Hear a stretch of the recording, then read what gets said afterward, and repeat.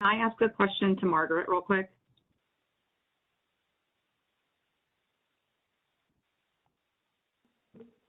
I'm sorry, go ahead. There's people saying they can't get on, that mobile devices aren't allowed. They should be able to access it. Let me try it from my mobile device and see. Okay, thank you. I just sent you a picture. I don't know if that helps at all. Thank you. Yes, thank you.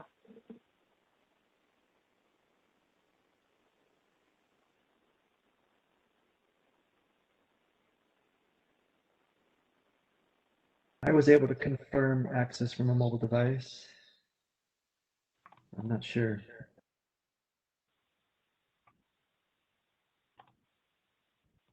Okay.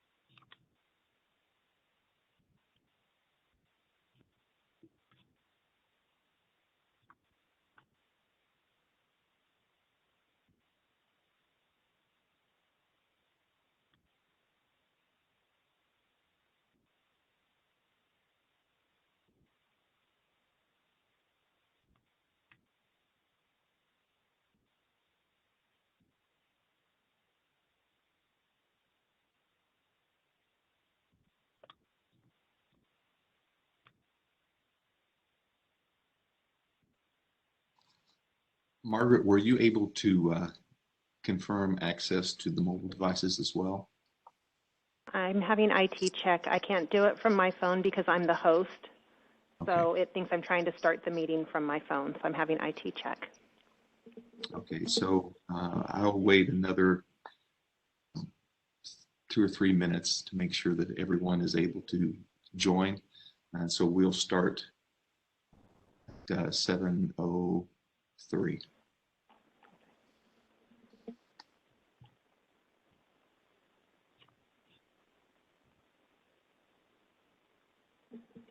IT was able to connect as well from their device. Okay. Thank you, Margaret.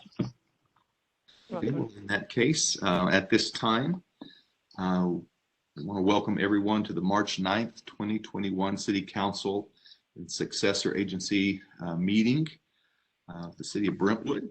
And Margaret, could we get a roll call, please? Councilmember Mendoza? Here. Councilmember Meyer? Here. Councilmember Rary? Here. Vice Mayor Rodriguez? Here. Mayor Bryant? Here.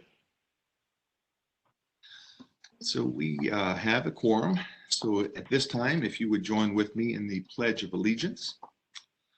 I pledge allegiance to the flag of the United States of America and to the republic for which it stands, one nation, under God, indivisible, with liberty and justice for all. Okay, so at this time, we will open public comments, and I will turn it to Margaret. At this time, the public is permitted to address the City Council on items that are not on the agenda, items that are listed under Informational Reports or on the consent calendar, requests for future agenda items, new requests. If you wish to comment on a future agenda item that is specifically listed on the agenda, please wait till that item is called. Please save your comments for any other items that are on the agenda, including the Bridle Gate matter, for that part of the meeting. You will then have the opportunity to provide them. I have received 6 emails for public comment, and a summary is up on the screen. They were in opposition to the Deer Ridge rezone. And if you wish to speak under public comment, please raise your hand using the WebEx feature, and I will call your name if provided and unmute you to speak. Remarks will be limited to 3 minutes per person, and your microphone will be muted after the timer has expired. While we encourage your comments, state law prevents the City Council from discussing items that are not on their meeting agenda. If appropriate, staff will follow up on them.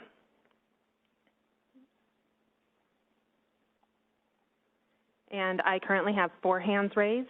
I will start with Rod Floor, who will be followed by Clifton Fagerquist. Mr. Floor, go ahead. Thank you, Margaret. Has anyone noticed that in these meetings, most speakers representing applicants, city staff, and council members can speak as long as they like, but no member of the general public is ever allowed to speak for more than 3 minutes, and sometimes even less? And this is only because the Brown Act provides this very minimal requirement. It is hard not to get the impression that some people do not want to hear from us and would be just as happy to shut us up altogether. The former Oakley School Board members were overheard gleefully discussing the prospect of being able to cut speakers' mics at 3 minutes because they hated hearing from them.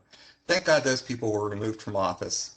And now we have that same practice here. The mayor has taken advantage of the pandemic crisis to implement this new innovation where speakers may be rudely cut off instead of allowing the very occasional small overrun his more people-focused predecessor would allow. Joel Bryant would rather not hear from us at all. That's the message he is sending.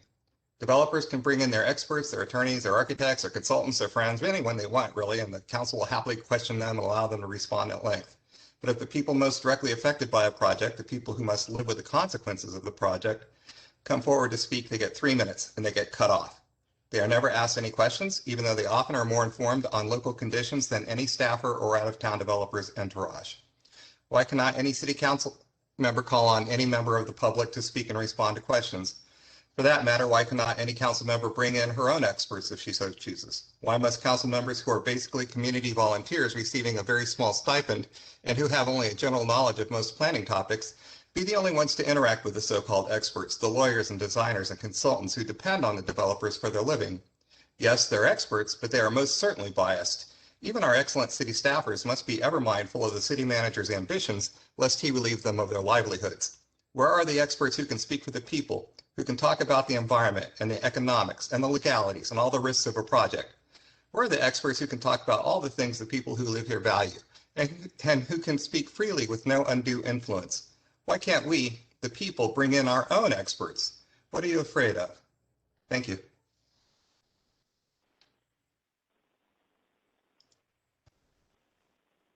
The next speaker is Clifton Fagerquist, followed by Cinziana Todor. Mr. Fagerquist, go ahead.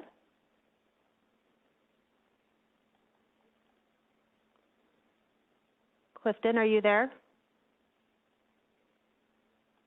I will move on to Cinziana Todor and come back to Mr. Fagerquist. Cinziana, go ahead. Hi, good evening. Thank you, Margaret. Yesterday, we celebrated International Women's Day. I hope all women in Brentwood had a wonderful day. In preparing for this meeting, our councilwomen and women part of city staff came to mind. They all worked tirelessly to make Brentwood an amazing place to live, and we all must thank them for all their efforts. Considering we are declaring March Women's History Month, I would like to suggest that our councilwomen be featured on the articles of City's Facebook page. All 3 of them, Karen Rary, Jovita Mendoza, and Susanna Meyer, in no particular order really, are helping us to witness history in the making. Since they were sworn in for this term, they made tremendous contribution and impact to our city's processes, promote transparency while fighting for equity and inclusion for all Brentwood residents and for a bright future for our city. I thank them all for everything they are doing. And now I have a quick question. I have a comment for business item D1. Will we have an opportunity for public comments for that business item? Otherwise, I can just go on. Margaret? Yes, there'll be an opportunity to speak on item D1. Okay, thank you so much. Then I'll raise my hand for that business item. Thank you. Next speaker is Brian Larson, followed by Carolina Villaseca. Mr. Larson, go ahead. Yes. Hi, Council. My name is Brian Larson, and I'm the East County Outreach Director for the National Coalition Against Prescription Drug Abuse. Brentwood City Council has passed a resolution to recognize March as the Prescription Drug Abuse Awareness Month, and I'm here to thank them for that. The passing of this resolution is particularly meaningful to me for a couple reasons. The first is that on Wednesday, March 3rd, I celebrated 15 months of sobriety. In 2014, I had had a second hip replacement, and I was prescribed 3 types of painkillers. Within 6 weeks of being discharged from the hospital, I had tried heroin in an effort to subdue the withdrawals of those painkillers. Following that 6-week supply of painkillers was nearly a 6-year battle with heroin and fentanyl addiction. The second reason this resolution is important to me is that today would mark the 33rd birthday of my friend Joseph Rivero. Joey passed away 11 years ago due to a prescription drug overdose. Joey grew up around the corner from me and was the nicest, most easygoing guy with a bright future ahead of him. Since his passing, Joey's mother, April Rivero, has dedicated her life to prescription drug safety and substance abuse disorder prevention through a number of different avenues. April is the founder of the National Coalition Against Prescription Drug Abuse, and she has built a team that makes an impact every day in the Bay Area. The NCA PDA, along with efforts from the Contra Costa County Meds Coalition, have made huge strides in prescription drug abuse awareness, addiction prevention, safe disposal of prescription medications, and they even distribute and train on how to use Narcan in order to reverse the effects of an opioid overdose and potentially save someone's life. COVID-19 and the resulting shelter-in-place order have been tough on all of us, and we are seeing a significant surge in overdoses and overdose deaths during this time. In 2019, there were over 70,000 overdose deaths across the United States. That number could end up being well over 100,000 for 2020. Taking a step such as recognizing the month of March as the Prescription Drug Abuse Awareness Month is a critical step in starting the conversation around prescription drug abuse. Once again, on behalf of the NCA PDA, I thank you for your time and for your consideration on helping to further the conversation and awareness of prescription drug abuse. We'd like to welcome those who would like to learn more about our work and to learn about the community education activities we have planned this month to visit our website at www.ncapda.org. Thank you again. Thank you, Mr. Larson. The next speaker is Carolina Villaseca. Carolina, go ahead. Thank you. Good afternoon, City Council members.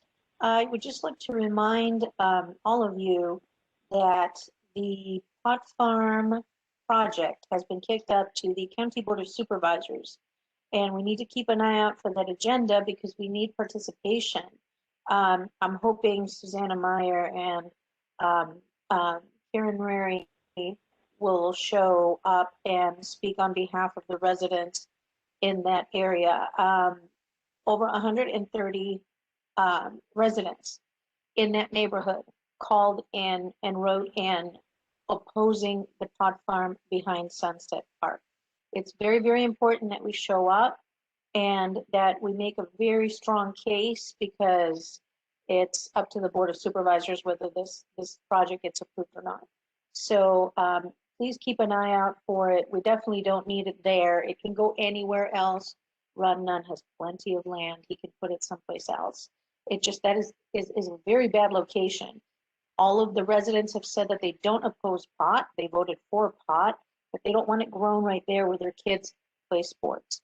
So I'd just like to leave that out there as a reminder. Thank you very much. Thank you. Mr. Fagerquist, go ahead. Clifton?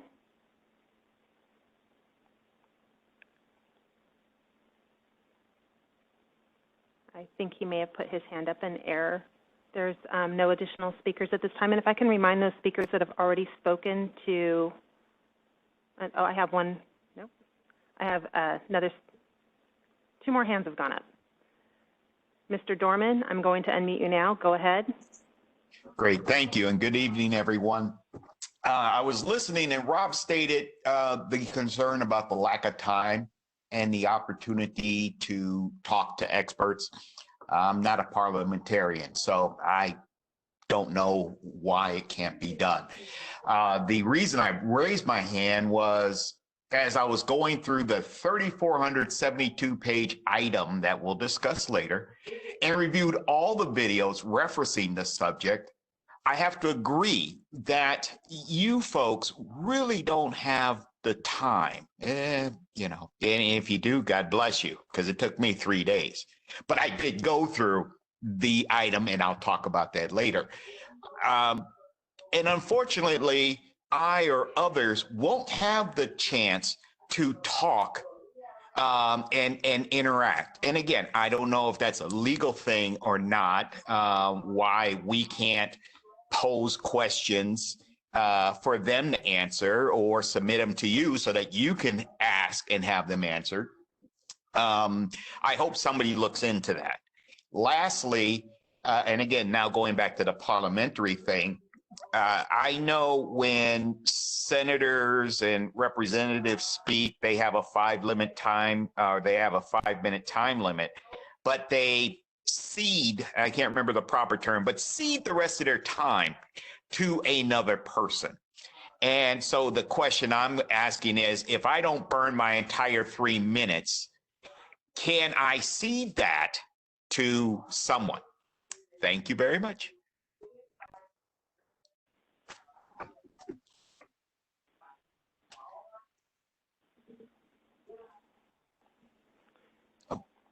I'm done. I'm sorry. I'm just trying to get that line muted. Just a moment. Bear with me. And I thought I had another hand up. And I'm not seeing it now. And Mr. Fagerquist, there's a Julian Navarro. I will go ahead and unmute Mr. Navarro now. Mr. Navarro, go ahead.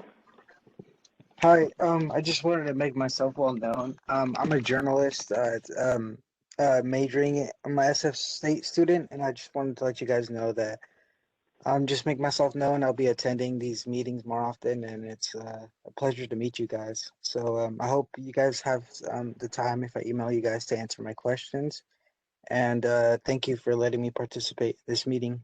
That is all. Thank you, guys. Thank you. And I will try Mr. Fagerquist one more time. Mr. Fagerquist, did you want to speak?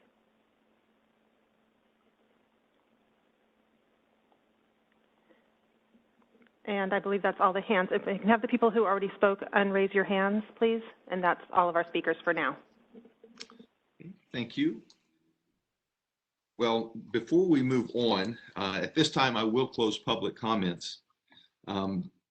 Seeing that we anticipate this meeting may take significantly longer than usual, the council will recess the meeting to take 5-minute breaks around 9 p.m. and around 11 p.m. and more often if necessary. So at this time, we will move into item A, presentations, and I'll turn it to Sukari Beshears.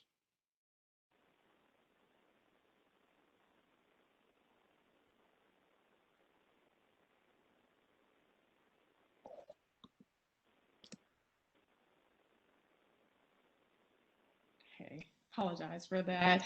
Good evening, Mayor and council members. I am truly honored to be here today to talk about Women's History Month. So a couple of things I want to talk about and share with you before I go over the proclamation.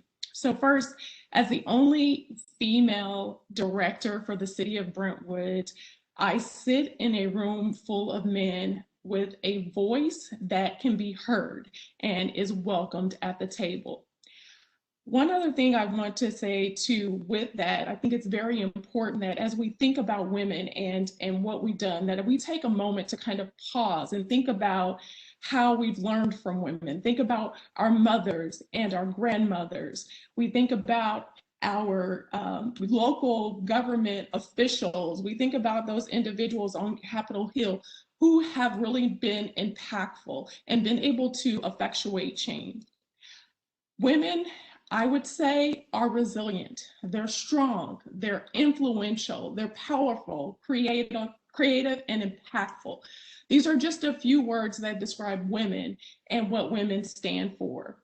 We think about things that happened back in the early 1900s, which were equal pay for equal work. We've looked at a right to vote, and we are now expanding that to make sure that women have a voice and that they are heard. So I want to say thank you very much for giving me this opportunity to share this proclamation.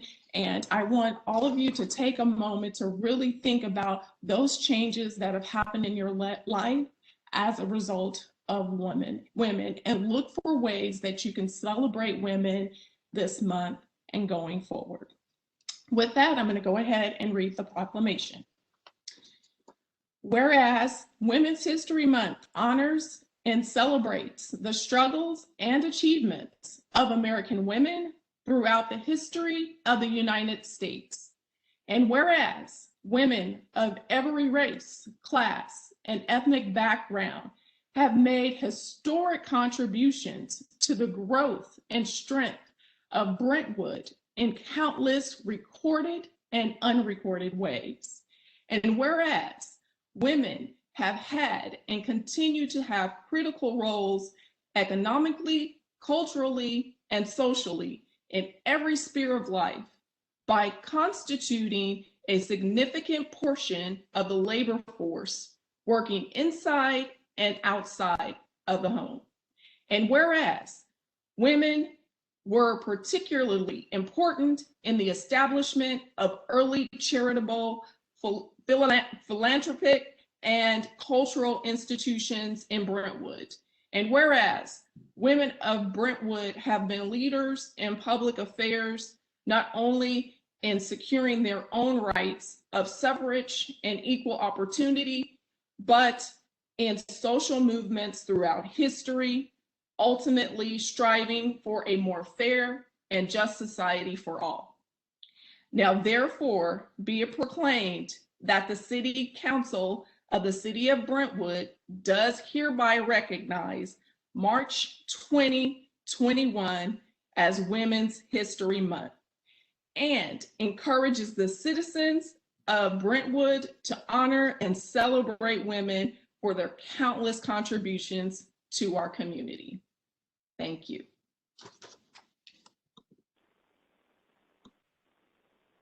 Thank you, Sukari. So at this time, we will move into item B, informational reports from council members, committees, and liaison staff.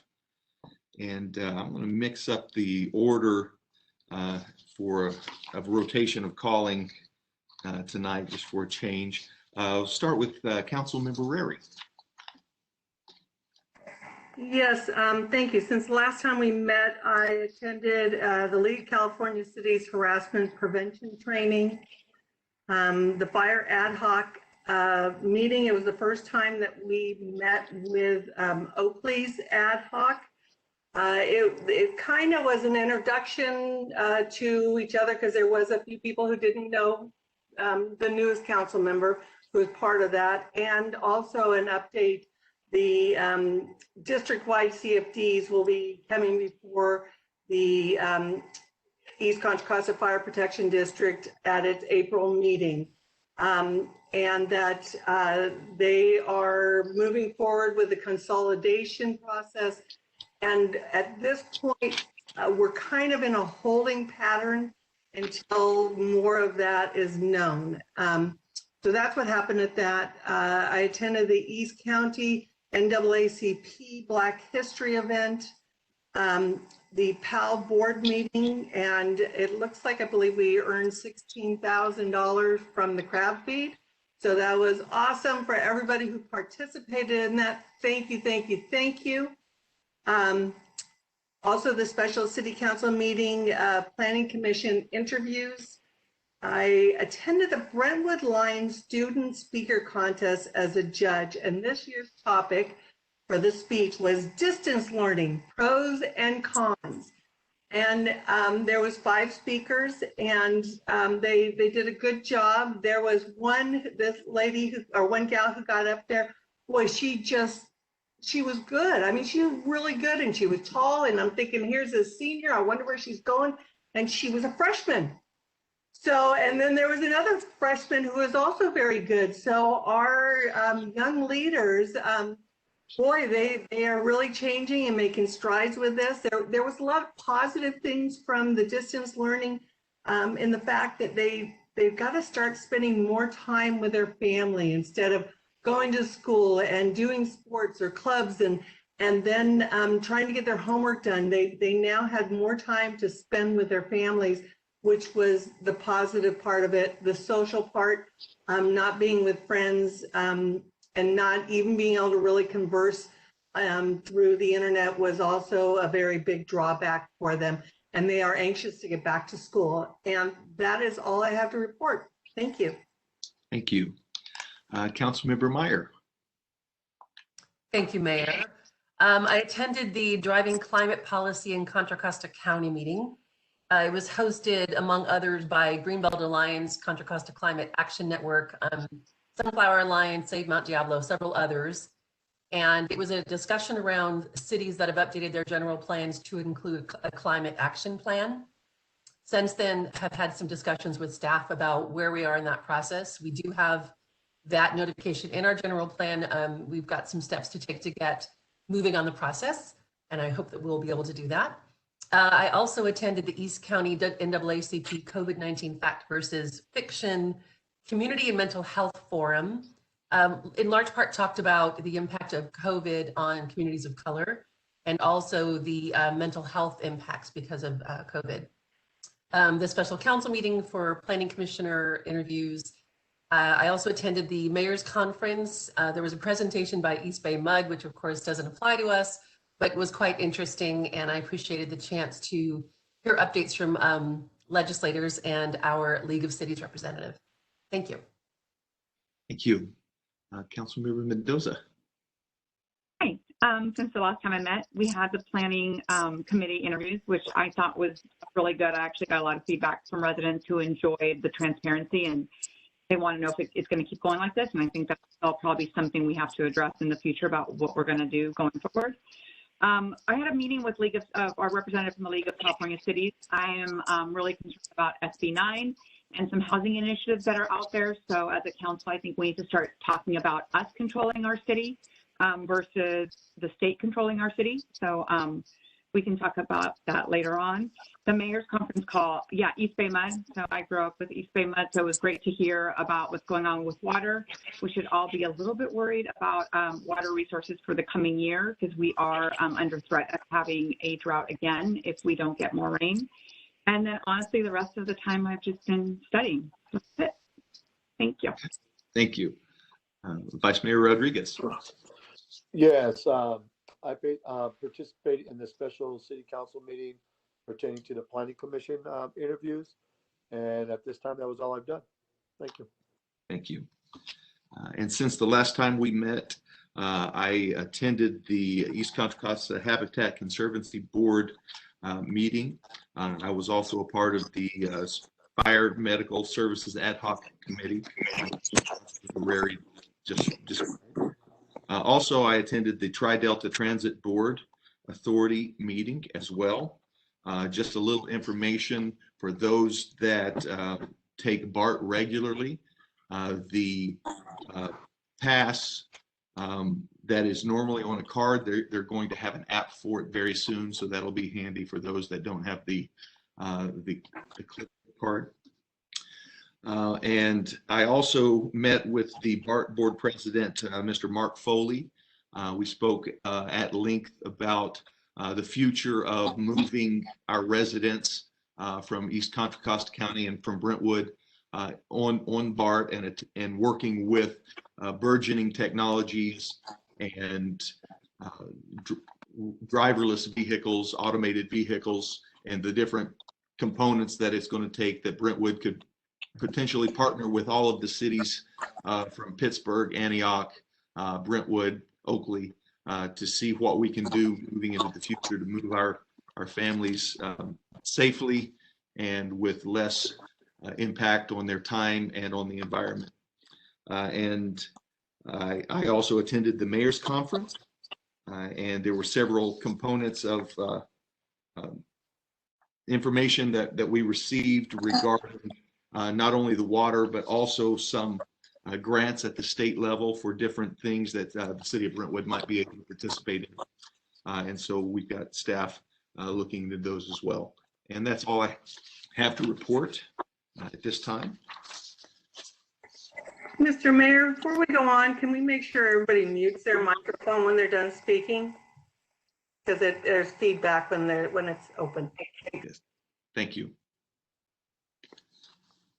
So at this time, we'll move to the consent calendar.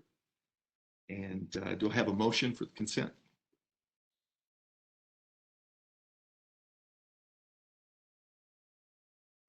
Motion to adopt consent calendar. Gonna keep reading. First.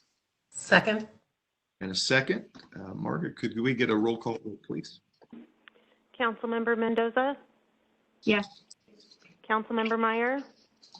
Yes. Councilmember Rary? Aye. Vice Mayor Rodriguez? Aye. Mayor Bryant? Aye. Motion carries unanimous. Okay. So at this time, we will move into business items. Item D1 is a resolution requesting that the Contra Costa County Board of Supervisors uphold the County Planning Commission's denial of a cannabis cultivation permit and possible appointment of up to 2 council members to present the resolution and to speak on behalf of the City Council at the appeal hearing. And at this time, Terrence Grindal will provide the staff report. Terrence.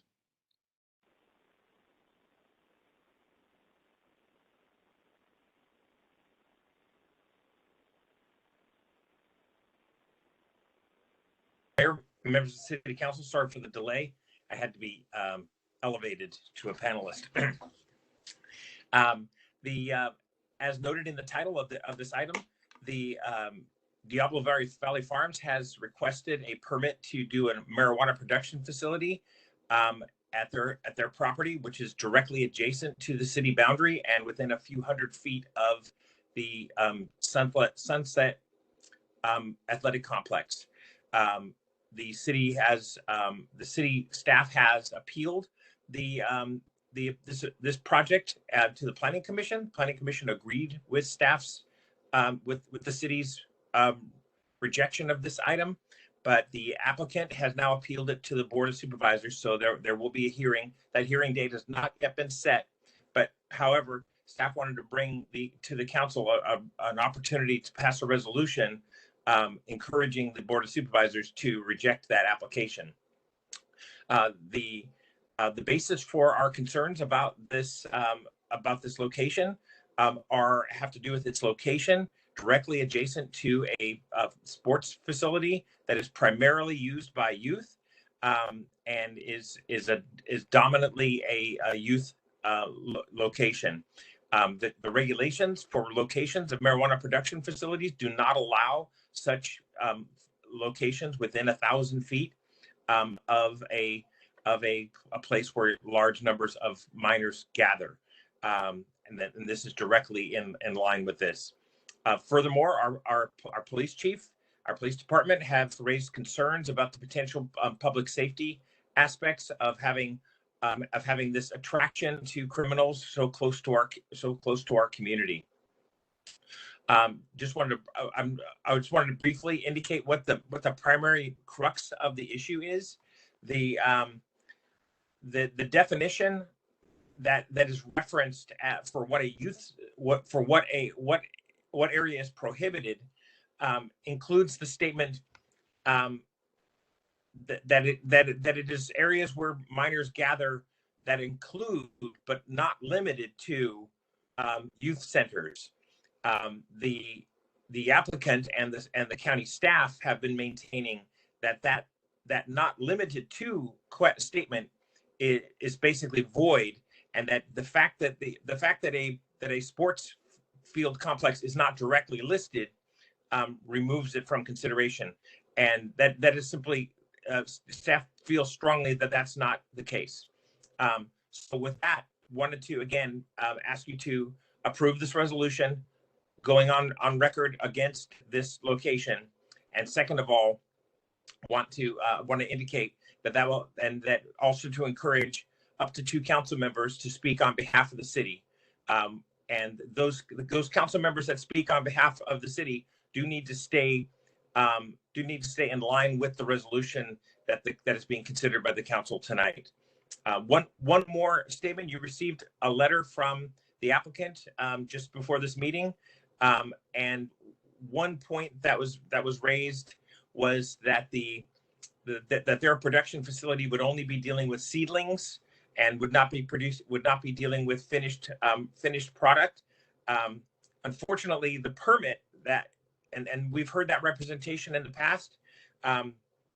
It's essentially irrelevant based on the distance requirements, but at the same time, I did want to point out that the permit that they would be getting from the county does not limit them to seedlings or have any limitations at all. They would have a full out marijuana production facility potential.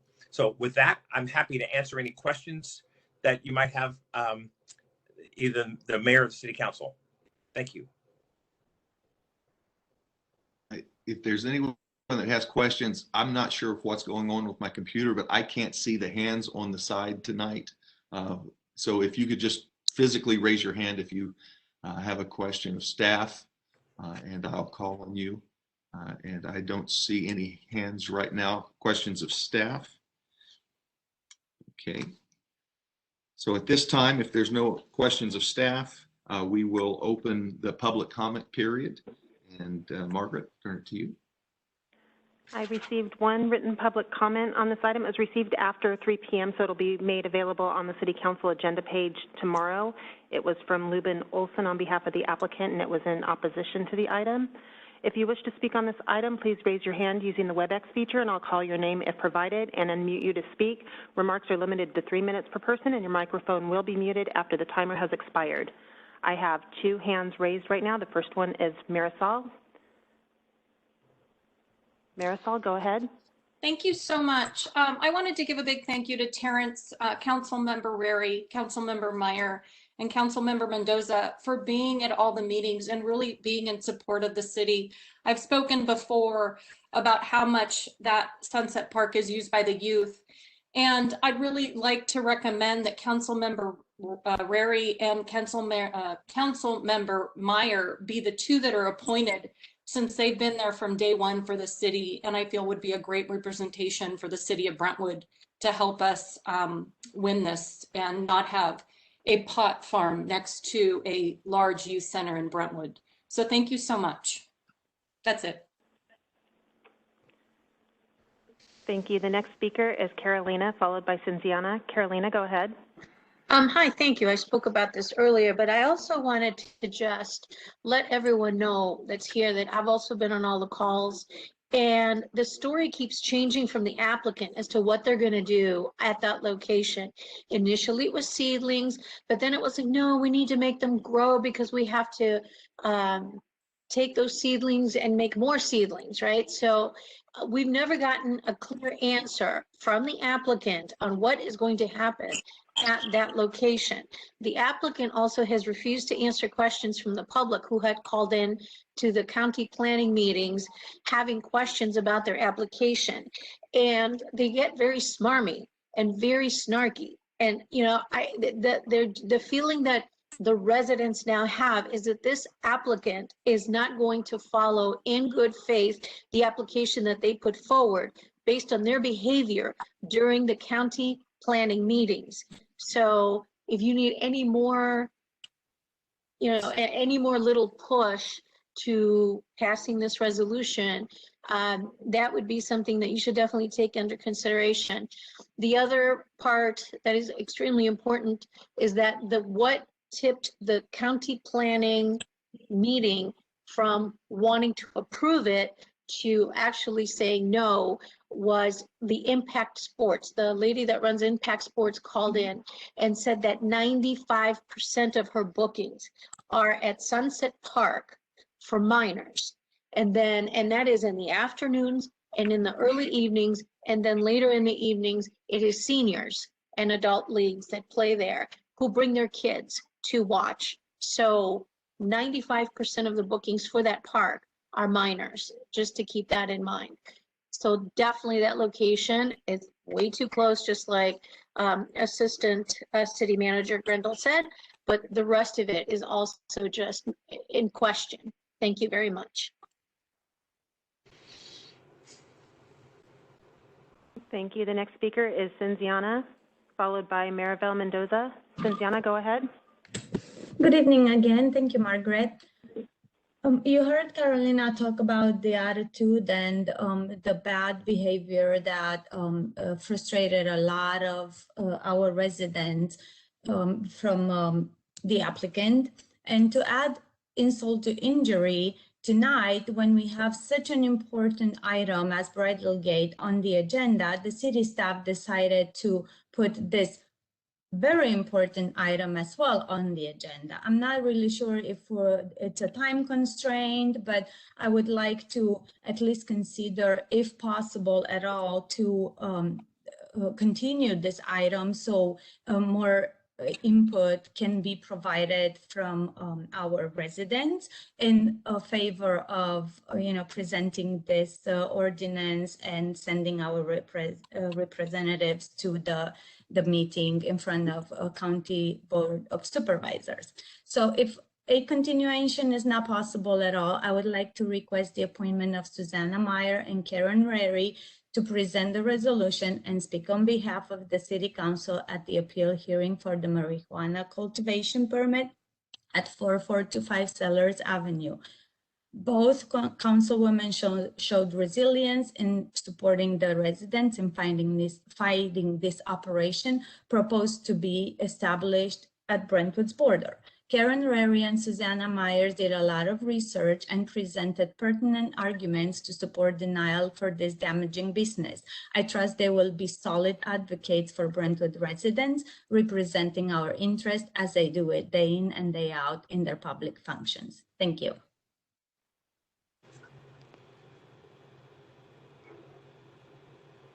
Thank you. The next speaker is Maribel Mendoza. Maribel, go ahead. Hi, good evening, everybody. Today I am coming as a mom, and I wanted to speak on behalf of this because my son has played baseball at Sunset Park, because his best friends play baseball there, because my nieces and my nephews play sports there. I really just hope that everybody speak up about this issue, because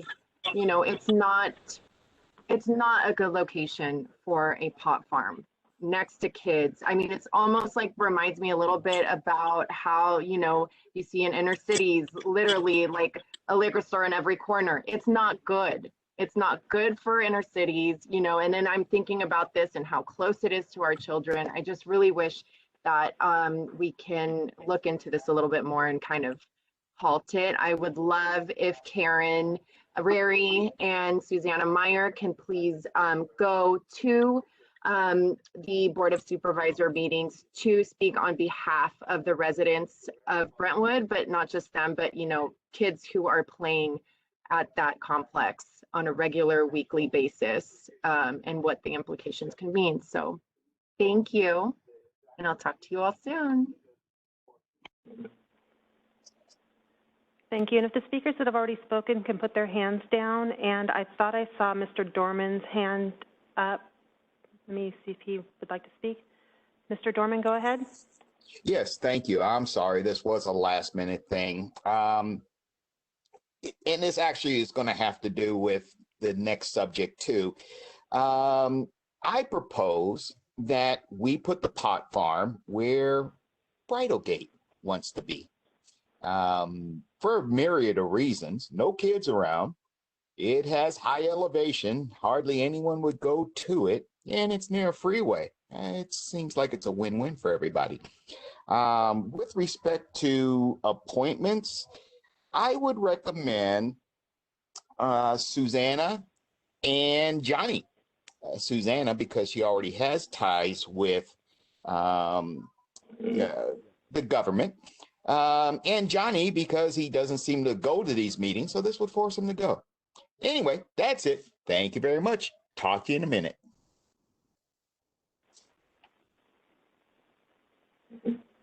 I have two additional speakers on this item, Antonio Xavier, followed by Benjamin Kellogg. Mr. Xavier, go ahead.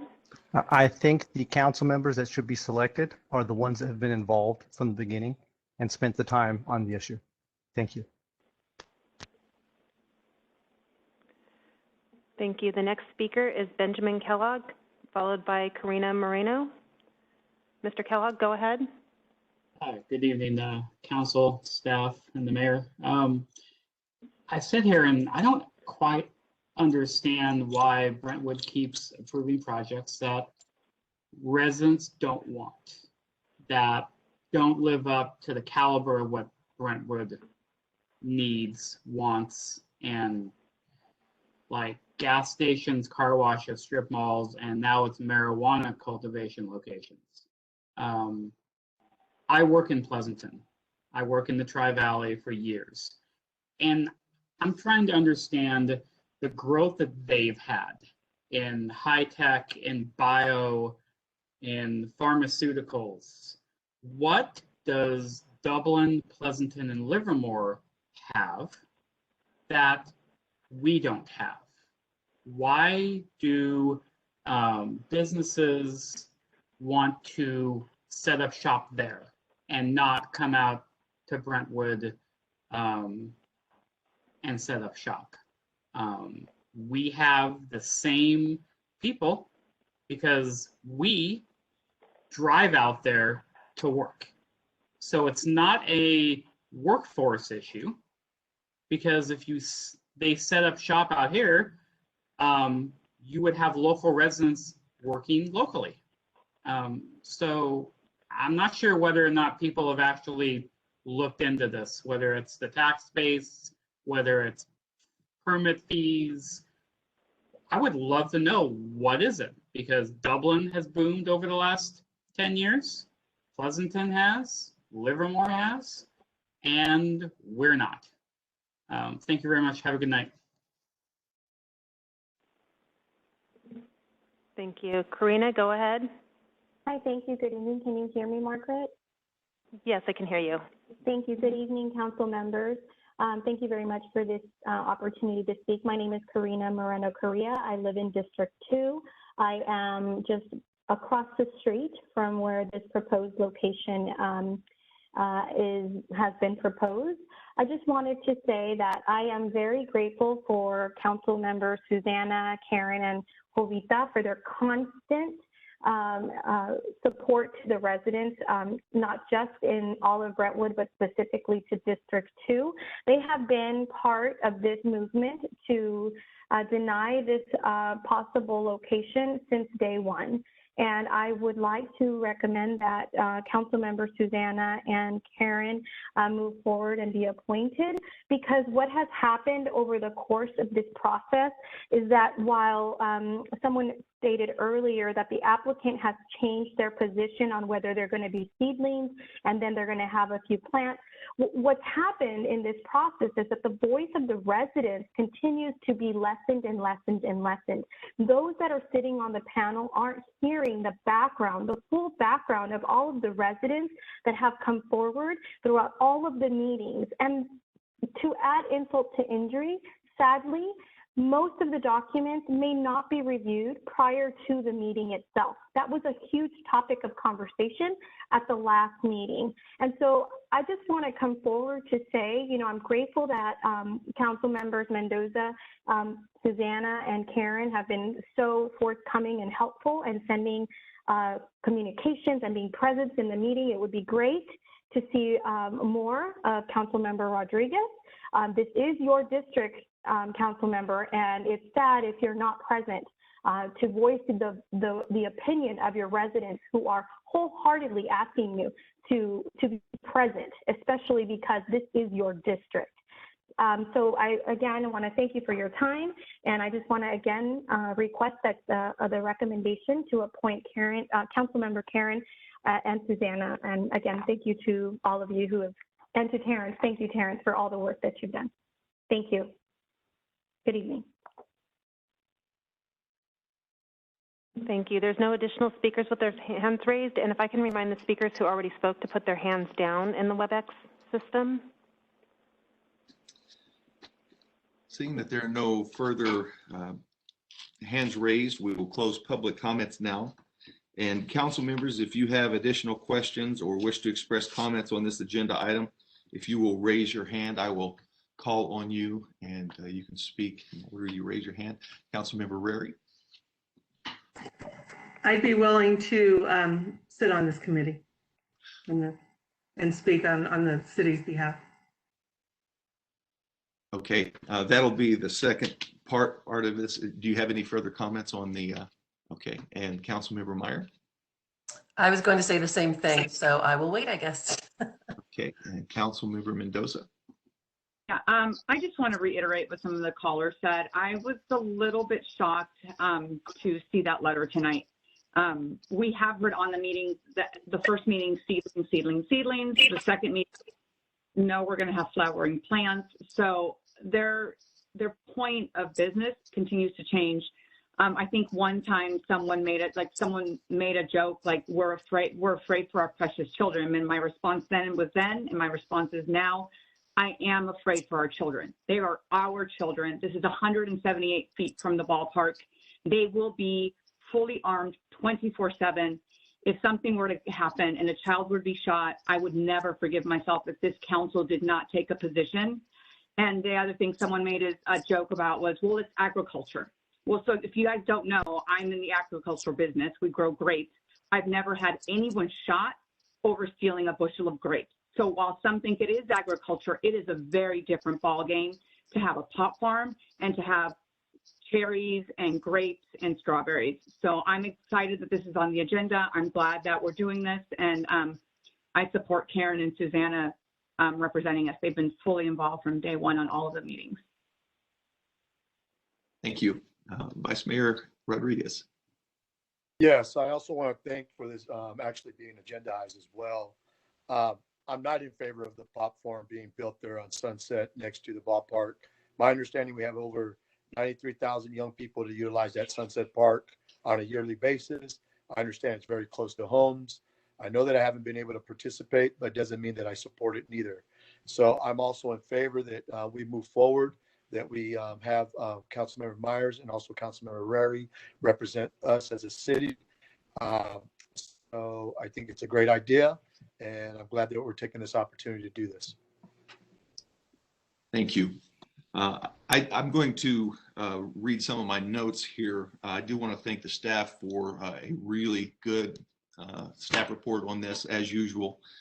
But one of the things that I want to be really clear, not only as a resident, but as a city council person, as a mayor, is that our families are the #1 priority, I believe, for every single one of our council people. I've never heard any one of our council persons say anything different, and your votes and your comments have always showed that. As far as what the argument against the recommendation was at the county, I do want to address one of the speaker was asking about why is Brentwood doing this. Brentwood is not doing this. This is outside of the Brentwood city limits. This is a very unusual situation in that it is so close to a significant component of our community, and it's right on the border of the city limits. But Brentwood, this is not a Brentwood project. Just wanted to make that really clear. But also for them arguing that this does not fall under the definition of a youth center, and Terrence read that definition earlier. This complex, according to the usage records, 75% of all users are youth. The last non-pandemic year that we have record, there were 93,489 youth users out of 123,650 total users. It is also worth noting that the predominance of youth use is even greater if only at daytime or weekend use is considered. Nearly 100% of all daytime and weekend users are youth. The only times there's a significant adult usage is after 6 p.m. on weekdays. Usually that's with the adult softball leagues. And even at the adult softball leagues, there are a lot of families and kids there as well. So regardless of what this applicant at the county is saying they're going to do there, this can't in any fashion not be considered a youth facility.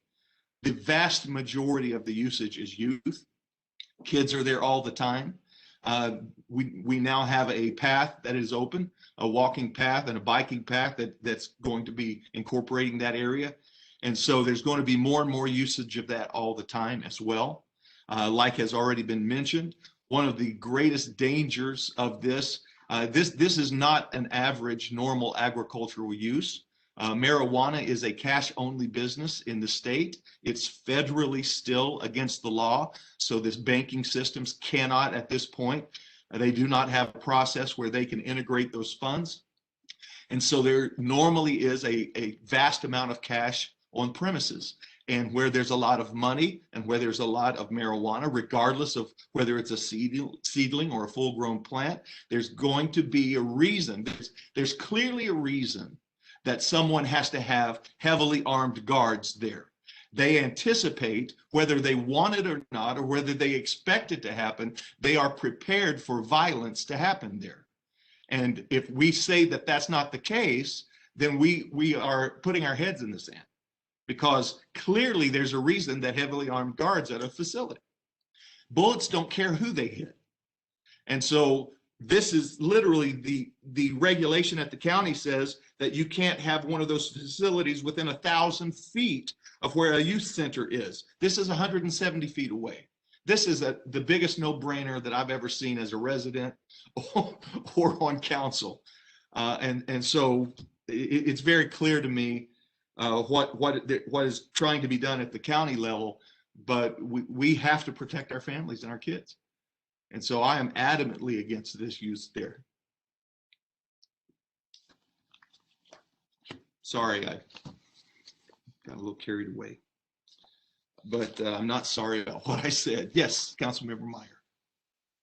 Thank you, Mayor. I just wanted to make one very quick statement in that going through the meetings, there were 2 sites that were proposed.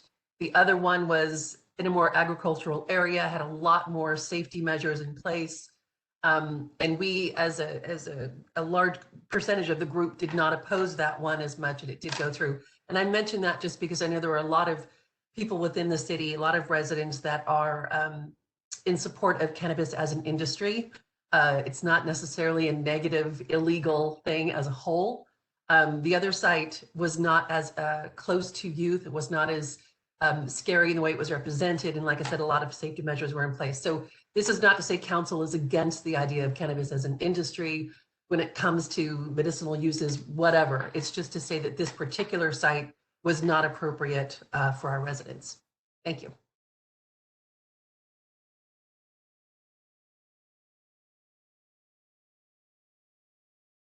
With that, I'll make a motion to adopt it as detailed in the staff report. Okay, we have a first, thank you. Second. And a second. Roll call vote, please. Councilmember Mendoza? Yes. Councilmember Meyer? Yes. Councilmember Rary? Aye. Vice Mayor Rodriguez? Aye. Mayor Bryant? Aye. Motion carries unanimous.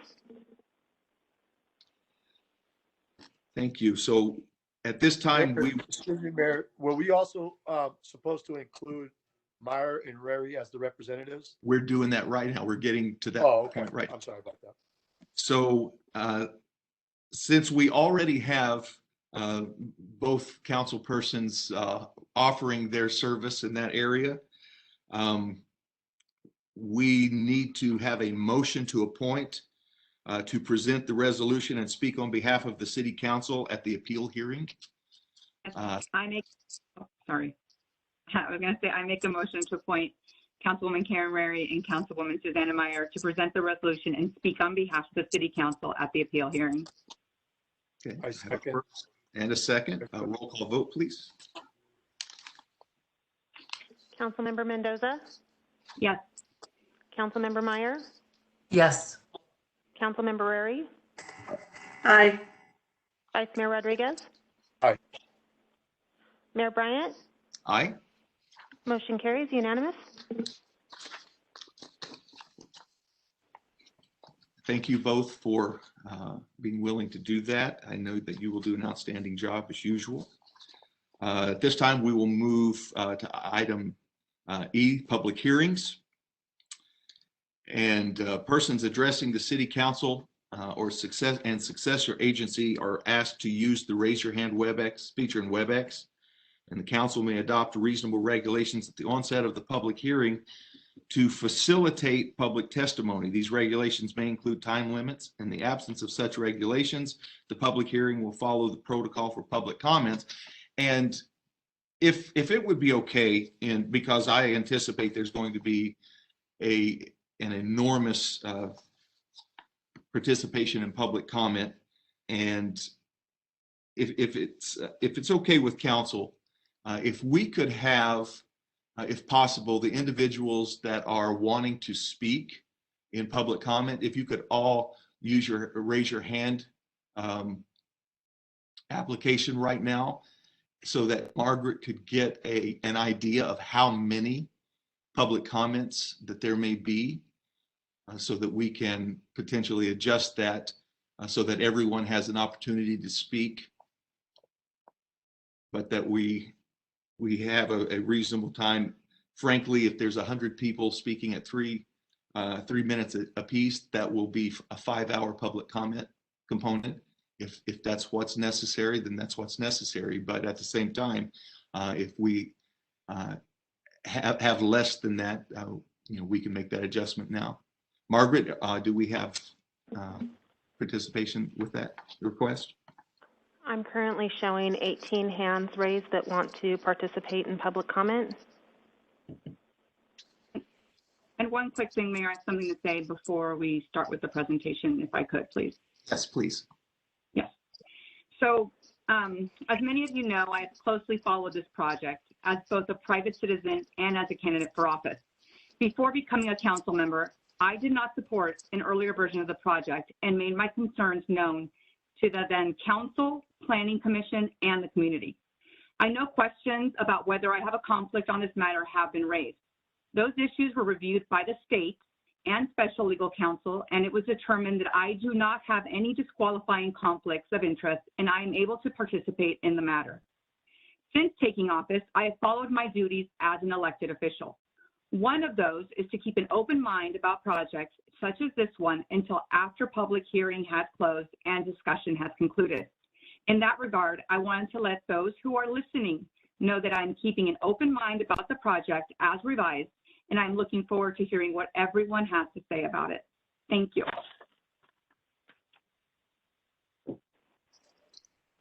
Thank you. Margaret, are there additional hands raised at this time?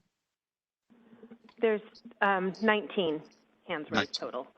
Okay. So then at this time, item E1 is the Bridle Gate project, consisting of a general plan amendment rezone, development agreement, vesting tentative subdivision map, and design review will now be considered. And at this time, I will ask staff member Debbie Hill to provide the staff report. Debbie.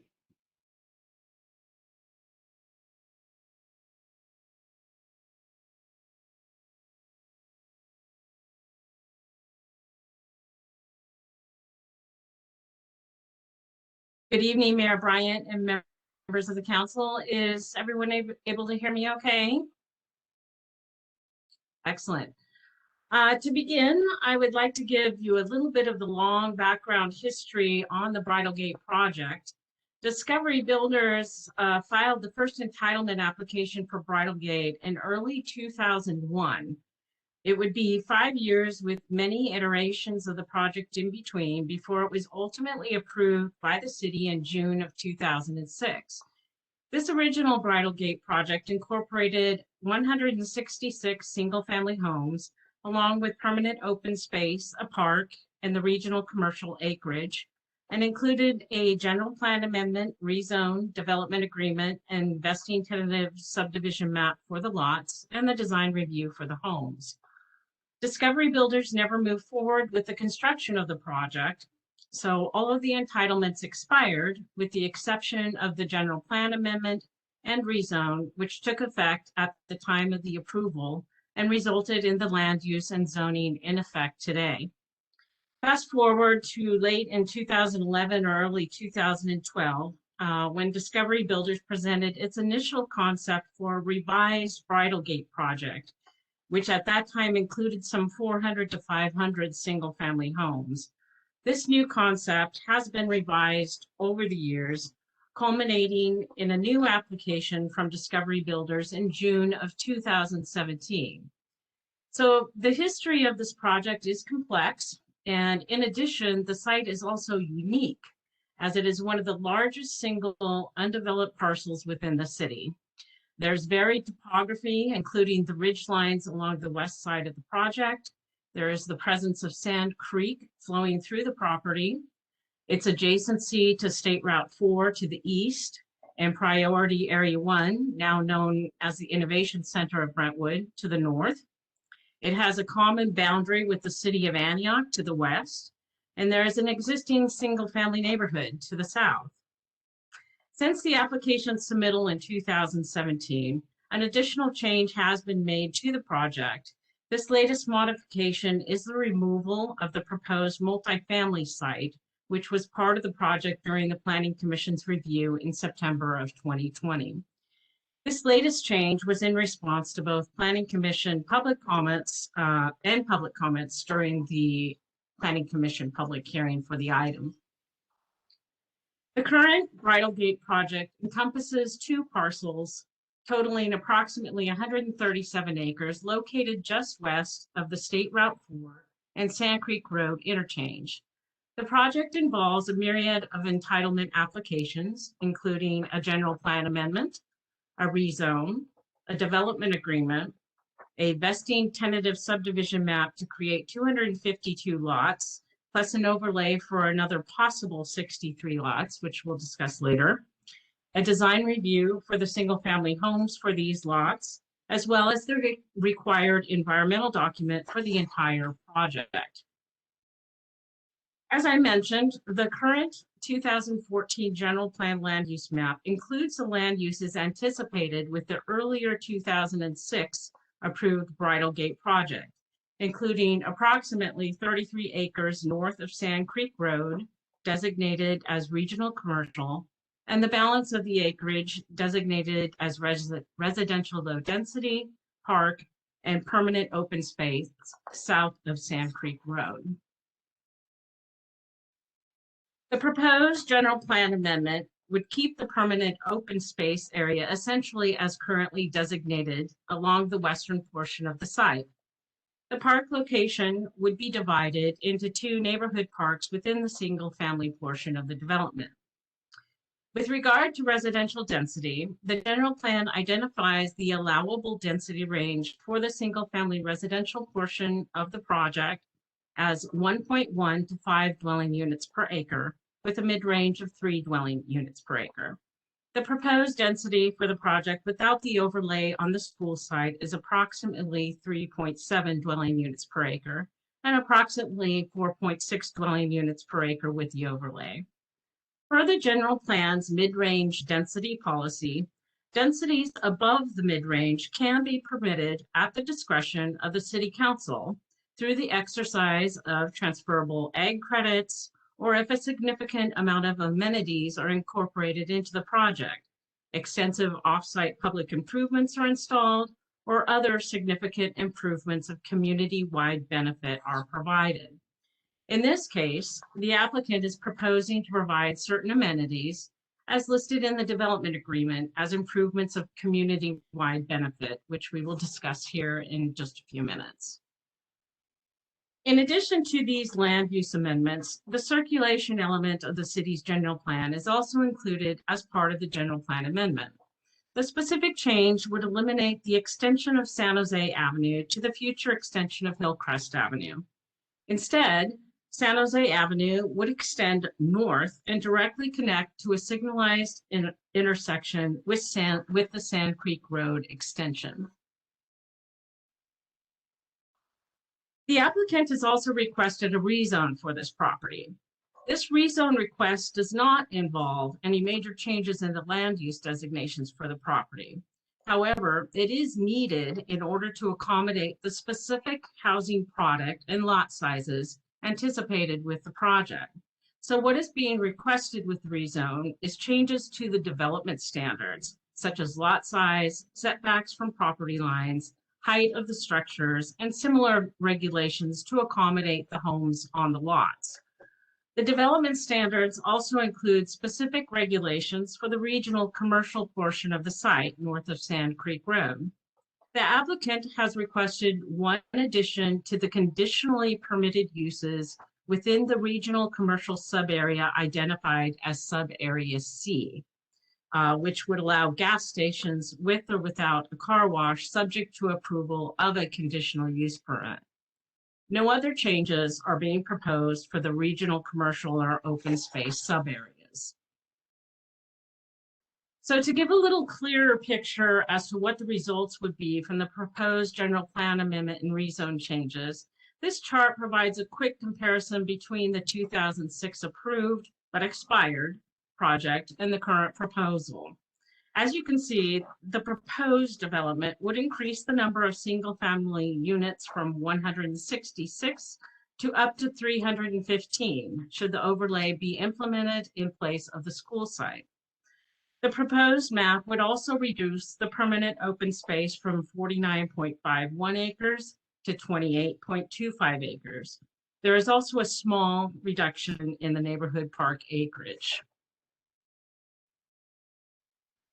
So in regard to the rezone, the specific development standards for subarea A, the residential portion of the project, have been written to accommodate the designs for the homes on the single-family parcels and are generally consistent with other approved single-family products. And this includes a 4,500 square foot minimum lot size, 20-foot front yard setbacks, 15-foot rear yard setbacks, 5-foot side yard setbacks, and a maximum height of 34 feet. Lot coverage would be limited to 40% for 2-story homes and 50% for 1-story homes. The project site consists of a total of approximately 137 acres. Of this acreage, 28.25 acres, parcels G and N, are preserved as permanent open space, the majority of which is located along the western property line corresponding to hillside ridge lines. Along the northern property line and north of Sand Creek, a remainder parcel of 13.98 acres has been designated on the map. As mentioned previously, this parcel was formally designated for multifamily uses on the map previously reviewed and recommended for denial by the Planning Commission. This acreage is now not a part of the project and would remain designated for regional commercial uses, both in the general plan and as listed within the amendment to the development standards with the rezone application. Parcel C consists of 18.72 acres and is also located just north of Sand Creek and remains dedicated to future regional commercial uses, and no development of this site is anticipated with this project at this time. The remaining acreage located south of Sand Creek Road includes the 11.35 acre school site, potential school site, 2 park locations, a 10-foot trail connection to the Brentwood Hills subdivision to the south, and the 252 single-family residential parcels. The single-family lot sizes would range from 4,500 square feet to 16,912 square feet, resulting in an average lot size of 10,706 square feet. The remaining parcels are to be utilized for bioretention areas for stormwater treatment. Access to the single-family development would be through 2 main access points, one along Sand Creek Road and the other via the extension of San Jose Avenue from the south. The proposed map also includes an overlay for 63 additional single-family parcels should the anticipated school site not materialize, which could bring the total single-family unit count to 315 units. The terms for how this could develop are outlined in the development agreement.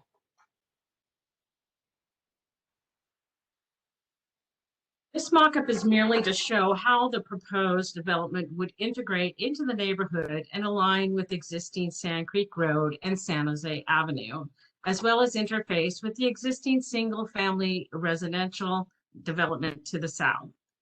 The area north of the project site within the Innovation Center of Brentwood is designated as Employment Center Light Industrial, which accommodates a wide range of jobs generating uses, including business parks, clean light industrial, research and development, professional offices, and similar uses. This designation also allows for a regional destination resort hotel and conference center. The acreage to the west within the city of Antioch is designated in its general plan for open space and senior housing. The design review for the single-family homes includes 10 different models with 4 elevation styles each. These styles include Tuscan, French Cottage, Craftsman, and Bay Area Modern. The models range in size from 1,808 square feet to 3,100 square feet. 3 of the plans are 1-story, with the balance being 2 stories, and the homes contain between 3 and 5 bedrooms and 2 and 4 bathrooms. All have 2-car garages.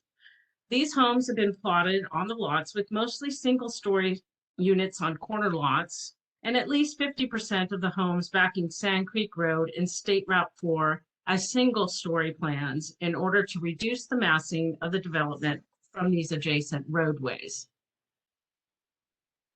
The project also includes 2 parks located within the single-family parcels that will be dedicated to the city. Parcel T, located west of the main access at Sand Creek Road, is 1.74 acres and will be designed as a neighborhood park.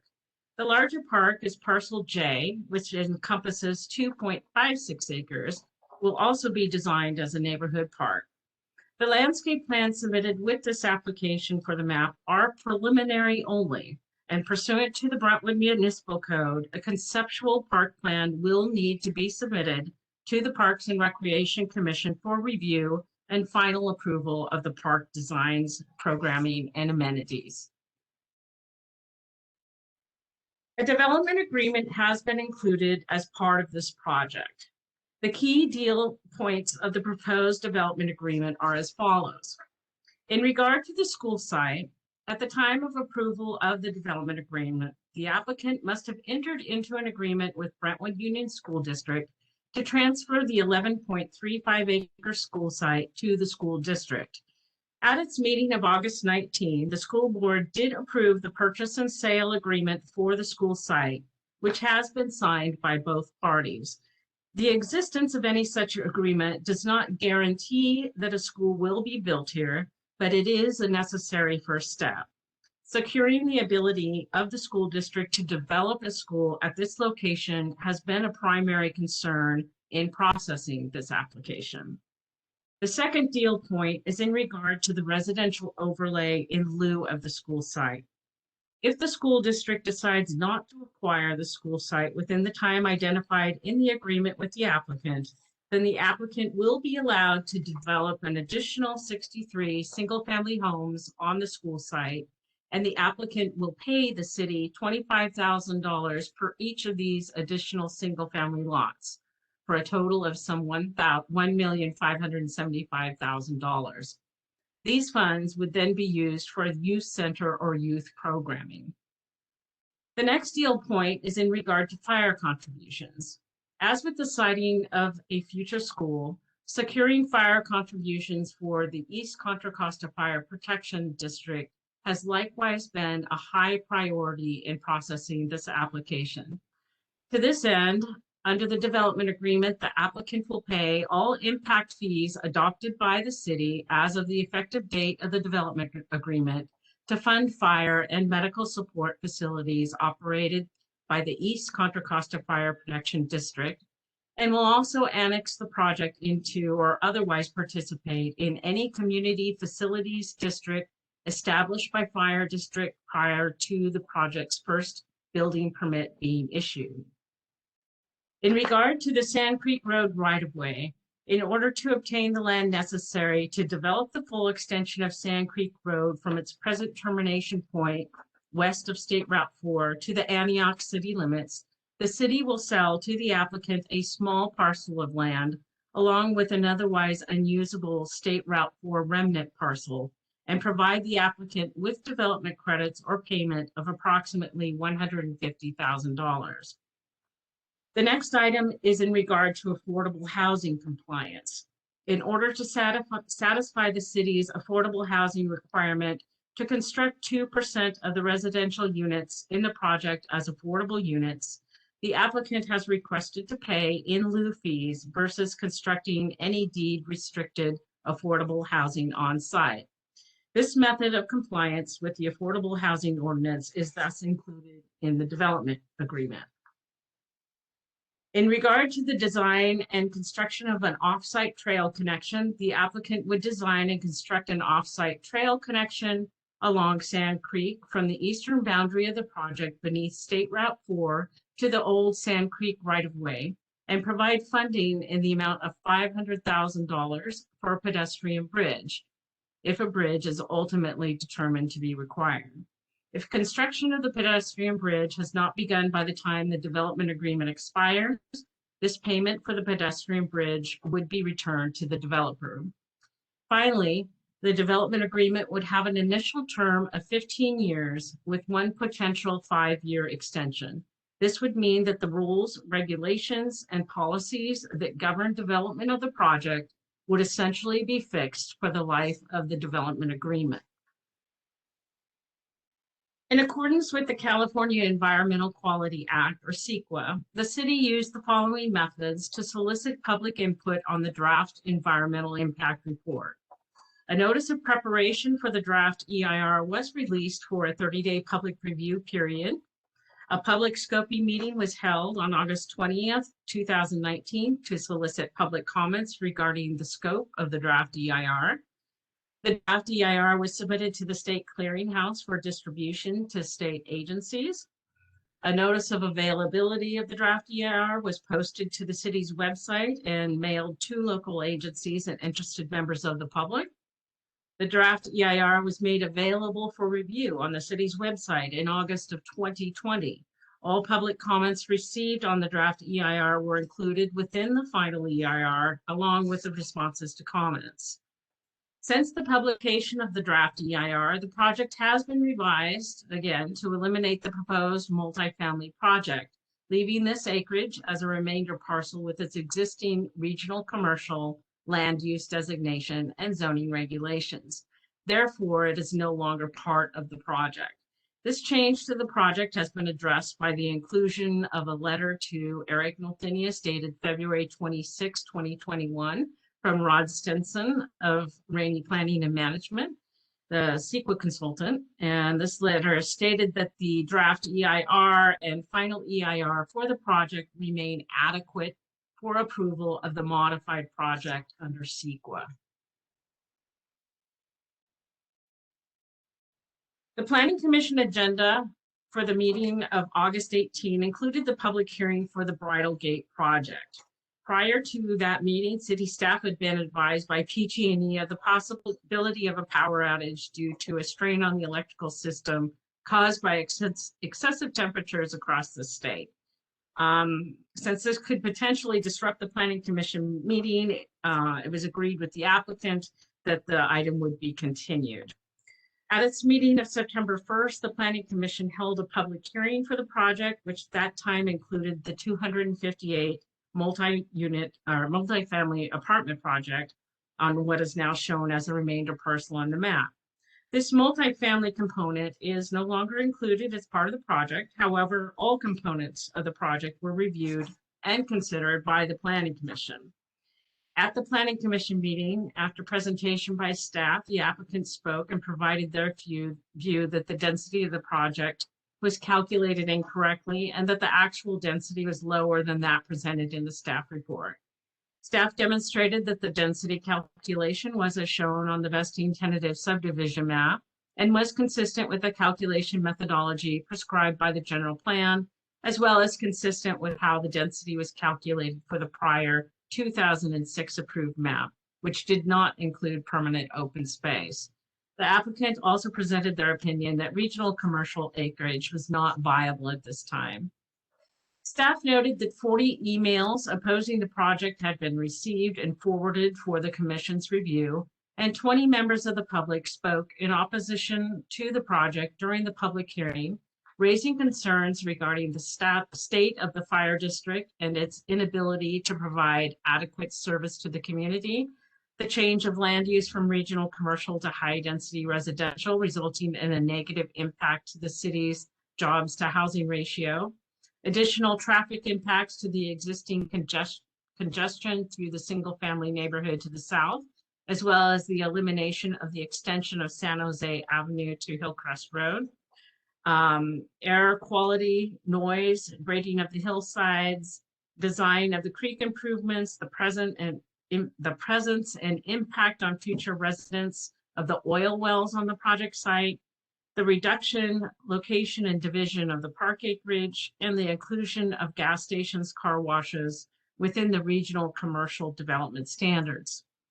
The Planning Commission discussed the project and expressed concerns regarding the overall density, changes to the parks, amending the general plan, and changing the land use in a way that would reduce regional commercial opportunities, traffic, fire, and public safety, the developer's statement of intent to potentially challenge fire impact fees, and any future fire district community facility district assessment, the inadequacy of the single-family design review, public opposition to the project, the threefold increase in the number of proposed units, visual aesthetics, the inability to make the required findings for a general plan amendment, the impact of the oil wells, the potential loss of jobs from the loss of regional commercial acreage, and the possibility that approving a land use change would set a precedent for future land use changes to the general plan. The Commission also acknowledged receipt of a petition opposing the project with approximately 750 signatures. After the Planning Commission's deliberation, a motion was made and seconded to recommend denial of the project to the City Council, which was unanimously approved by adoption of Resolution number 20033. The project, including the multifamily component, was scheduled for a public hearing before the City Council on September 15, 2020. Prior to that hearing date, the applicant requested the item be continued to a date uncertain. This continuance was approved by the Council at the September 15 meeting. In early January, the applicant submitted a revised map indicating their intent to eliminate the multifamily portion of the project that was previously intended for former Parcel A at the northwest corner of the project site. This map, as shown here, has subsequently been revised to reflect former Parcel A as a remainder parcel, no longer part of the project. This change has been analyzed and is consistent, as I mentioned previously, with the CEQA documents that have been prepared for the project. Again, no land use changes are being proposed for this portion of the property. In conclusion, as mentioned initially, the Bridle Gate project has a lengthy history dating back to an initial submittal in 2001 and a prior approval in 2006 that established the general plan land use designations and zoning standards that remain in effect today. It is a large site with a number of unique attributes and constraints to consider. It has also generated interest within the community, with many residents expressing significant concerns about the project. The general plan update adopted in 2014 established the vision for the community, which for Bridle Gate, among other things, includes approximately 35 acres of regional commercial development and single-family development at a density of approximately 3 dwelling units per acre. There are concerning aspects of the project, including the density of single-family development exceeding the mid-range identified in the general plan, and the development of at least portions of the existing hill forms and ridge lines. However, there are also some positive benefits provided by the project through the development agreement. These include the possible provision of a future elementary school site or funding for youth programming of up to $1.575 million over time if the school district does not purchase the site, a trail connection beneath State Route 4 and provisions to address fire impacts. The project would also contribute to the ultimate connection of Sand Creek Road to Deer Valley Road, providing a much needed connection to the Kaiser Permanente Medical Center in Antioch.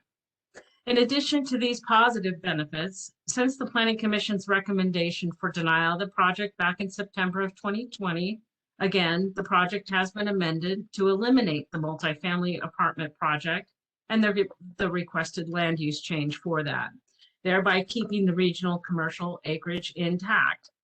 Based upon this change and the possible benefits to the community contained in the development agreement, staff is recommending approval of the project at this time.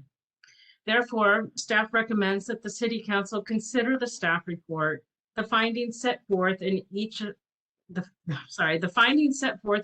resolutions, any public comment given both prior to and at the meeting this evening, and the Planning Commission's recommendation for denial of the previous version of this project, which included the multifamily site. Should the council concur, it should move forward with the resolutions approving the environmental document, the general plan amendment, rezone, development agreement, vesting tentative subdivision map, and design review. Alternatively, should the council wish to deny the project, staff would recommend that the council present its findings for its denial, and staff will return at the next available opportunity with the appropriate denial resolution. City staff was, as a final note here, city staff was informed today that Discovery Builders has agreed to remove language from the development agreement regarding retaining their ability to challenge the fire impact fees. A revised copy of the development agreement was provided to the City Council this afternoon, and it's my understanding it has also since been uploaded to the project webpage on the city's website. Should the council wish to approve the project, when making a motion for the approval of the development agreement, please note that you are moving to approve this revised version of the development agreement. For this evening's meeting, staff and consultant team have been assembled, virtually of course, to address any questions or concerns that you may have. And this concludes staff's presentation. And with that, I'll turn it back over to Mayor Bryant. Thank you very much. Okay, thank you. Just a couple of things. My computer adjusted itself. I can now see raised hands. But what I'd like to do tonight, if you have questions of staff, is I'll just call your name. I want us to all be able to have our opportunity. We're in no rush. This is a very important situation. And so I want each council person to be able to fully tell us what you want us to hear, express yourself without fear of being interrupted. And so if we could, I'll just begin with Councilmember Rary, if you have questions of staff, and then I'll call each council member consecutively. Okay, well, buckle your seatbelts. So according to our Parks, Trails, and Recreation, and this is for Bruce Mulder from our Park and Rec Department. According to our Parks, Trails, and Recreation Master Plan, Sand Creek Trail is listed as a regional trail. The Sand Creek Trail is a 10-foot wide trail that parallels Sand Creek from Marsh Creek westerly to the city limits. The segment east of Minnesota will be completed with future development, and a required pedestrian bridge for that segment will be partially installed with the Three Creeks Parkway project, which is under construction at this time and actually getting pretty, all the planting is going in right now. It's looking really good. The segment west of Shady Willow Lane will be completed with future development, and an undercrossing is required at Highway 4. So I know in here the development agreement says that they have, I think, to the 125th building permit to build this. But a pedestrian underpass was also conditioned to be built to connect the Concord Avenue terminus of the Marsh Creek Trail to the south side of Highway 4. And can you tell me a little bit about the time limits in that versus the way that this is languaged, this language is? Yeah, so in the development agreement for the Shea Trilogy project, there also is language in there that talks about timing for construction of the trail under Highway 4. That particular part of the project is more complicated. One of the challenges with that particular portion is you're going through state park property, and you have to get permissions from the state park and the California Bypass Authority, and I think CCWD. So there's other agencies involved, and it's pretty complex. But that's the state park's farther down the trail, correct? It's farther down the trail, but it's part of that development agreement. Yes. Okay. So, does that answer your question? Well, so the development agreement stipulates a certain amount of time, but that future agreements can be negotiated, that it doesn't abruptly end at a certain time? Yes, that's correct. So there is language in the development agreement that states that the city and the developer can jointly agree to push that permit time if the city determines that the developer has worked in good faith to try and get the appropriate permits. Okay.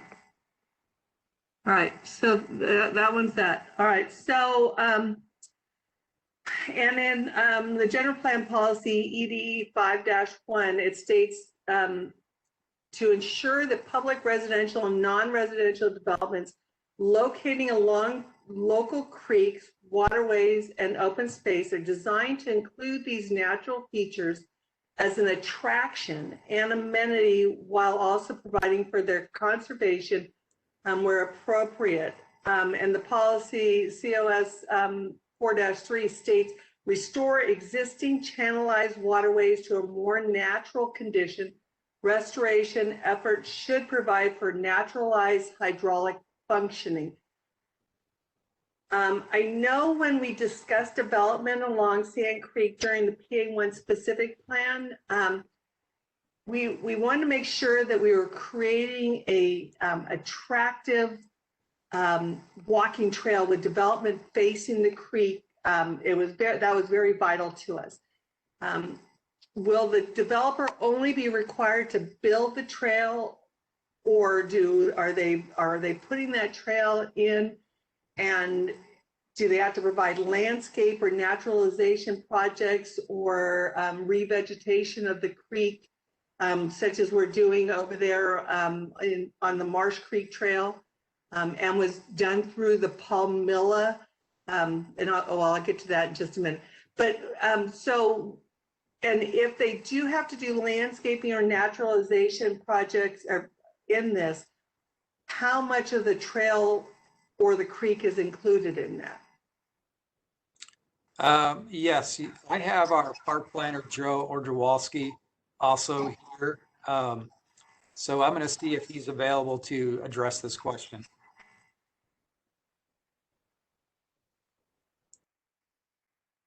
Yes, I'm available. Can you hear me? Yes. Great. If you look specifically at condition 10 of the vesting tentative map resolution, it does say that the project shall also construct open space landscaping and trail amenity improvements to the satisfaction of the Director of Parks and Recreation in that Sand Creek Trail corridor. So we will certainly be looking at whatever trail restoration or amenities that would need to be included to make it as natural a trail as possible. Okay, because I know that even down further on Sand Creek, past Shady Willow there, I was actually part of the REI project that put in the native plant garden in that area. And and over time, that has become a very beautiful area. I mean, there's a lot of weeds that come, and we used to weed it once a month, but it is something that adds to that trail. But then there are parts of that trail that need to have that restoration and revegetation, and not just a trail, you know, and just not a 10-foot asphalt that is there. Right. The flood control district and the East County Habitat Conservation project or entity, they're going to provide some guidance as far as what needs to happen with vegetating that area. Okay. And is the 10-foot trail, is that being built to East Bay Regional Park District standards? Because I know that when we did the Marsh Creek Trail, that we built it to their standards as we added on to it throughout the city, so that in time, so that they would take over it and maintain that. And since this is a regional trail that could somewhere down the line connect up with the Deer Valley Regional Park, will this be built to their standards? Yeah, our trail standards are very similar to East Bay Regional Park's trail standards, and we would certainly be looking forward to, you know, one day the Sand Creek Trail being part of East Bay Regional Park's network of trails. So we would certainly be making sure that all of their standards are met with that trail construction, so that if they chose to take it over in the future, that there wouldn't need to be any subsequent improvements. Okay. All right, let me see what else I got here. And now one of the things that I have a question regarding the restoration and revegetation of Sand Creek, and I know that you said it has to do with the flood control district and with the Habitat Conservancy, but part of Palmilla, when it was conditioned to restore and revegetate Marsh Creek, wasn't that done as part of the entitlements? And if so, shouldn't we also try to work with Friends of Marsh Creek Watershed and American Rivers and Flood Control District, the Habitat Conservancy, Antioch, and East Bay Regional Park District to try to restore and revegetate Sand Creek? As I mentioned earlier, certainly we are going to take some direction from both the Flood Control District and the HCP, since they have jurisdiction over those waterways. As you may know, that segment of Sand Creek is between the Flood Control District's Upper Sand Creek Basin and Lower Sand Creek Basin, which is just to the east in the city limits. And the Flood Control District also recently published a revegetation plan, as well as the HCP having their requirements for the waterways. So we're certainly going to be involved in that when it comes to any landscape and revegetation in that area. Okay, so do you know that the Palmilla, if they were conditioned to restore and revegetate Marsh Creek as part of its entitlements? I just don't want to lose out on something. I am not familiar with the history of how all of that happened. I was not at the city at the time, so maybe I can defer to Bruce. He may have some recollection on that. Yeah, there was, I think you're referring to, I think it was like $1 million that was went to American Rivers as part of the agreement for the project. Now, specifically, if that was part of the entitlement process, I'm not sure. I don't know if Mickey or another, he would probably be the only one to maybe that might know of that. But I know that there was a deal of $1 million in that project that went to American Rivers for creek restoration. Okay. All right, so that's all that I have for you guys for right now. Mickey, you're up next. I've got some questions that I'm hoping that you can answer for me. So prior to the approval of the project improvement plans,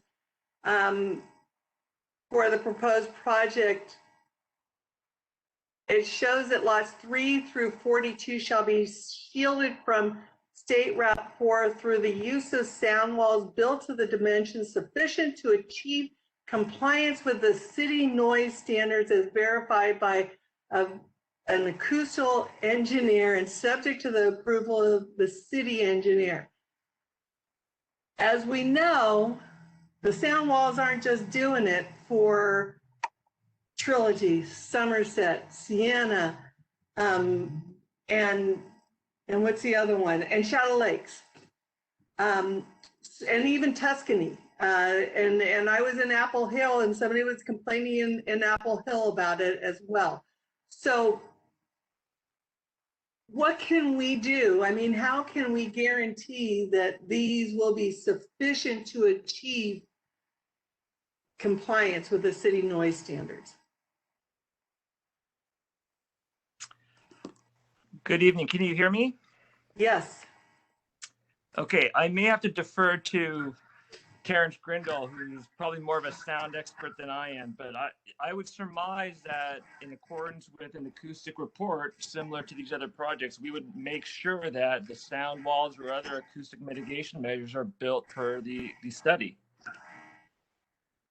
Well, and we would make sure that they're high enough, that they're solid core masonry walls, and that they're elevated to the right elevation, and that a lot of times, sometimes these houses, they do require higher, what are called STC ratings for the windows and the walls.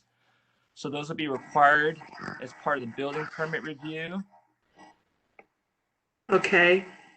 And so I think I asked once before where this project sat.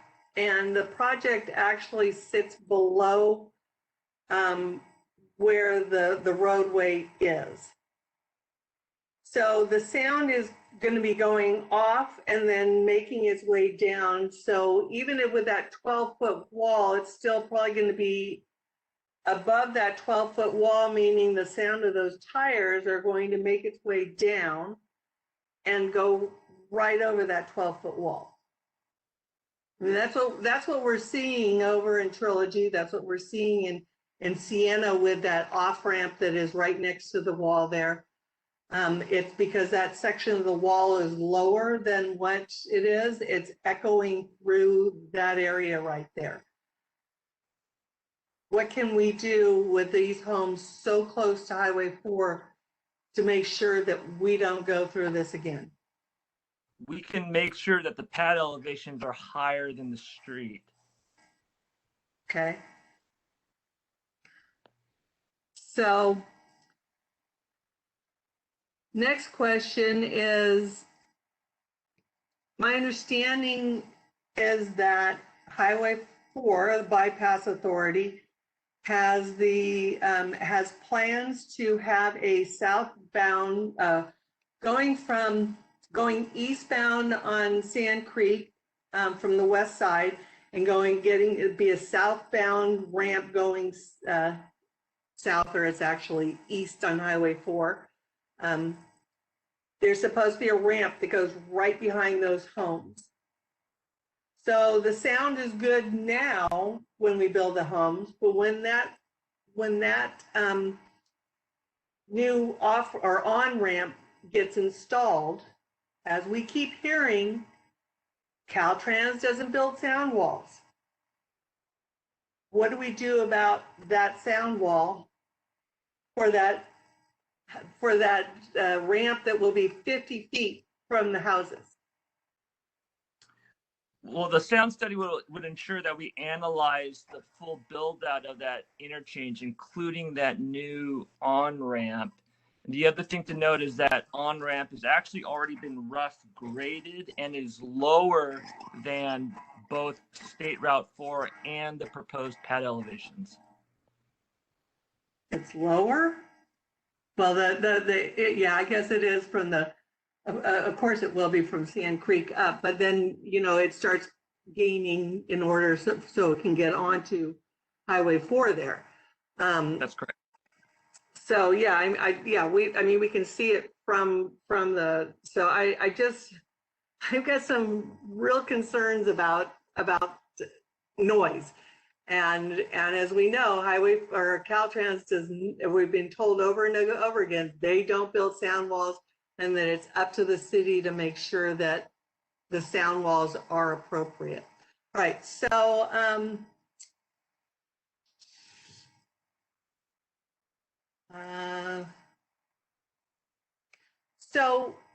in addition to, you had mentioned higher rated windows, and maybe we get the purple drywall, the quiet QT board that they have out that's supposed to be very high rated, as well as get a higher rated insulation. Could we also do something about making sure that both the insulation and the sound dampening windows, with the highest rating in both of those, I believe the insulation and the windows at 45 and above, since they're so close to the freeway there, and to make sure that they have the tight seals around all of it to make sure that the air doesn't pass through. Is that something that's possible? Yes, it's possible. In addition to that, it's also any openings in the building as well. So vents or light openings, any of those types of openings are properly sealed. Okay. So I think that's all I had for you. I had some questions for the traffic consultant, if the traffic consultant was available. Is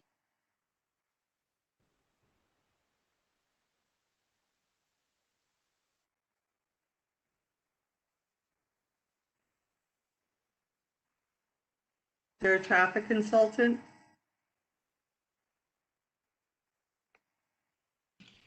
If a traffic consultant is available, I can also take a stab at answering. I believe we also have our traffic engineer online as well to assist me. Okay. So in the EIR, it said that Vasco Road begins south of the intersection of State Route 4 and Marsh Creek Road, approximately 3.5 miles south of the project site.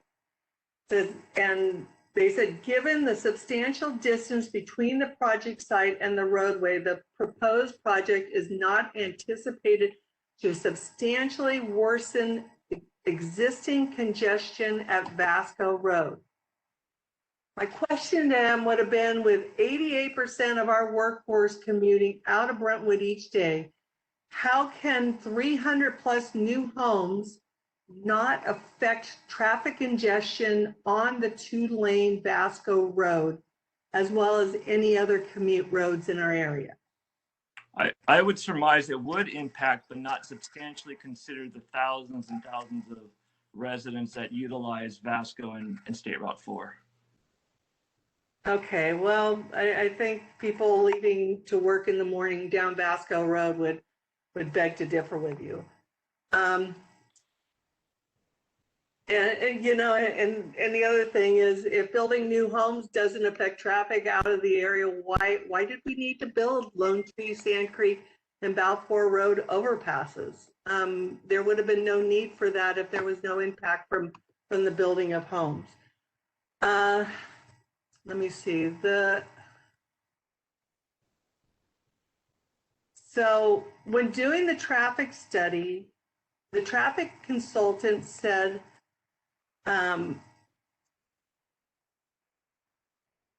that they left the American Avenue Heritage High stoplight out because it wasn't a necessary intersection to include because the school is at capacity. I'm not sure if they're aware, but all high schools in the Liberty District are at capacity and have been for years. I mean, I think they were like 2,700 people at Heritage. The school was built for 2,200. And it's about the same over at Freedom. I don't think, I'm not sure that Liberty has as many students because the campus wasn't, and they've been expanding on that as well. But that's not to say that they're not at capacity there. So even if you're not counting the high school students that will be attending there are middle school parents who drive right past that to take their kids up to Adams Middle School. Was any of that information accounted for before the traffic light was discounted?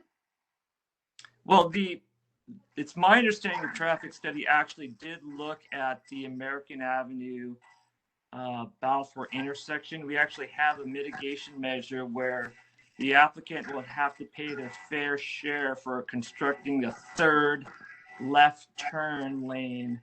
That's American Balfour Avenue Balfour. This is American Avenue and the Heritage High stoplight, the one that's where the parking garage or where the parking lot is for the kids. Up in that stoplight that's in that area. They didn't they didn't take into they discounted because the school was at capacity. And I'm not sure how a third turning lane will help to, it will help get cars through faster, but you can only funnel so many cars into 2 lanes from 3 lanes. And you've got high school students who are driving.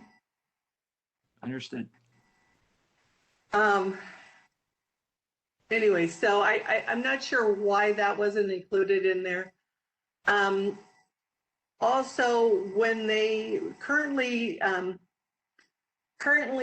Cielo is being built off of Hindorn Ranch Road. And as the next phases come into that, it will finish Hindorn Ranch Road to the Sand Creek intersection. And it will also build Sand Creek to Hillcrest. Did they take into consideration when Sand Creek is ended across Sand Creek to Hindorn Ranch Road intersection, how that those 641 new single-family homes being built over there, plus the 220 proposed single-family homes or senior, because there is a hearing coming up on senior or single-family that is south of Hindorn Ranch Road and adjacent to south of Sand Creek Road and adjacent to the Bridle Gate property. It was senior only with open space, but now it says it had single family on there as well as senior with a hearing pending. So did they take those into consideration for the traffic past the new elementary school, or the cut through traffic from those homes, which will utilize the new bridge and San Jose Avenue access to cut through Brentwood Hills and Shadow Lakes over to Adams and Heritage? I believe they did, but I'll have to defer to the actual traffic consultants. Okay, will they be on this call? I'll defer to Debbie to see if she was able to get, I believe Rainey may be online to help answer some of these questions. Yes, our CEQA consultants are available online. And I know that our traffic engineer also, he may be available and may have information on that as well. Okay. So, and since the light on American Avenue near the high school parking lot was discounted, does that also mean that since they didn't think high school students were going to be traveling through Brentwood Hills and Shadow Lakes and on Balfour, were those numbers not included into those counts either? The counts did assume trip distributions through Shadow Lakes, through Deer Ridge, along Balfour. At high school, because the high school wasn't going to be, the high school was already at capacity.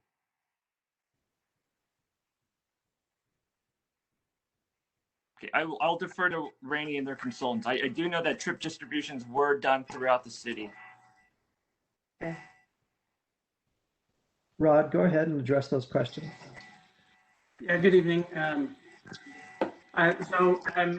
For clarification, I'm not the traffic consultant, but we're the general CEQA consultants that prepared the environmental impact report. The traffic model that was used identified, the trip distribution and trip generation from the project and where those trips would go. Maybe I'm not understanding the question specifically related to the high school, but the trips generated from the project contributing to the existing traffic volumes, and then the projected cumulative traffic volumes essentially were added together, which would include the trips generated that exist from the high school.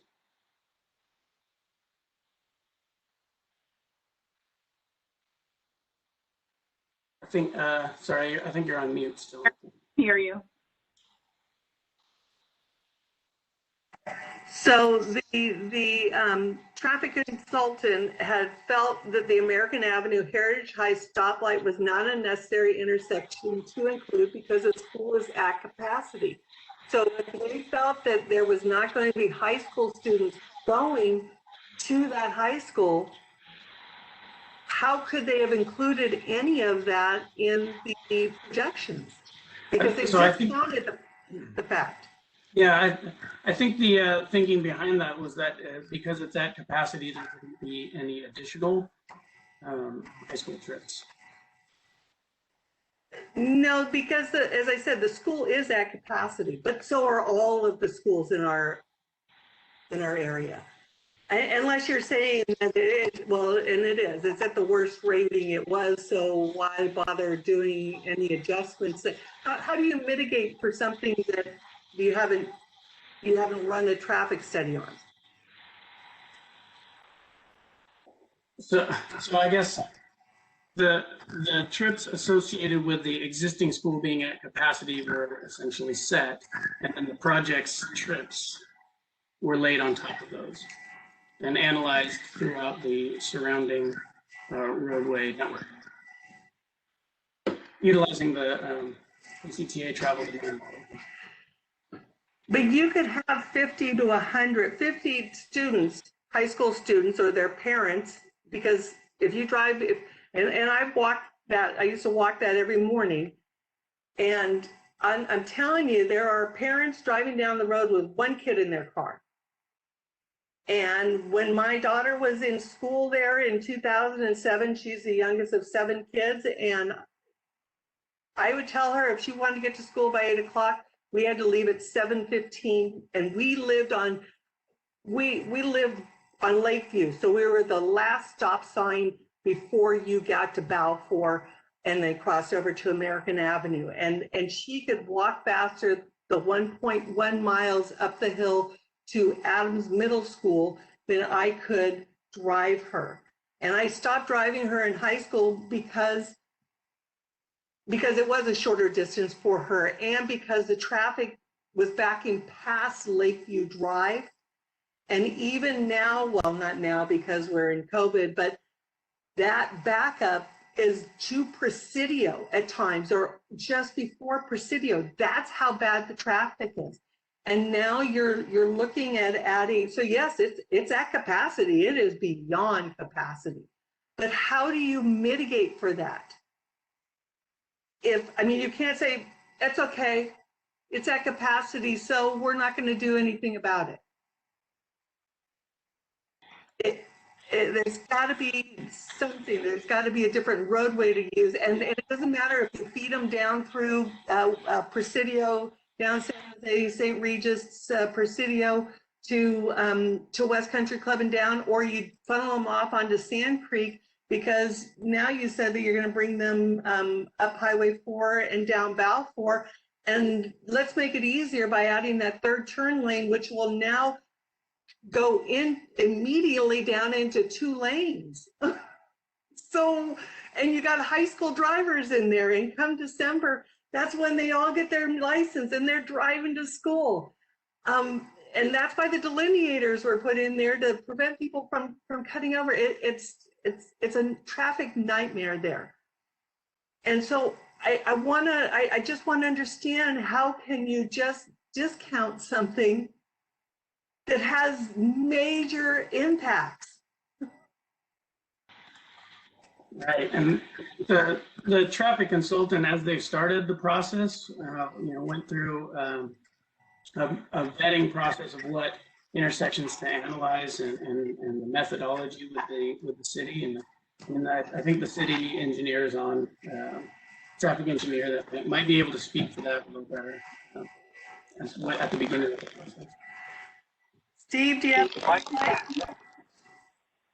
This is Steve Kersevan, the city's traffic engineer. If I can interject a little bit here, if you can hear me, and if that's all right.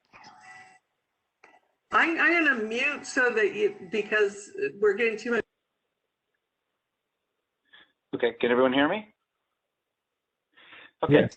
When this traffic study was put together, I specifically asked that certain intersections be looked at.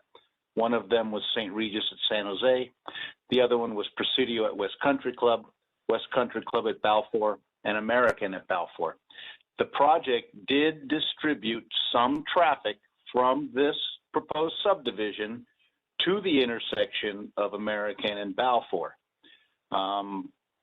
What it ended up doing was it worsened the intersection, which is no secret, is a mess pre-COVID.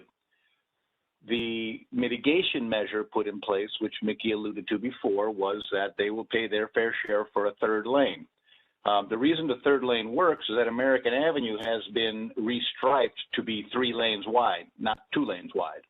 And as you approach the signal at the parking lot, the 2 right lanes turn right into the parking lot, and it actually widens to 4 total lanes, and 2 lanes continue up the street to the middle school. The reason the intersection at American and the parking lot isn't vital is that it's a T intersection, and the only time you get a red light if you're traveling up and down American is if there's in fact traffic coming out of the parking lot. One of the reasons it works a little bit better also is the difference in start times for the middle school versus the high school. Anyway, bottom line, we did look at that. We are well aware of the problem that happens on St. Regis and Capilano and Presidio. And so we specifically asked that those intersections be looked at and addressed. I'm going from memory. I have the traffic study in front of me. I can look it up, but I think at the end of the day, the total amount of traffic added to the intersection of American Avenue in the morning was somewhere between 35 and 40 vehicles.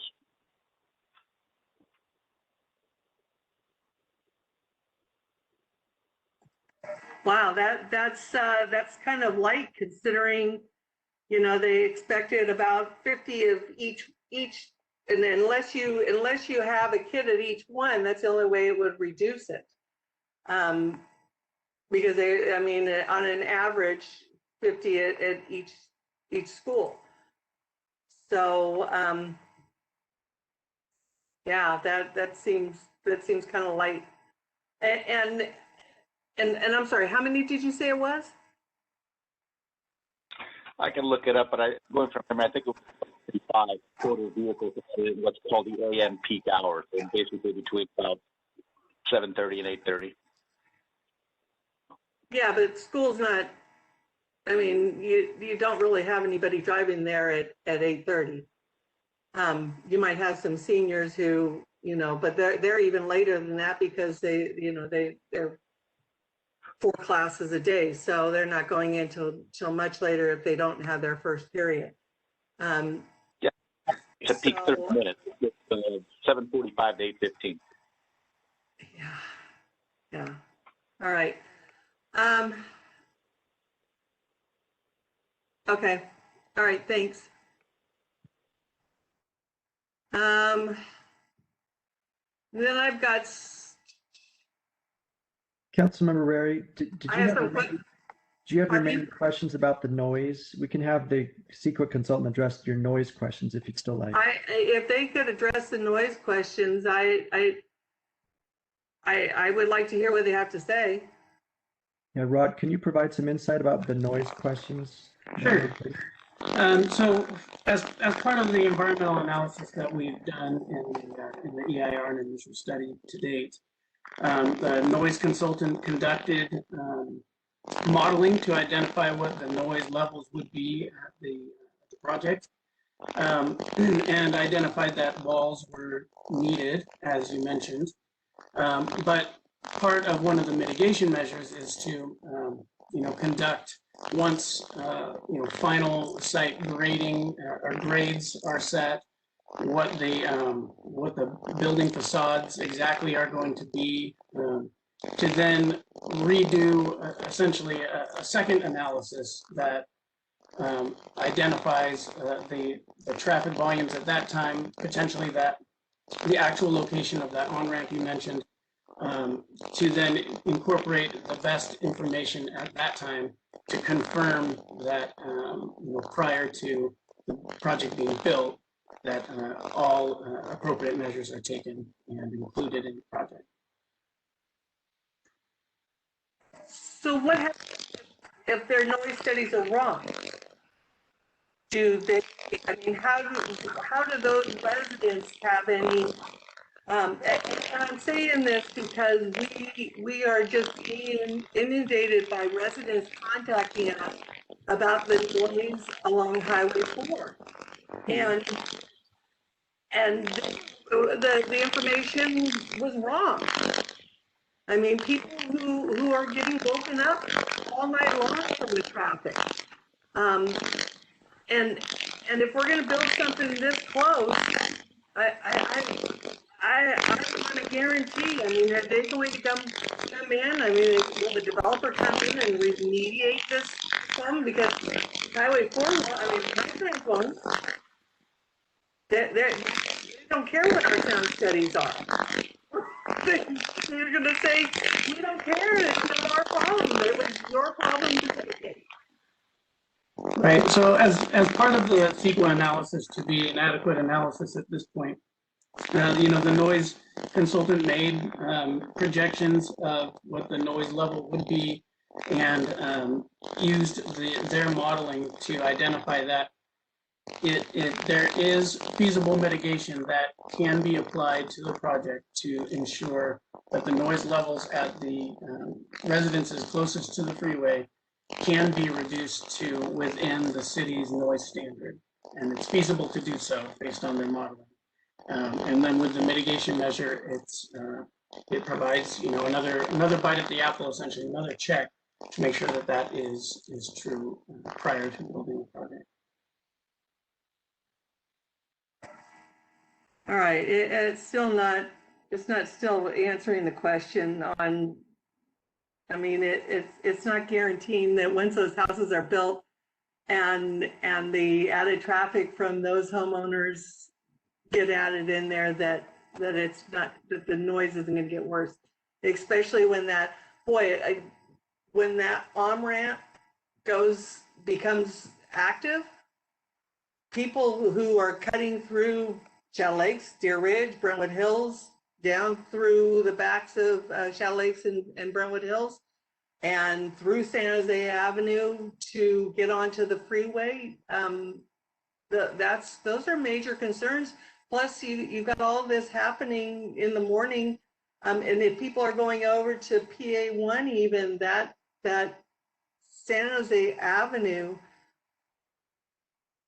which has an elementary school on it, which, as we know, at bell time becomes gridlock at any school. It doesn't matter if it's elementary school or what. I mean, I've heard it from parents at every single school that's out there that bell time, it's awful. And as I said, with as many kids as we have, I know, and I used to carpool with other people so that we would have more than one person or more than one family in there, actually up to 2 other families in the car with my kids. But that's an accident waiting to happen, only having the San Jose Avenue access out there. And especially once that on-ramp, well, actually the other side of the on-ramp's just gonna cause traffic for people to go through there as well. I mean, what were the studies done behind that? and the traffic that is going to impact that elementary school. People going to PA1 once it's built, and people going on to the Sand Creek off-ramp, or on-ramp and off-ramp. Yeah, so the data that was used in the noise modeling is the cumulative traffic projections for the traffic volume. So it would include those projected, essentially build out through this area. And so, based off of the expert modeling that we had prepared, it provides the substantial evidence at this point to support the conclusions that we've presented. All right, thank you. If I might interject, Councilmember Rary, this is Debbie Hill.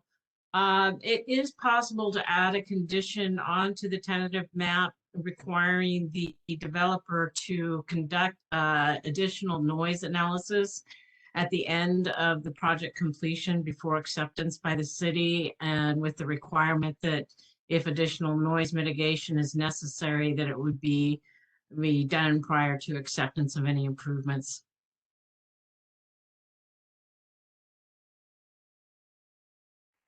Okay, thank you. That helps.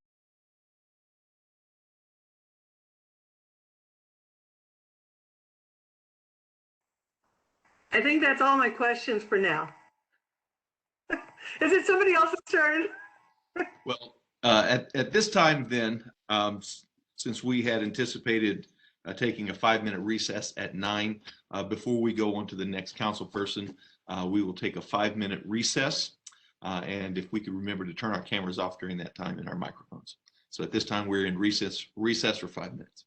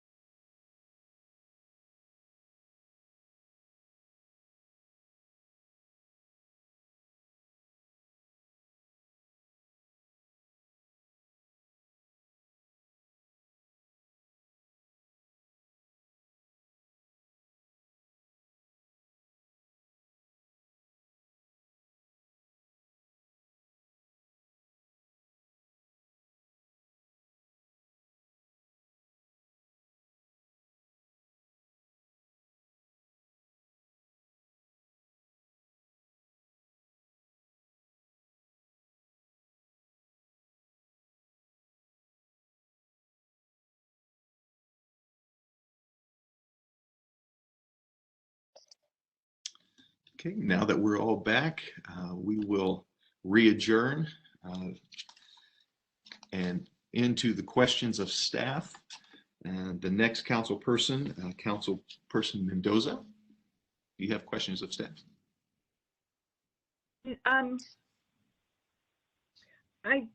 No, I think I'll just wait for them during discussion period, what we can talk about. Okay, thank you.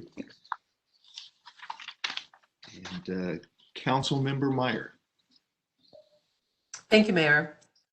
I don't have quite as many questions. Definitely appreciated Councilmember Ware's detail and thoroughness. Mine are going to be based in part on being a little more new to this game, and also some of the emails that I've received and trying to answer questions that I've heard from residents, etc. So to start, I would like to get a little bit more information. I'm going to apologize in advance too, but these are not organized by who's going to be answering them. I'm just going down my list. The grading of the hillsides. I'd like to know a little bit more about that, how it's going to look aesthetically, how it's going to impact the development. Just what, I'm not sure who would answer that, but who can answer that question? What the hillside would look like, how much grading will have to take place for the school versus the neighborhoods, all of that. We'll defer that one to Mickey, please. All right, can you guys hear me?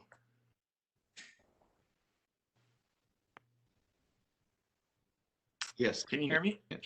All right, perfect. I'll take a stab at this one. I don't have, it'll ultimately depend on the final grading plans, but with the proposed project, they are proposing to grade down some of the existing hills and then filling in some of the proposed housing area and the school site and the park that's closest to Highway 4.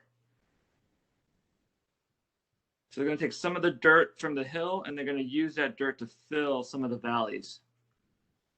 Can you give us a general idea how much of the hill will be removed, if you will? It's difficult for me to see at this point. If you give me a few minutes and if I had better glasses, I might be able to tell you. Fair enough. I'll come back to you on that one. I would like for some clarification on the park situation. I'd like to find out why we are going from one larger park, which seems a bit more usable, to two smaller parks. I'd like to find out how usable they will be. I understand these are not pocket parks, they're neighborhood parks, so I'd like some clarification there. And I think for now, that's it, unless after you're speaking, I have more questions, Bruce. Thank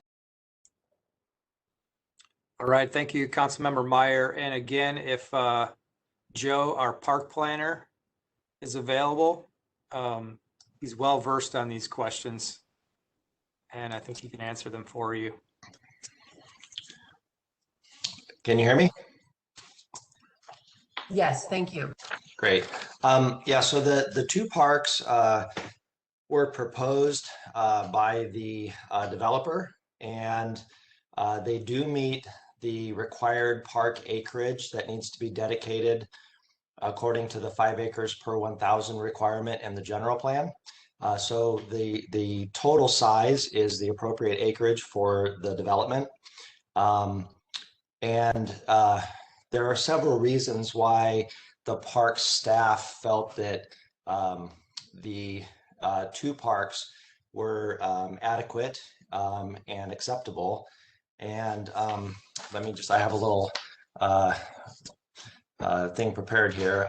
In considering the proposed park locations, the idea of two parks versus a single park, and following the adoption of the 2019 update to the Parks, Trails, and Recreation Master Plan, staff found that the two parks as proposed were consistent with guidance and implementation strategies contained in section 4.1 future park planning of the master plan, and specifically general plan policies CSF 2-1 and 2-11, which state, let me find that in my master plan here.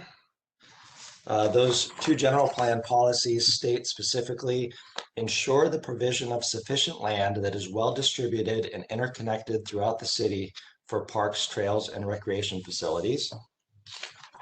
And 2-11 is encourage the provision and dedication of parkland within future development projects in order to ensure that the city maintains an extensive network of neighborhood parks that serve all areas of the community. So continuing on, it has long been the city's desire to provide well-distributed parkland and easy access to parks for all residents. This was further evidenced recently by council's direction to staff during the master plan process to conduct a park gap analysis in formulating the master plan's future park planning policies. This analysis demonstrated that nearly all residents in the city have access to a park within 1/2 mile of their residence, and well over 80% of residents have access to at least one park within 1/4 mile of their residence. It is worth noting that the size of the Bridle Gate Park project places the two proposed parks, as proposed by the developer, more than 1/4 mile apart, ensuring that all new residents of the project will have a level of park access similar to residents in other areas of the city. I'd also like to note that the entire Bridle Gate project is approximately 1/2 mile wide by 1/2 mile in the other dimension as well. So it's a rather large area of land.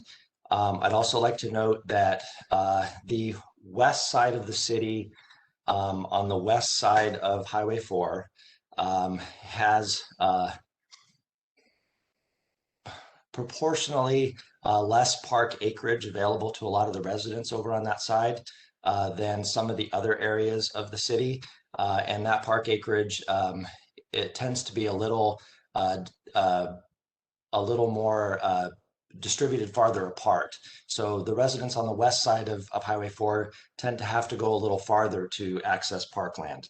So again, staff felt that the two parks proposed with this project gave not only the future residents of this development, but also some of the residents in the existing Brentwood Hills area, good access to parks. With regard to the size of the parks, you know, a lot of our parks are 1.5 acres or smaller. These two proposed parks, one is 1.75 acres and one is 2.65 acres, I believe, or 2.56 acres. They are rather large parks. However, it should be noted that we do, if that park acreage with this project were all put into a single park, it would total about 4.3 acres. It should be noted that we do not have any parks within the city that are less than about 6 acres that really have playable soccer fields or ball fields, because you need a very, very large area for even one field. So staff felt that having the two parks with good access, these parks would each have play structures, they would have other amenities, perhaps basketball courts, perhaps a bocce court, and it would really make it you know, more accessible to more of the residents.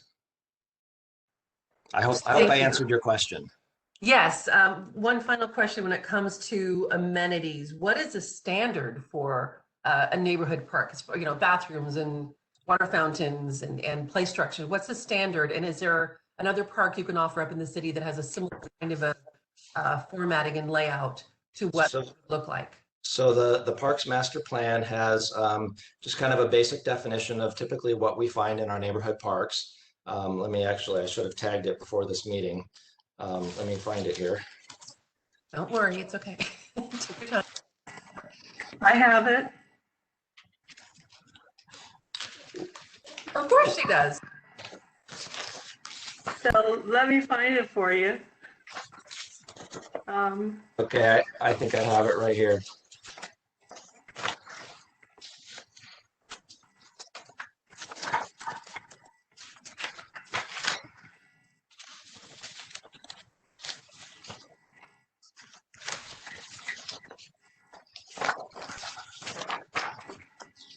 Okay, so the definition of a neighborhood park, typically these parks serve the surrounding neighborhood for multiple uses.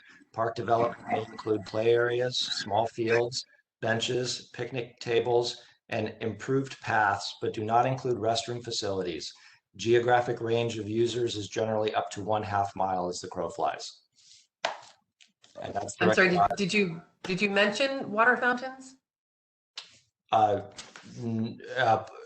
in, is that part of the standard for that? Splash pads? No, just water fountains to drink. Water fountains are, for the most part, standard in any of our parks. Okay, good. If the parks were one as opposed to the two split, would there then be a standard for bathrooms?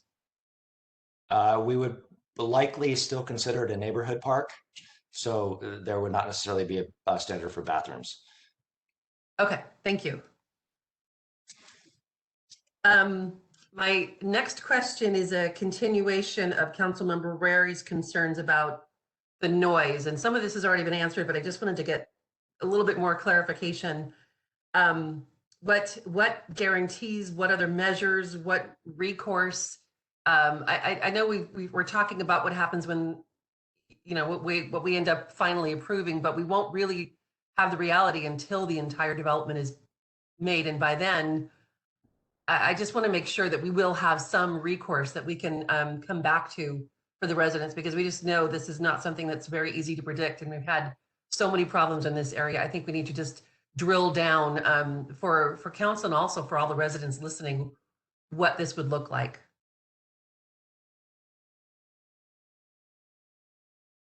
I don't know if Debbie, is that you or is that Rod Stinson or?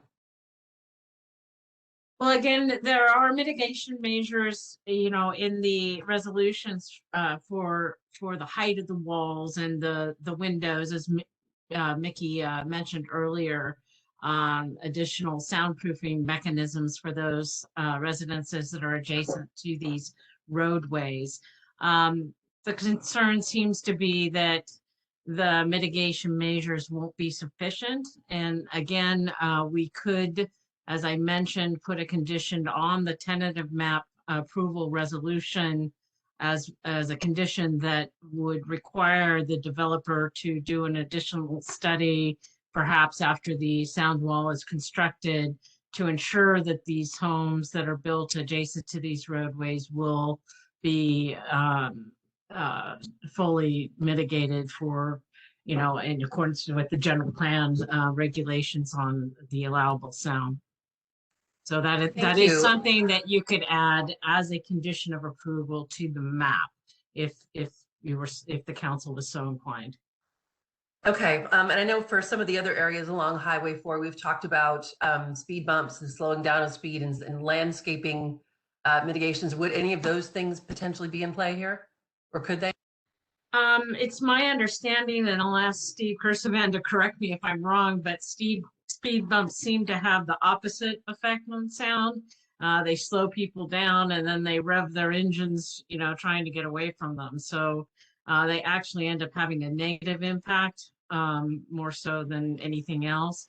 Of course, landscaping materials do help with mitigating sound, but generally, you know, sound walls and insulation materials are what mitigate sound. Thank you, and I appreciate the discussion about what would be going on with the building themselves, but I'm concerned as well about the backyards. I think that's been a huge thing for our residents to talk about, and would be a concern as well. So that's why I was asking about some of those other things. Okay, thank you.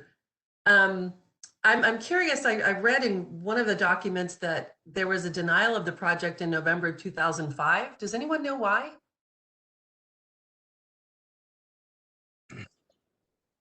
I know it was approved later the next year. I just was curious what change had happened.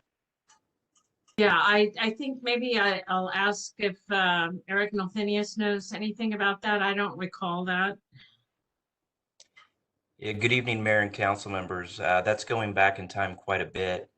As Debbie mentioned in her presentation, this project has a very long history, and it includes many different iterations of the project. So I'd have to go back and look specifically at that meeting, and I can certainly try to do that in the next couple of minutes. I don't have specific recollection of why, But that basically led to subsequent changes in the project that were then ultimately approved in 2006.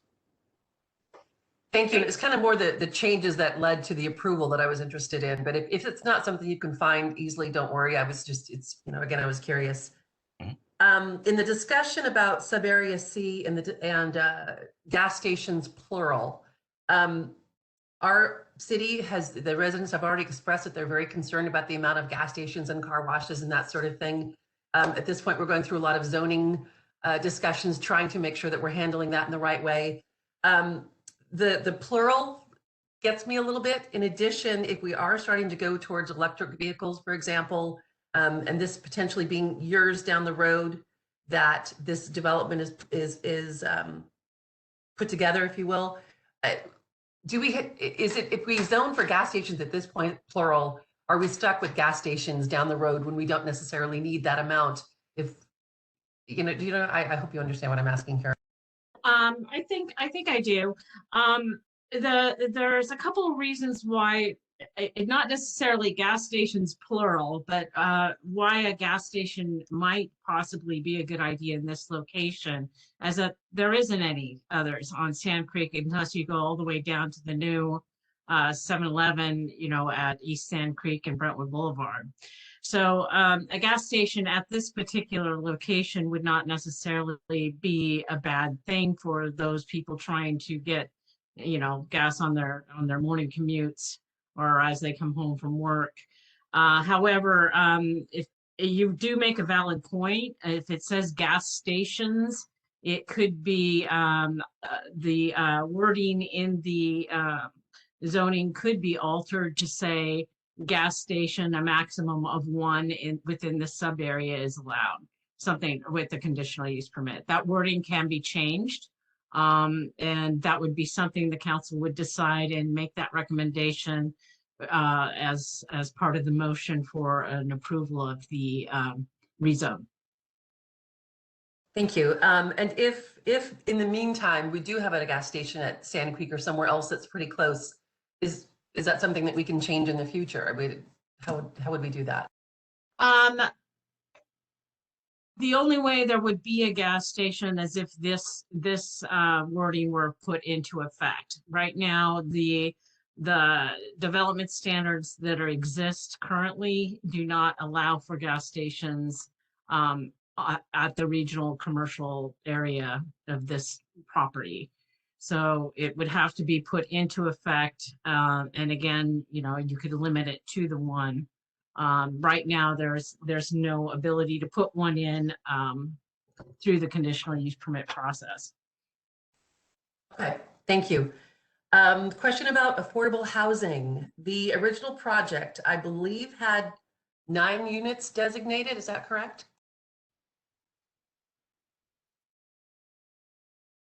Eric, do you recall Yes. any affordable housing? 9 units. Right, that's correct.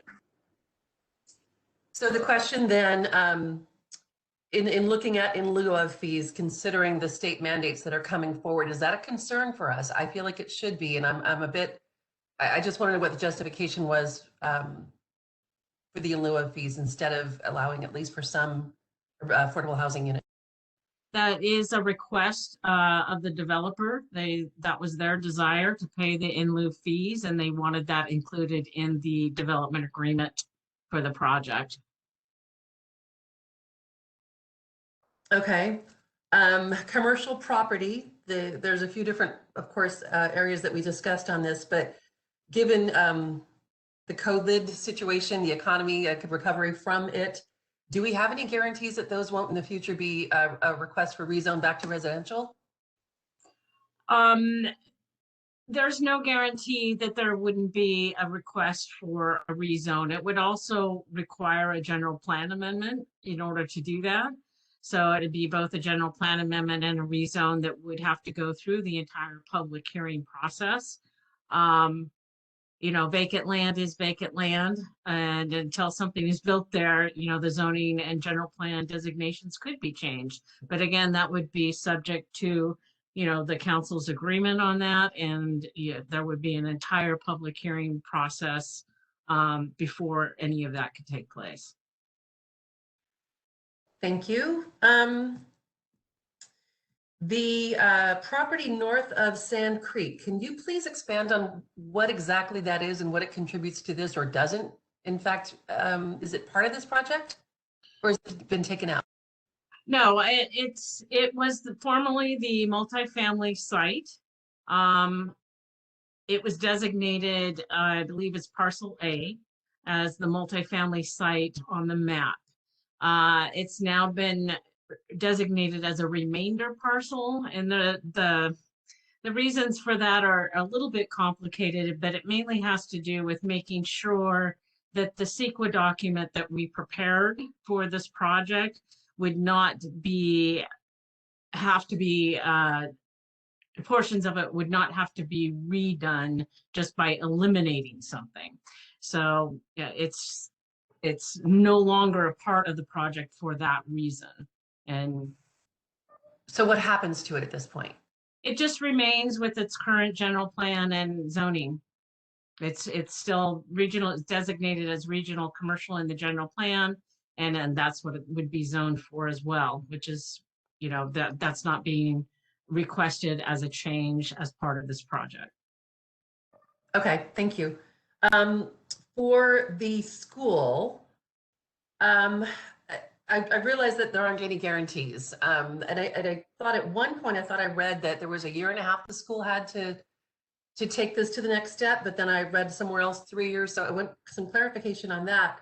And also to ask what other schools are in the works right now in the city. I feel like the two schools being so close together, there are some other parts of the city that are not represented when it comes to elementary schools. So a little bit more information on the school.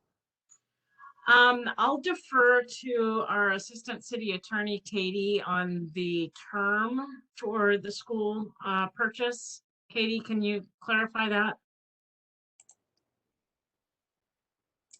Good evening, Mayor, Council. Can you hear me? Just making sure. Yes, thank you. Oh, super. So I believe that there is still approximately 2 years left, but we're going to have to page through and find that term exactly so we can get you that information. So if you had another question while we look for that, I'm happy to help out. Yes, the other question was about whether there are other schools in the city that are in the works and what stage of planning they're in. Oh, for that question, I'm actually going to refer you to Mickey Sabota. So if you don't mind speaking with Mickey and then circle back to me. Of course, thank you. Thank you. Great, can you guys hear me? Yes.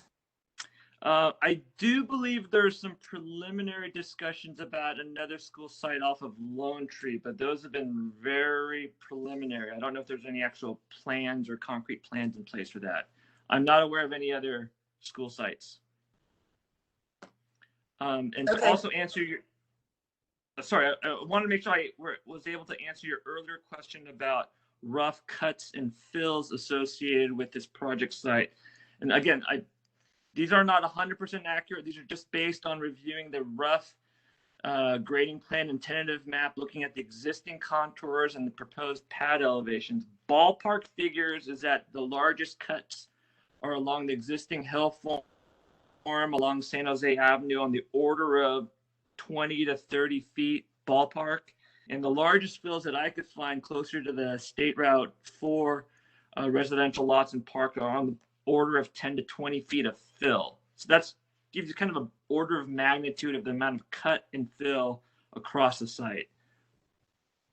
Great, that does answer the question. Thank you. I know I had another one. Hold on just a moment. I'm looking at the design change for the density of the new design, I should say. Are there other neighborhoods within the city that are comparable when it comes to that level of just beyond mid-range density? Yes, absolutely. Off the top of my head, I couldn't give you a number, but there are, you know, even recently approved subdivisions that have been over the mid-range. And the policy has been, you know, again, as what's dictated by the general plan, that it's at the council's discretion as to whether amenities being proposed by these developments are sufficient to warrant that increased density. Thank you. I think that is it for now. I am going to probably have more questions later, but I think this takes care of what I have at this point. Thank you. Thank you, Councilperson Meyer. Vice Mayor Rodriguez. Yes, got a lot of good questions. I mean, Mr. Councilmember Meyer asked a lot of questions I was going to ask, but just going back to the school first, you know, I was in reading the information that we have. One of the things that was a little bit concerning is that even though this is not, well, let me just read it. It says one of these conditions is that the applicant first receives approval for this project by the city, with conditions acceptable to the applicant in sole discretion. So my concern is that once everything's passed, does the developer have sole discretion to say, well, this isn't going in the direction it needs to, and withdraw that relationship, or is there more involved in that? I'm going to defer that one also to Ms. Wazinski, and she can kind of pigtail on the term that was requested as well. So Katie, can you help us with this one? Thank you, Debbie. And just to circle back real quickly, it appears that the term has been modified to 2 years. So that's our understanding. And I believe that the applicant is prepared to address you shortly, so you can confirm that with them when they come up.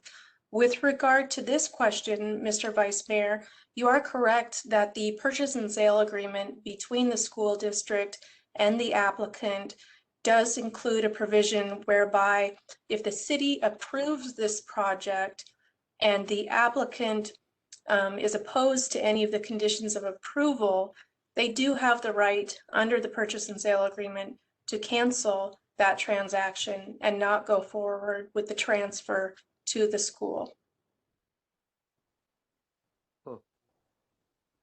That is not an agreement to which the city is a party, right? That agreement is only between the school district and the applicant. Okay. Okay. We'll probably go into more discussion about that later, but thank you for clarifying that for me. Also, my other question was, and I know Councilmember Meyer mentioned this, in regards to affordable housing, we're looking at 9 units. And I know that historically we've had discussions even before the new council came on board in regards to affordable housing within this community, right? I'm just wondering why nobody from the city maybe questioned that or asked anything or asked for at least 5 or 4 units, but for there not to be any units. I'm just wondering how this was able to be put on there without, 9 units. How was this able to go through this far without being questioned or asked to lieu out maybe for 4 houses and actually build 5 or something, you know what I mean? Because obviously we know there's a crisis in affordable housing in general. And I'm just wondering why is it they're going to lieu out for all 9 and that wasn't questioned? Just 5. Yes. Is it 5 or 9? I mean, it's certainly a valid concern. And again, that was one of the terms that was requested by the developer in the development agreement. So it would be up to the council to decide if those terms in the development agreement are satisfactory or not. If it's the payment of the in lieu fees is not acceptable to the council, then the direction would be that they either modify the development agreement to include the actual construction of units on the ground, or some other term that would be acceptable to the council. But as the development agreement has been negotiated at this point, it is just the in lieu fees, payment of the in lieu fees. And do you know what those in lieu fees, what that cost is that they're actually paying? Now, and I may have heard it wrong. Is it 9 units or is it 5? 5? Okay. I'm sorry. I'm adding more units up. I'm sorry about that. I don't want to add any units. Okay. So 5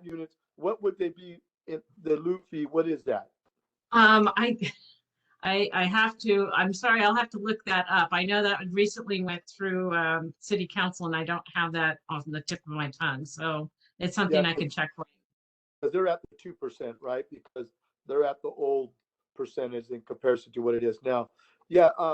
Okay. That's just my question. I know we're going to go into discussion later. So, and everybody's asked some really good questions already. So I'm okay to move forward. I have one quick question, sorry. On this agreement, I saw that it was 15 years versus what looks like, when I asked, like the normal is 10 years. Why are we doing a 15-year agreement on this one?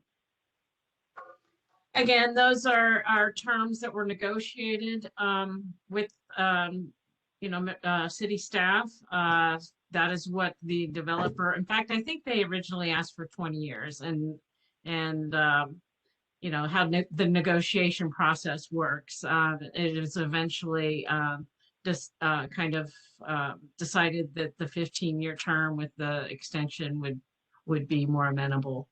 But again, those are issues that the council will need to evaluate and decide. Have we ever done a 15-year before that you can recall? I believe that I'm not sure if the initial term was 15. I think we have had one that's been extended at least 15 years. Eric, do you have any further information on that? I think the 2006 was 10, if I have it correct. Yes. Yeah. I don't have anything specific off the top of my head either, but I could do some quick research as well on some of the more recent development agreements. So this could set a new standard in Brentwood if we were to do this. Yeah, I mean, quite frankly, development agreements are unique to each particular project, so I wouldn't be as concerned about setting a precedent. It's just whether or not the council feels that this term is appropriate for this particular project. Okay, and I have one other question just based on all the noise questions. They're saying that they can mitigate a lot of it. Do we know what materials were used at Trilogy? And has someone gone and measured the noise inside their house? Trilogy's a little bit farther from the freeway, but do we have any benchmark as to what actually is happening today with that exact highway?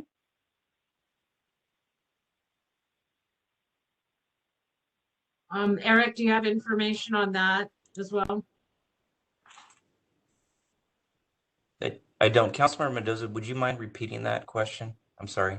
Yeah, just because noise has been such an issue for a few years, and we're kind of coming at a head with it right now.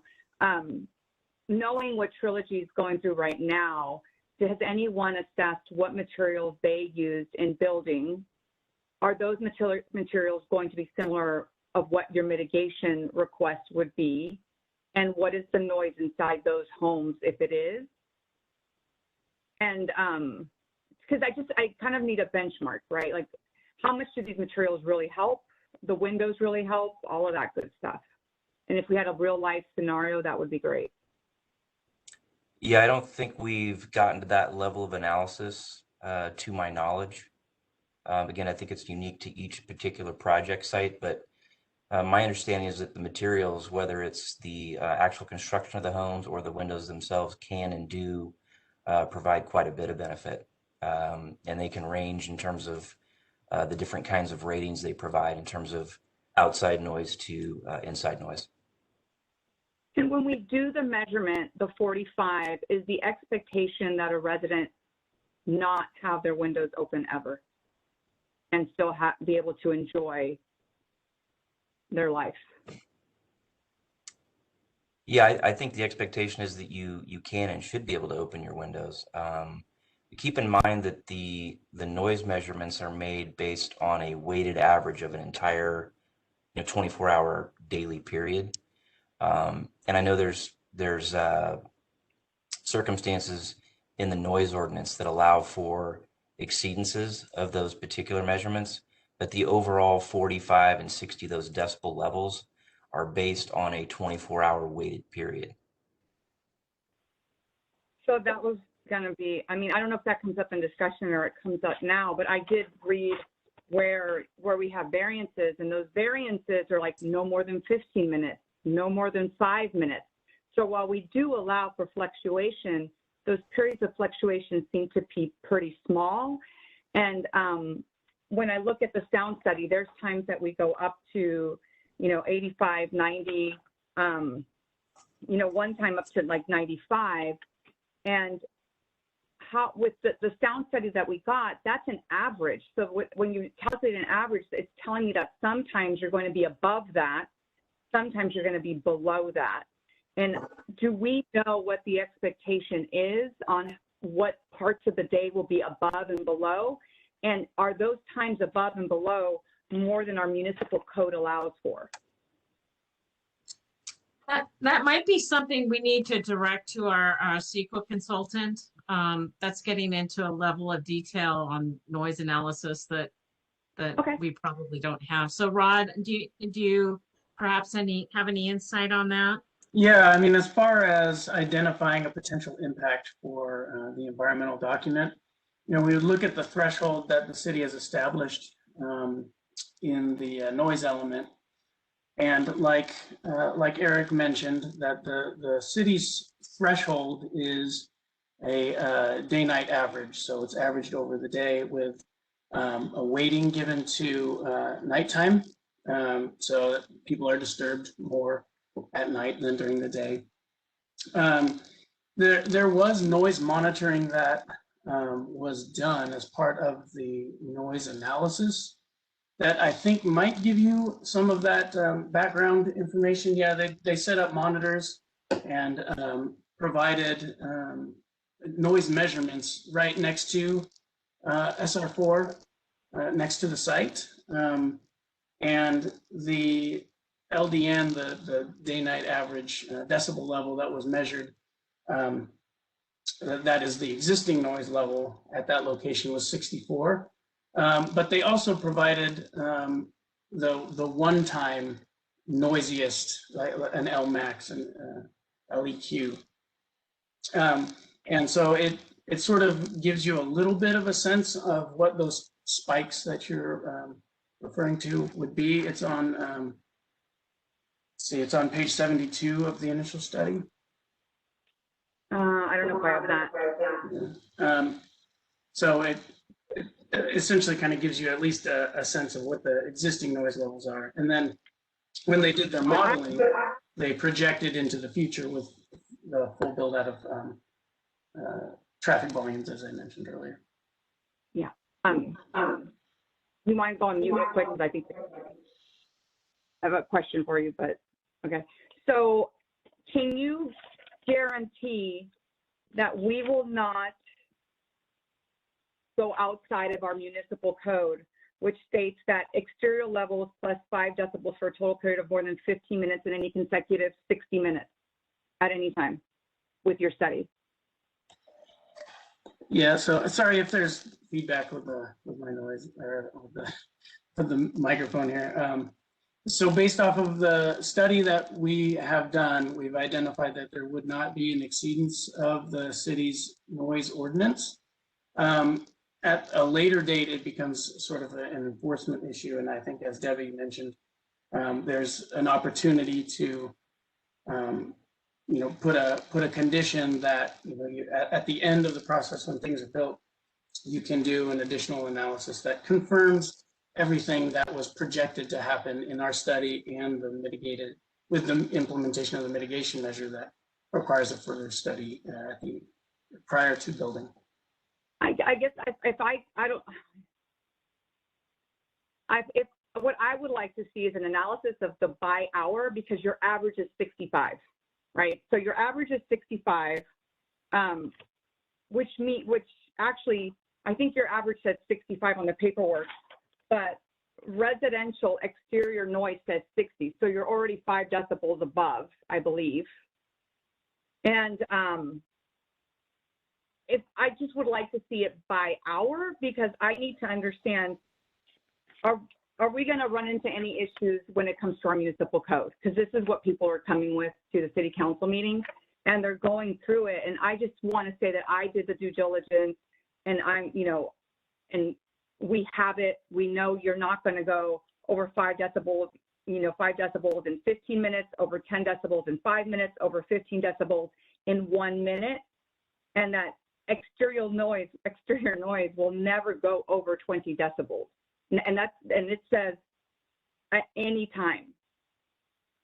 And so I guess I just don't know how to see that if I don't have the data.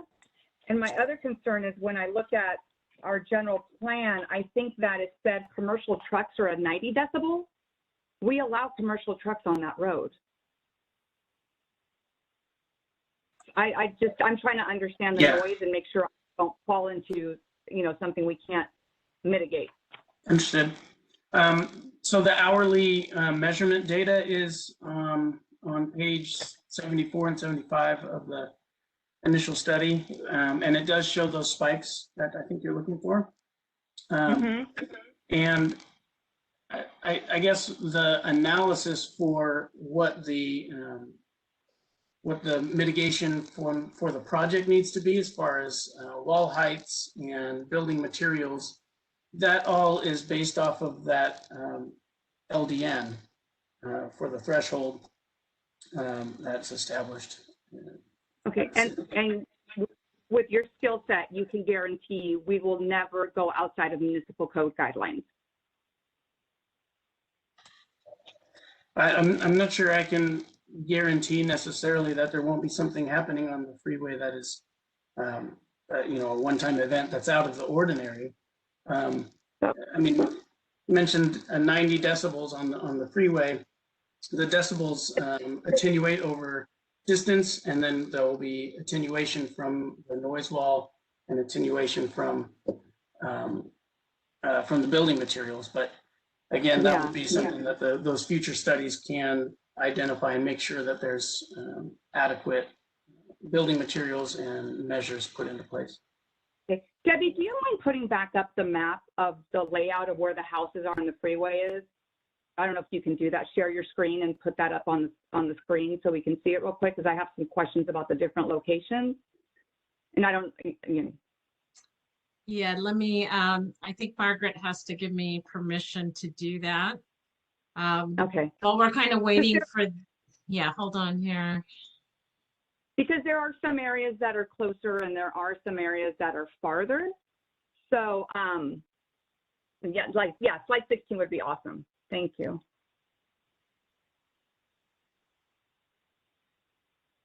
So when I'm looking at the freeway, I don't know if you could do presentation mode.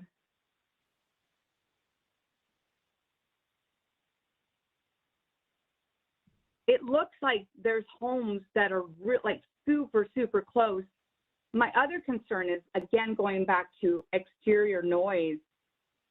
You're a mom with a 5-year-old, you're at the park. Are we going to be 90 decibels when you're out for enjoyment to enjoy your town? Can you guarantee me, knowing that we have commercial trucks on the Highway 4 bypass, we are not going to go over what was the exterior one?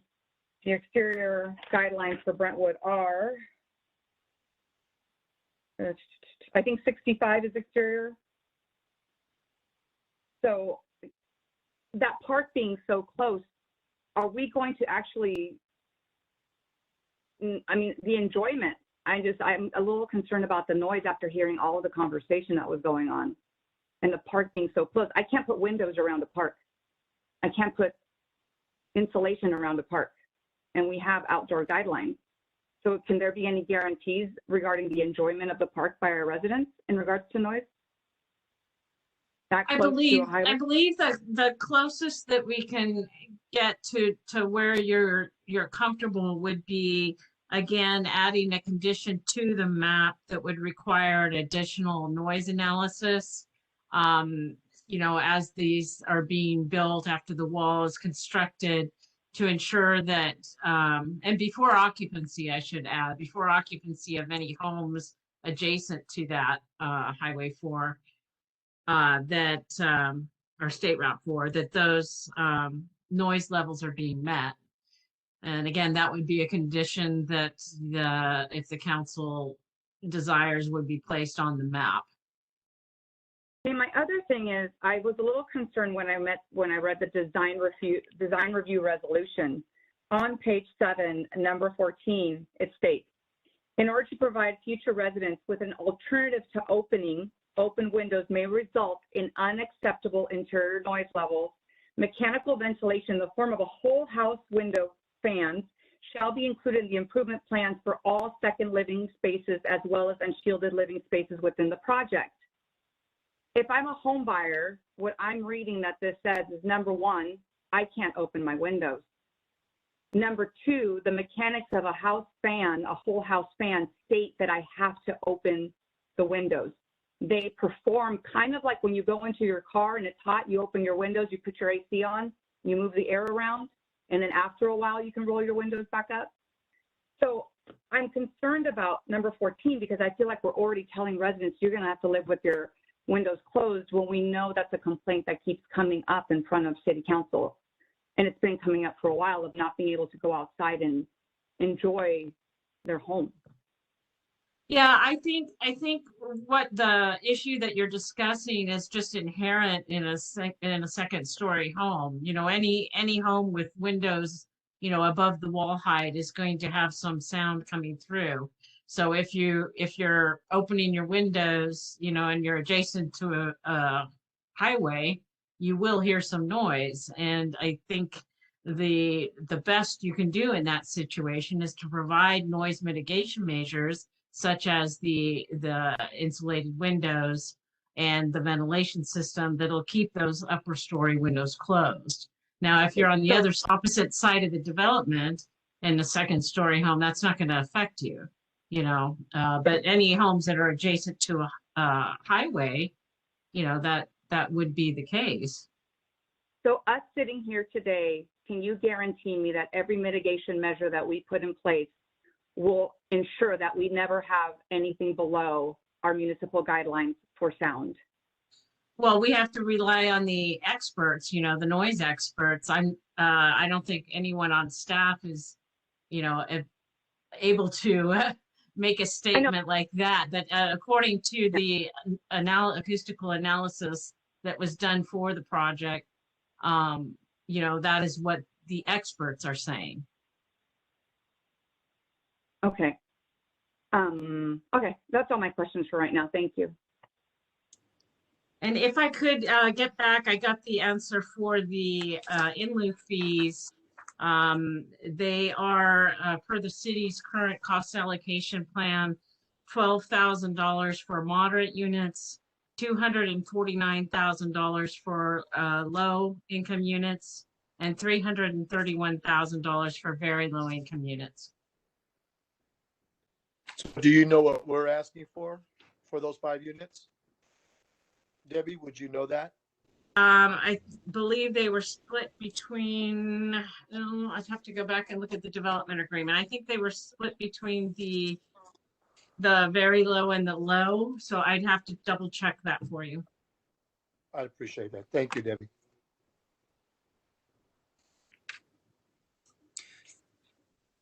And Mayor and council members, if I could just jump in real quick before the next set of comments or questions. Just going back to Councilmember Mendoza's question, this is a very non-technical response, but I just want to make sure the council was aware that when these technical studies are provided and prepared by these consultants, these special consultants, particularly noise, they are based in part on what's included in our general plan and our municipal code. So the results that get basically generated from those reports are based on our existing documents. And so then as part of the CEQA document, the EIR or the mitigated negative declaration, whatever it might be, has to be consistent with all of that.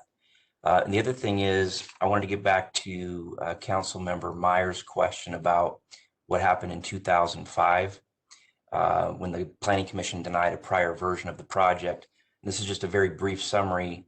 And again, keep in mind, it was based on a much different iteration of the project at that time.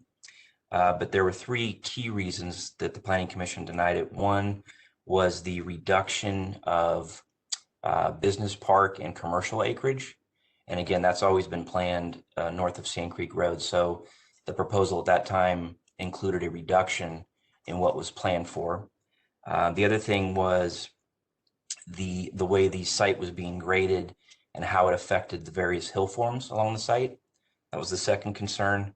And then there was also a proposed reduction in both open space and park acreage from what was provided for in the general plan. So those were the three main reasons the commission had an issue with that 2005 version. Thank you. Thank you.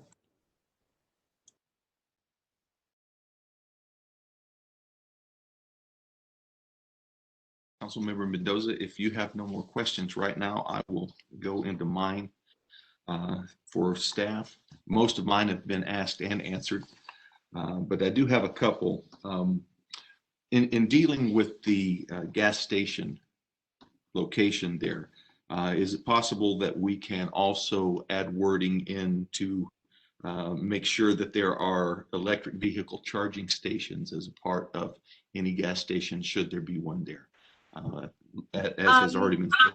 Go ahead. Yes, if you were altering the language in the rezone, you could alter it as previously discussed to something to the effect of one gas station would be allowed within the sub area only, and if such gas station is to be approved through the conditional use permit process, it must include, you know, electric vehicle charging stations, something to that effect. Okay, thank you. I don't have any further questions of staff right now. So at this time, if there are no more questions from the council, the public hearing is now open, and we will hear first from the applicant who would like to address the council.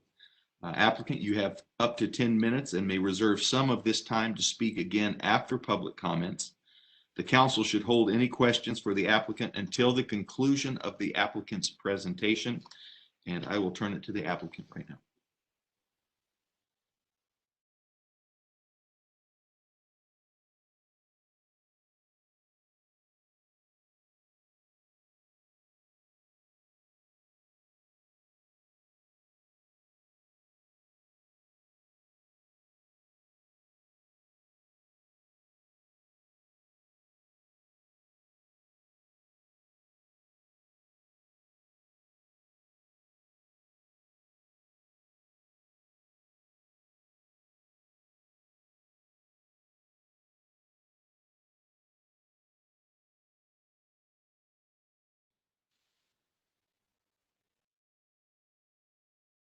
Through the mayor, the applicant may need to run the temporary script to allow them to use the program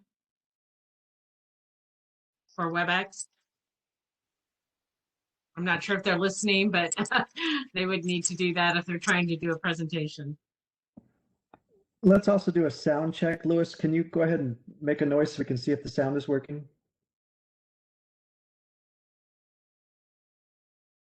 No, we're not hearing anything yet. Margaret, you're going to provide host or presentation features so they can share their screen.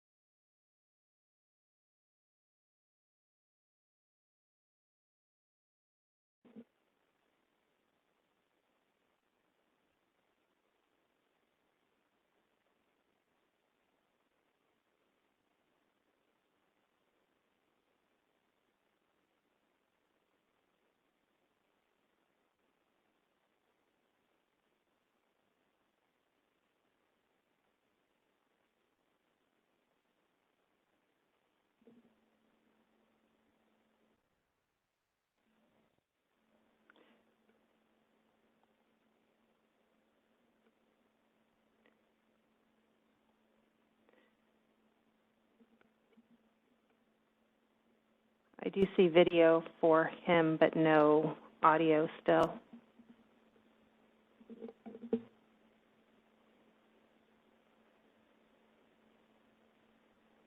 He used the dial-in feature instead of using the computer audio, maybe, Margaret? Yes, let me see if I can get that information for him. They should be able to, at the bottom of the computer under more options, choose switch audio, and it should give you a different option for audio, Mr. Parsons.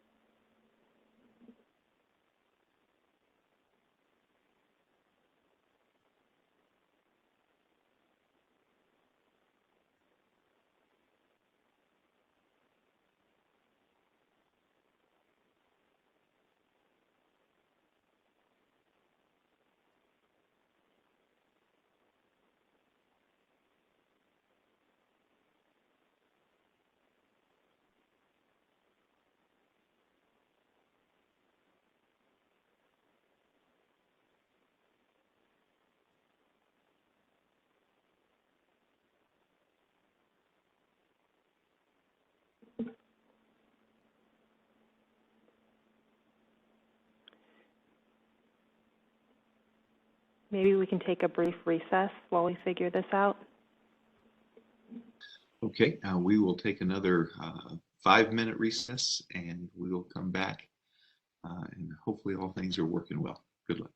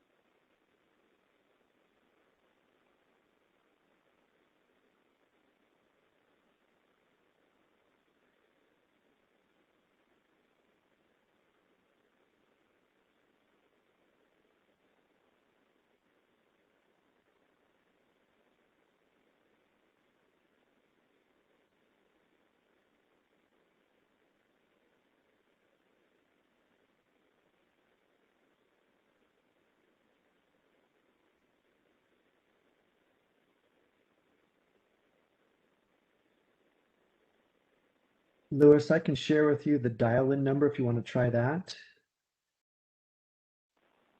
You want to jot that down. It's 1-844-992-4726.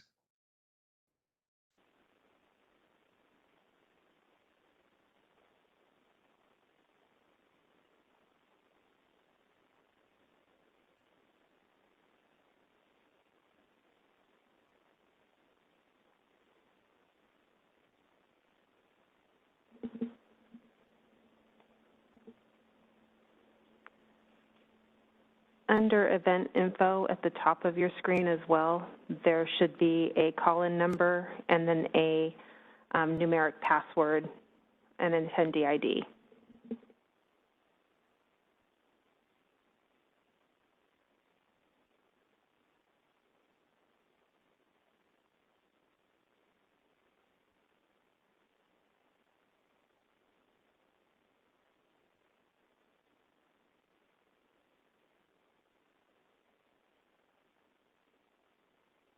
can you guys hear us? Hello? Yes, there, Yes. we can hear you. Oh, we very much apologize. We don't know what's wrong with our OmniSound device.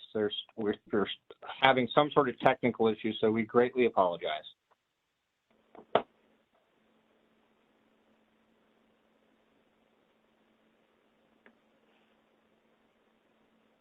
Everybody's on a break right now, correct?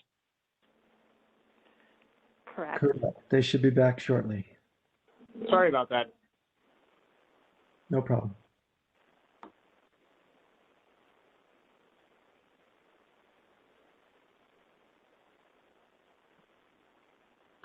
Do you want to go ahead and test that you can share your screen while we're waiting to start the meeting again? Yeah, that'd be great. Can I do it now? Just press share. Yes? Okay. Great. Can you see that? Not yet. I have it up on my computer. I press shared screen. So once that menu comes up, then you have to select which option, which screen you want to show, and then hit select or something. Yeah.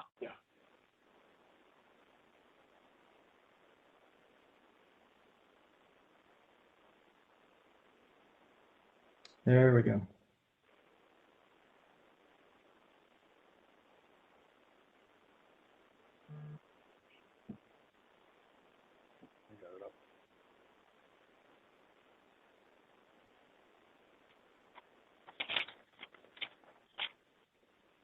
Again, our apologies.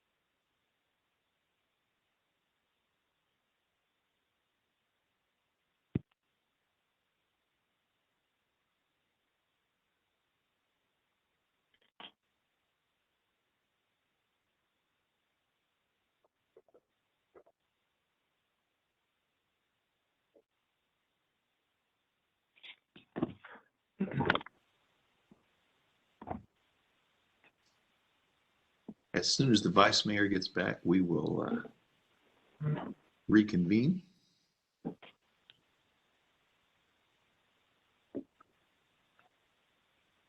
Okay. Sorry about that, Mayor. Apologize. I'm here, Mayor.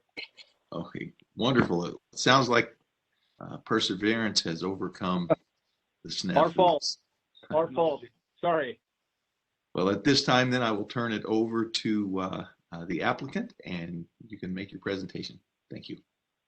Great. And Mayor, members of the council, I really appreciate the opportunity to speak on this item tonight. I'm going to be very brief on this presentation because we want to reserve as much time to answer any questions that you guys have, and then also questions that may arise from public comment. But just, I also want to thank Debbie and Eric for their thorough explanation tonight and in the staff report on this project. So I just have a few slides that I want to go over really quickly. Again, we have talked about the park. This exhibit that's on the screen, which I hope you can see, shows where the existing park location is, and that's from the old approval. And then the purple is the new parks that have been relocated as discussed by Parks and Rec staff. The previous park location, it was interesting. It was a very passive park. It included some detention areas. And so these new parks that we're providing are actually fully usable parks as discussed by staff. I did want to show the existing general plan. This is what the existing general plan is with the open space in the park, residential and commercial. I'm then going to show you what our proposed general plan is where it's just really an amendment. This is related to land use, an amendment relocating that park that's in the northwest corner to the two locations. Yes, okay. To the two locations that are shown on this map. One of the things that's been brought up is the alignment of San Jose. We've always understood, and as previously shown on our exhibits, the San Jose was always connecting up to Sand Creek. This shows diagrammatically where San Jose would go, which just go through that open space, abut what I think is open space in Antioch, and we think we agree that this is with staff that this is probably the more logical alignment of San Jose and in the yellow. Yeah, as shown in yellow, to connect to Sand Creek Road. Really important circulation component here. And in 2014, I guess, the general plan got updated to show the San Jose alignment sort of unbeknownst to us, and my understanding, unbeknownst to staff. One of the things that's really important about this project is the Sand Creek extension to Kaiser, as mentioned, and also the connection to Hydorn, which will connect PA1. So we're just showing ours as the first segment to really get this new road that has now actually been deemed a regional transportation project by the Regional Finance Authority. And we'll just let them know that we're building this road all the way to our property line. Yep, and we're crossing Sand Creek with the bridge included. Yeah. Then the next item is getting to some of the questions that Mickey was addressing related to grading. This is a location of the school site on the topography. This shows the school site and the lots, and the red is cut and the blue is fill. In order to provide an 11.5-acre school site flat that's 3% or less, you have to do some cutting and filling. There's no way to provide a school site. This is the alignment of the bypass currently. Yeah. There's an off ramp and a dead ends right at the project site. Yeah, but the way to do it is you have to cut and fill to make basically a super pad for the school site. And this is the location that the school site wanted. So with that, I'm going to sort of end it right here. We've spent 3 minutes and 40 seconds, so I'm going to reserve the rest to answer questions later. I'm here with Albert, the owner, and really appreciate, again, staff presentation. We've been taking good notes on all your questions thus far, and we'll answer a lot of them, or all of them, if you give us time in the end. And I do want to say that, as drafted, we agree with the conditions. They're completely acceptable to us. The mitigation measures, the terms of the development agreement, and the conditions of approval as presented by staff. So thank you, and thank you for your consideration. We appreciate it. Thank you. At this time, I will allow council to present your questions to the applicant. We'll start with Councilmember Berry, if you have any. Yes, just a minute.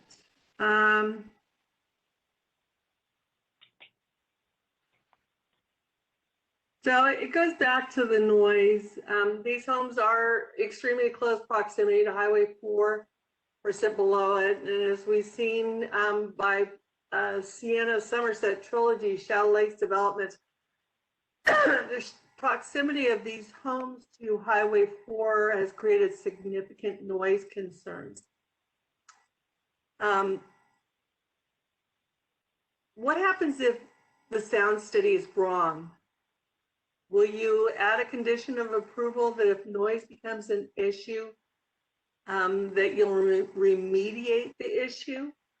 Would you also be willing to include higher rated noise reducing drywall like the Purple Soundbreak XP wallboard, plus windows and insulation with STC ratings over 45, including airtight installations on those, as well as the vents throughout the house?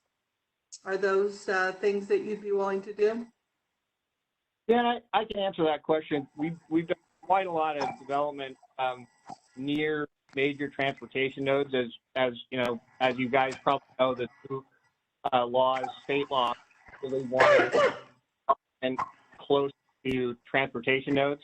But yes, we have no issue in doing a sort of final noise study that Debbie had mentioned, we're going to be very diligent up front with our, once we've graded the site, getting the short-term and long-term noise measurements and the adequate height and material of the noise barrier built, along with the necessary STC-rated windows to mitigate for the acceptable interior noise level, and then also the allowable exterior noise level. But if there's a request for us to even do, prior to acceptance of the improvements, final acoustical analysis to confirm that the noise barriers and the measures we've implemented into the vertical construction of our houses adequately mitigate in compliance with the municipal code, we're fine with that as a condition. But what if it doesn't meet those? What if the noise levels exceed? Are you willing to do what's necessary in order to make it so those homes fall below? Oh, yeah. Sorry if I didn't answer that question. Let's say we built a wall at a certain height, and the noise said that if you build this wall at this height, that will mitigate exterior noise to the acceptable noise level. Then we come in later and we do a after the fact noise study. It looks like we need to add foot to that wall, or we put in a window and we have an STC rating to allow for a certain interior noise level, but then we do the interior noise interior measurement and it shows that the STC rating of that window needed to be higher. We'd be willing to implement that so that it's adequate mitigation and compliance with the municipal code. And would you also be willing to do the purple wall, the quiet, what I saw, quiet something board, as well as the higher rated insulation? Well, I guess what I'm saying is be willing to put, I'm not going to agree to specific construction materials, but we'd be willing to do anything as far as vertical construction material and STC rating to adequately mitigate your noise levels. Okay. We'll add, we'll do what we need to do to make sure that those houses, when they are closing escrow, don't have any issues with the noise, you know, per the acoustic studies and the decibels that they're supposed to be in that range. You know, we can't, if there's a fire engine that goes down the street with their siren on, everybody's going to hear that. It's going to go through the windows, the walls, it's going to go down the neighborhood around the corner. And so, you know, we're talking about per the acoustic study and the averages. So hopefully that answers it. Am I saying that correctly, Lou? Yeah. Okay.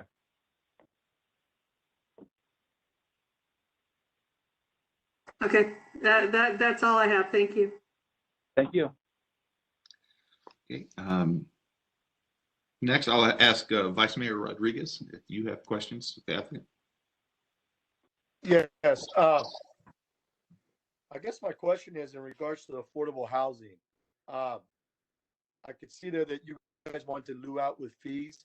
And I know in our prior discussions in the past with development that we've been, we've increased the percentage of how many houses have to be developed now affordable within certain developments, you know, newer ones. I know you guys fall into 2%. So I'm just wondering if there's anything we can do in regards to affordable housing and at least building some of these units that are necessary. If you guys know better than anybody where, you know, right now housing for people is very difficult and the state is really coming down on cities about affordable housing. And this is a great opportunity for us to at least, when you're looking at 5, or is there anything you guys would be willing to do within those 5 units? We, as you pointed out, Councilmember Rodriguez, we are under the, because of our application deemed complete in the MAP Act, we are under the 2% affordable housing requirement, and we have requested to see out. One of the things we did discuss that staff didn't mention and what we've done in many projects throughout Northern California is we've actually built rent restricted accessory dwelling units to satisfy our affordable housing obligation, which do satisfy the regional, the RENA numbers for municipalities. When we proposed that to the city, they indicated that they were more comfortable with the payment of the fees. But here with the owner, But one thing we could maybe offer is a combination of not only paying the in lieu fees for the 5 affordable units that we're required to incorporate with this project, but we could also incorporate a certain number of accessory dwelling units.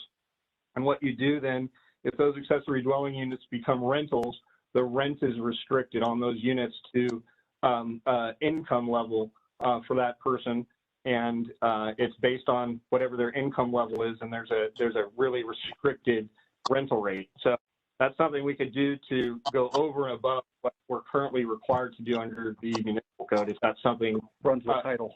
Yeah, and we record it, and so it's something.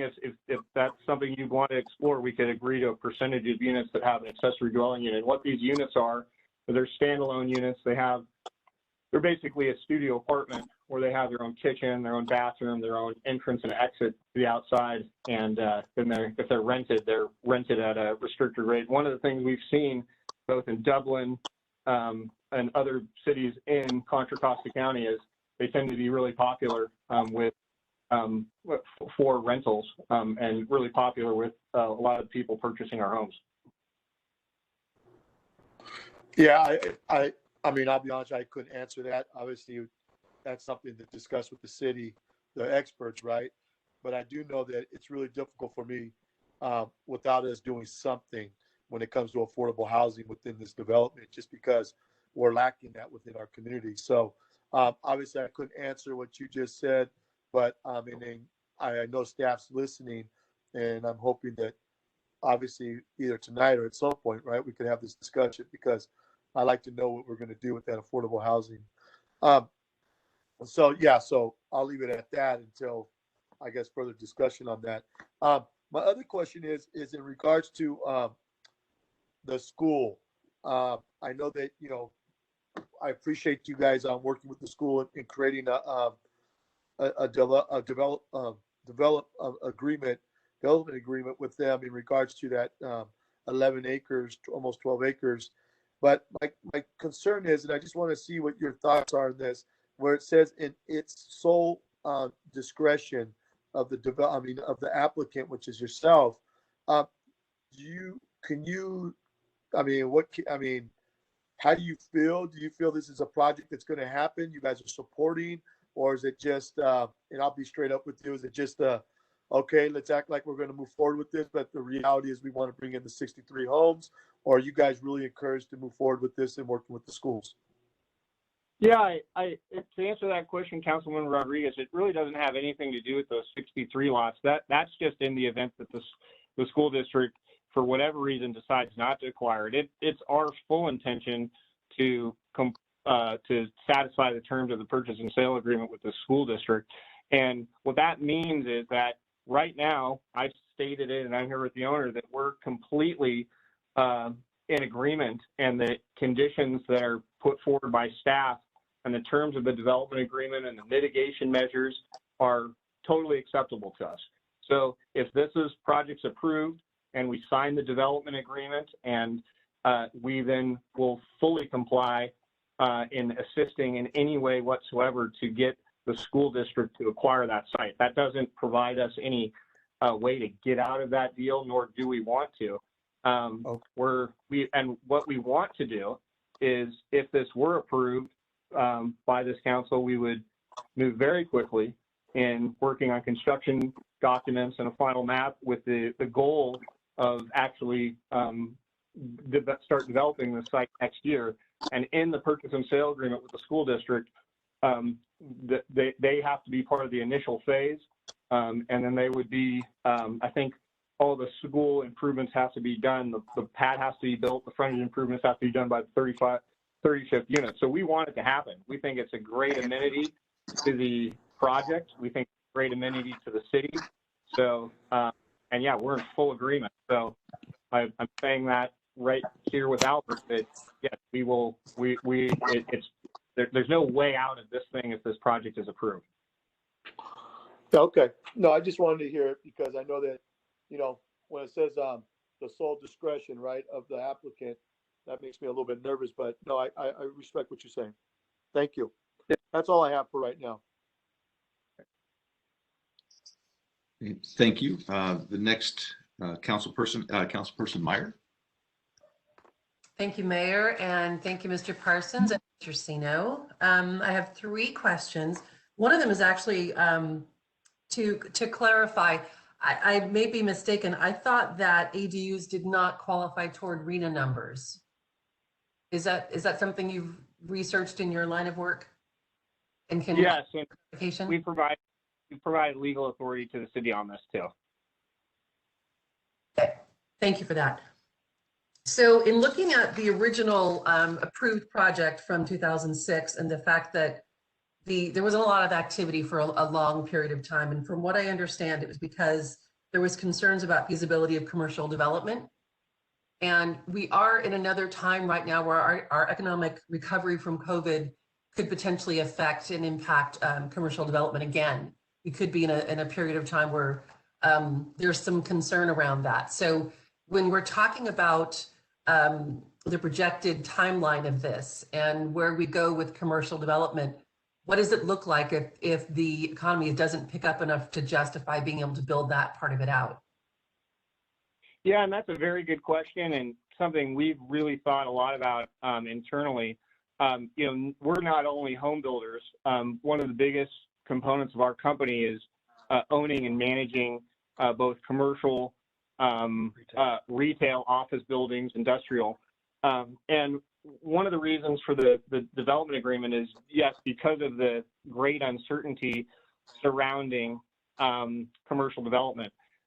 One of the reasons that we had originally proposed that remainder piece to be converted to multifamily is just because of the plans for PA1, the hopeful eventual extension of EBART. But as you correctly stated, things have really changed quickly this last year. We do believe that the 18 acres that's right off of Sand Creek is very prime for commercial. We think with the extension of Sand Creek, which is now part of the East Contra Costa County Regional Fee and Finance Authority route of regional significance, we do believe that site, you never know, but we do believe there's going to be a user for there. What we've done subsequent to the feedback that we've heard from the city, staff, planning commission, is I've been pleased to see the work that the city is doing on PA1 and the concepts for the Innovation Center. So I've been in touch with Ryan Call with ELS, and I think that area is going to have to, I appreciate the city getting creative with what to do with the PA1 areas, and we'd like to be part of that planning process for the 14 acres. So I can't guarantee you on the 18 acres if and when or what type of commercial development will be there, but what I can say is that we get unsolicited calls quite a bit from certain retail users that are very interested in not the entire park, but putting something there just because of its location right off of Sand Creek. So we've gotten some calls from some restaurants. I'm not gonna lie. We've people who wanted to look at it. It looks like a very good service station site because of the lack of service stations along Sand Creek Road. So we do believe that site's really going to come together with a variety of commercial users. And then for the other site on the north side of Sand Creek, we want to participate in the land planning and visioning process that the city's going through for the Innovation Center. Okay, thank you.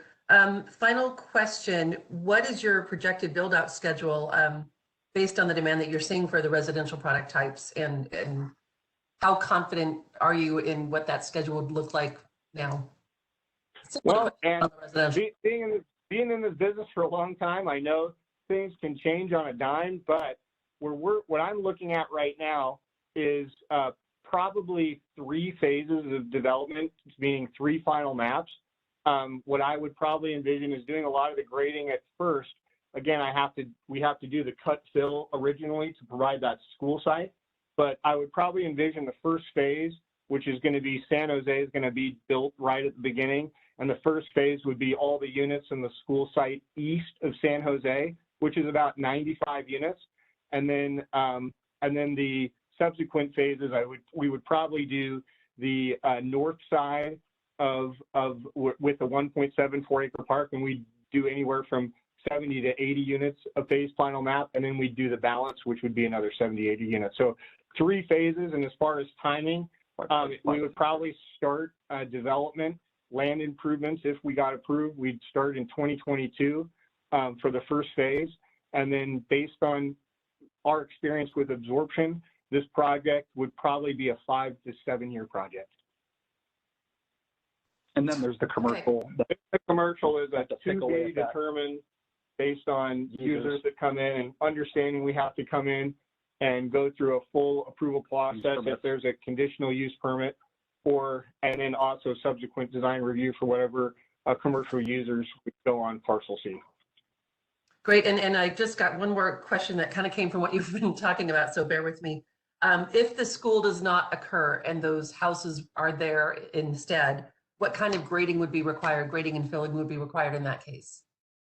Hardly any, because the site, what we're going to do up front is grade the site completely flat. Less than 3% is our requirement. So we would have an entirely flat 11.35 acre relatively site. So you would hardly have any, you would just have a fine pad grading, and then you'd have the undercut for your streets, so on and so forth. But there wouldn't be any major grading, and it would be very simple to to do that development, just because the big work is going to be doing the work to provide that completely flat usable site for the school district and installing all the infrastructure around the school. The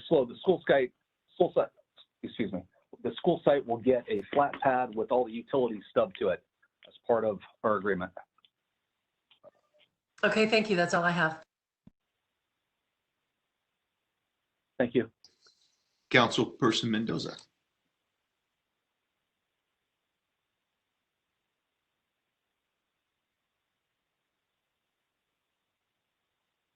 We can't hear you. Sorry about that.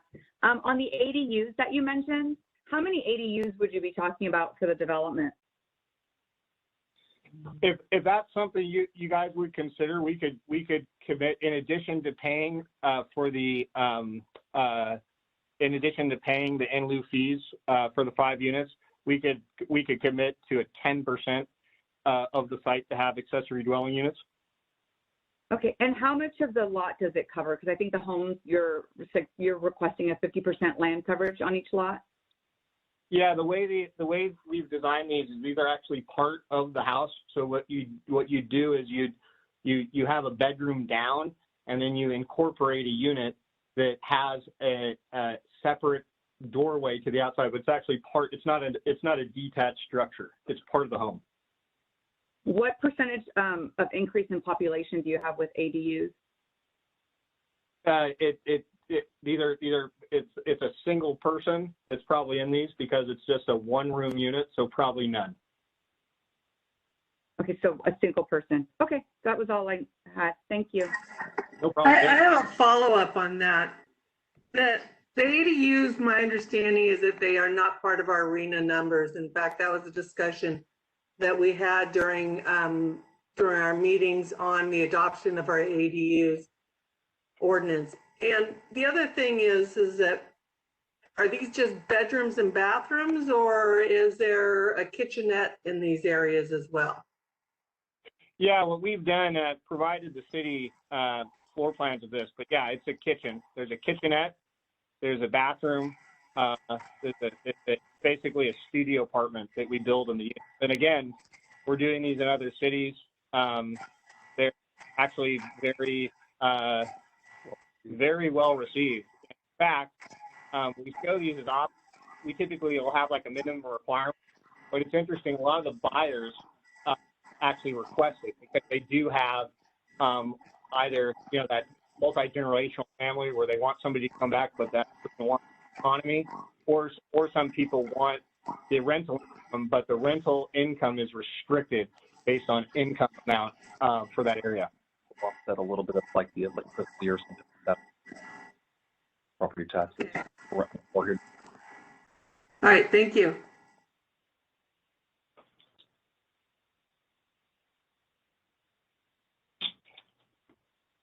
And I just have one question, and I would like some clarification on the ADUs from staff at some point, because we have, as a council, had the information given to us that ADUs did not count toward our arena numbers. But there's a real concern for the affordable homes. I know you're asking to pay the in lieu fees, but is that something that you would be open for discussion on, a percentage of in lieu fees for the homes?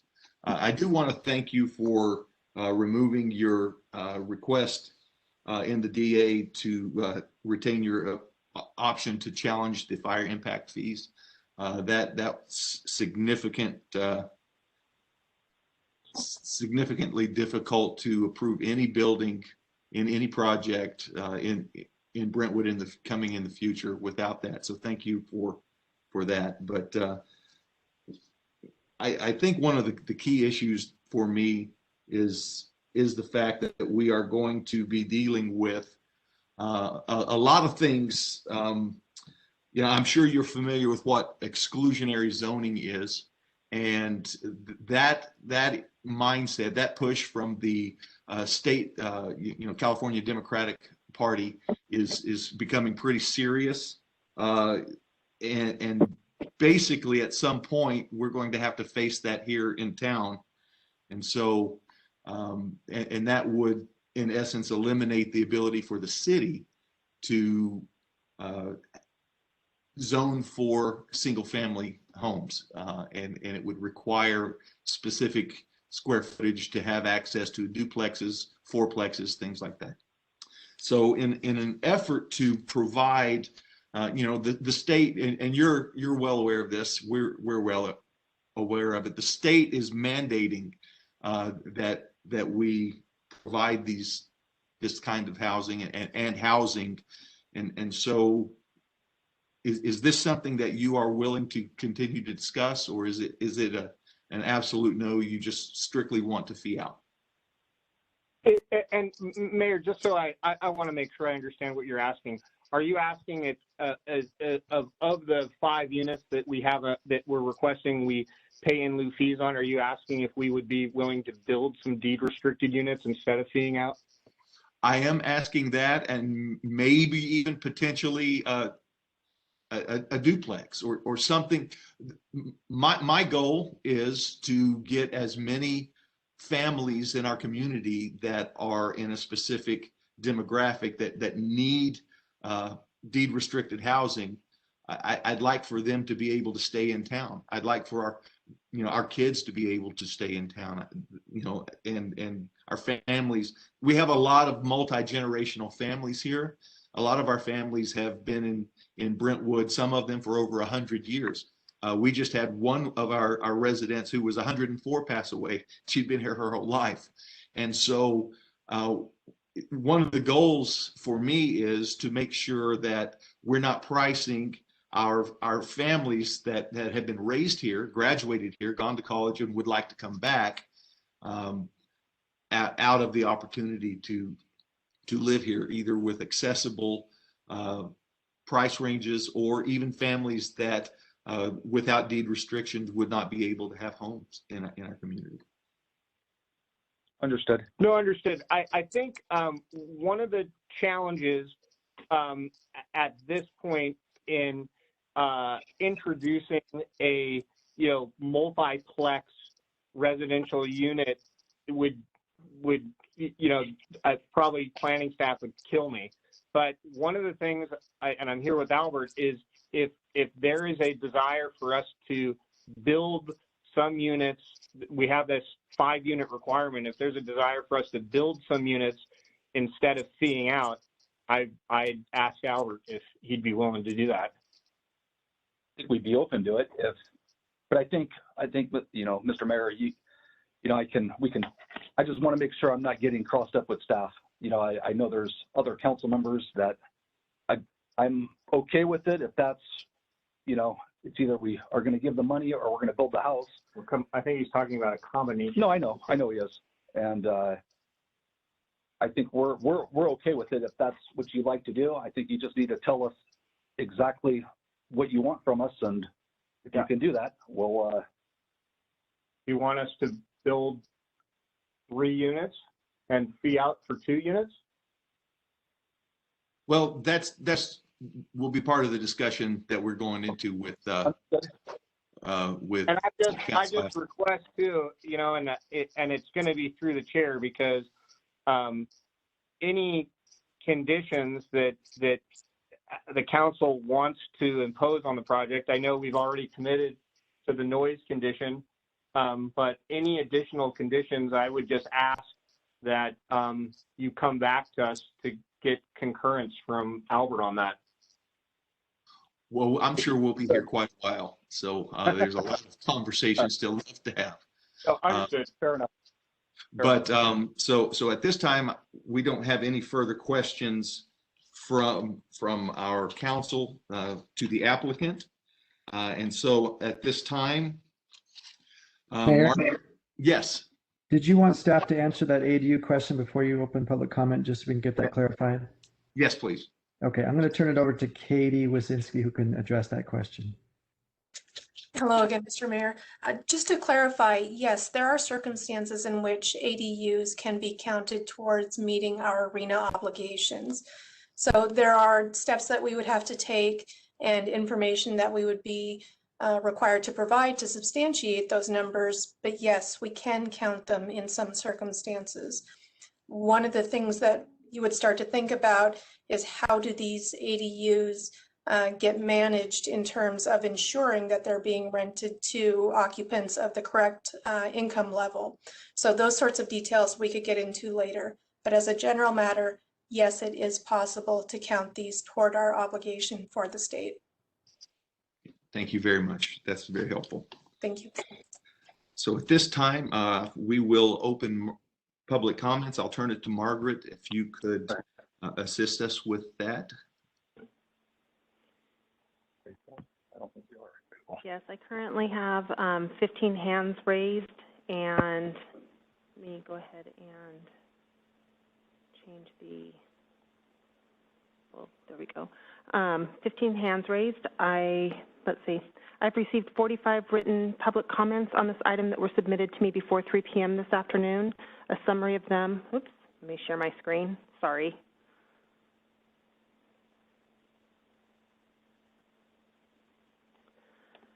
A summary of them are shown here on the screen, and they are available currently on the City Council agenda page. Items that were received after 3 p.m. will be added tomorrow. If you wish to speak on this item, please raise your hand using the WebEx feature, and I'll call your name if provided and unmute you to speak. Once all hands are raised, let's see. Once all hands raised or planning to speak, I'll provide a count to council. And I see, let's see, sorry, there's 20 hands raised at this time. 21.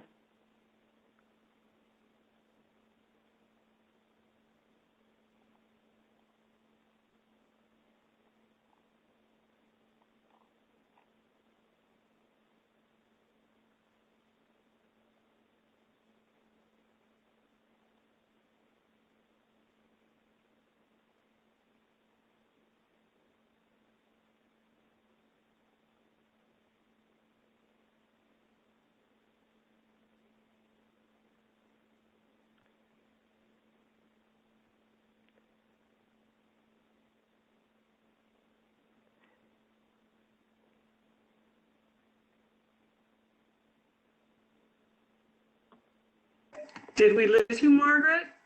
No, I'm still here. I thought I was waiting for the mayor to see if we were going to leave the time, what the time limit was going to be. We have 22 speakers currently. I apologize. We'll just leave it at the 3 minutes with 22 speakers. Okay, fantastic. Remarks are limited to 3 minutes per person, and your microphone will be muted after your time has expired. And I will start with Janice Schofield, followed by Tom Lawson. Jana, go ahead. Can you hear me? Yes. Good. I am opposed to this project in any way, shape, or form. It's been 21 years since this has been on the books. Enough is enough. We do not need more homes in this development area. I live in Brentwood Hills, and as it stands now, during pickup and drop-off, I am 2 blocks in from St. Regis on Montecito Drive. I cannot back out of my driveway due to the congestion. I have been asking the city several years to do something about this. Nothing has been done. At this particular point in time, I think we're going to have to take matters into our own hands. And I think I'm going to request all paperwork to make my community gated. I am done with this city. I am done with the representatives. I now have to take care of myself and my community. We do not need a gas station up here. That's just ludicrous. How many more gas stations does this city need? And you want to put 166 to 315 homes up in this area? There is only 2 roads off of San Jose that go to Belfort, and Montecito Drive is one of them. My street was not included in any of the EIRs that were performed on this project.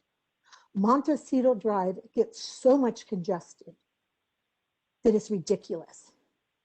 And the fact that I had to wait till 11 o'clock to state this is disgusting.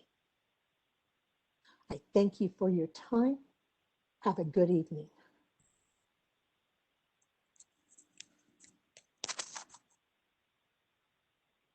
The next speaker is Tom Lawson, followed by a call-in user with, that'll be followed by a call-in user. Mr. Lawson, go ahead. Thank you. Good evening, council and staff. I'm Tom Lawson, business manager of Plumbers and Steamfitters Local 159. I'm speaking on behalf of our members and their families that live in Brentwood. They are aware of the concerns about more housing and traffic, but the transportation infrastructure improvements needed to allow Shadow Lakes and Brentwood Hills residents to access Sand Creek Road easier and help to get Sand Creek extended west of Kaiser are possible with this project.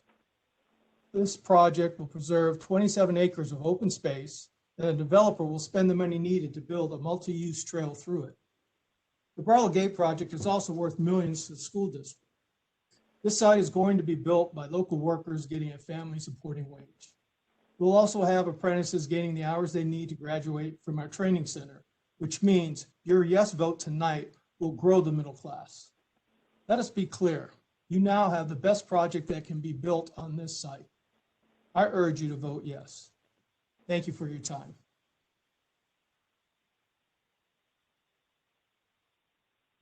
The next caller is a call-in user, and I can't see the number, so I'm going to go ahead and unmute somebody who's calling in. Go ahead, call-in user. Hi, this is John Wilson. I'm a 19-year Brentwood Hills resident. I want to point out, like one of the previous callers did, that traffic is horrible to Heritage High School. St. Regis, Montecito, Capilano, Presidio, and Country Club are all strained past capacity. I see traffic jams going back 10 blocks on a regular basis when school's in session, or when school is, people are going in and out of school. It's a big concern, and I also have spoken to neighbors independently of that previous caller to talk about the prospect of a gated community because it's getting so bad. That's the first point I want to make. The second one is really around the impact of building homes on oil wells. The plan for this is to build homes and schools on top of oil wells. I've lived in Brentwood Hills again for 19 years, so I know the impact of living on top of oil wells, and it's pretty unpleasant. All the houses that are in close proximity to an oil well, I don't know the exact distance, but it's within, give or take, 50 yards or so, have to have methane barriers put into the slabs of the home to prevent the methane that is coming out of the oil wells that are capped, but it can't be completely capped, to keep it from going into the home and creating a toxic or explosive environment. Also, homes that are near oil wells have to have PVC pipes put in the walls to allow the methane to vent through the walls out through the roof as well. And I've talked to people that have been doing work on the walls of their house and they saw these empty pipes and just cut them open, not knowing what they were. So there's not really a lot of education around that. These oil wells that the proposed development will be on, they're not dry wells. They actually are about half full. Also, huge impact of living next to oil wells is the settlement issue that occurs. I personally have spoken to people that have paid $100,000 and $20,000 to fix their houses that are sinking into the land around the oil wells. My house also, unfortunately, is experiencing this problem. I have to prop all the doors in my house open. The refrigerator door swings wildly open, and probably going to have to pay a significant amount of money to fix my house as well. So it's a toxic, unsafe environment that is going to destroy property values. I propose that not only do we say no to this project, but the city prevents any future construction from happening on this land because of the reasons that I've mentioned. Thank you.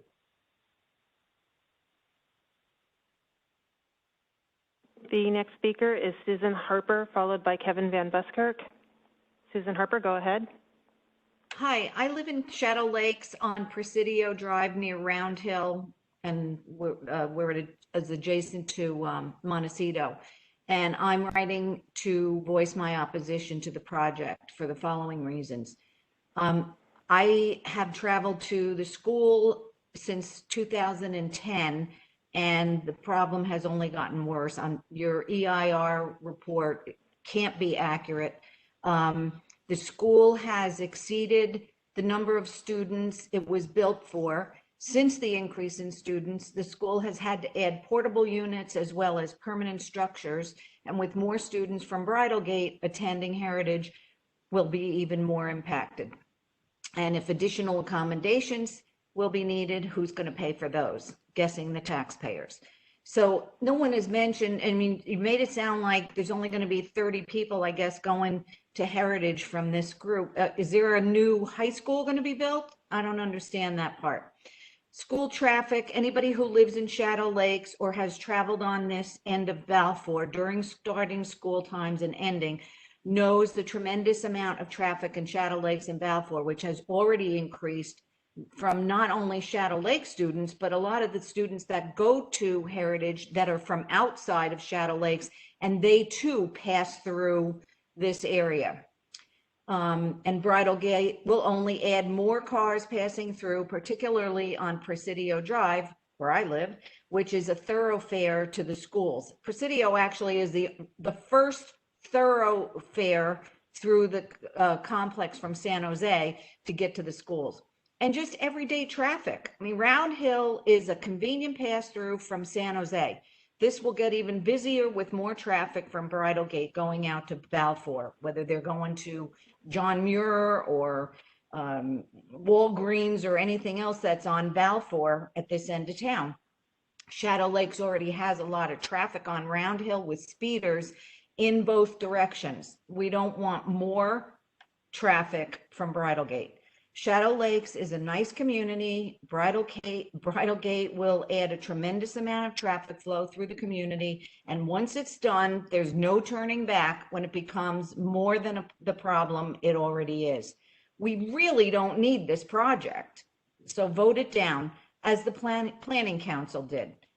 The question I have is why? Thank you. The next speaker is Kevin Van Buskirk, followed by Clifton Fagerquist. Mr. Van Buskirk, go ahead. Good evening, Mayor, council members. My name is Kevin Van Buskirk, business representative with Sheet Metal Workers Local 104. I'm representing my members along with members of the mechanical craft group, sheet metal workers, electricians, plumbers, sprinkler fitters. We have over or close to 500 families who live in Brentwood.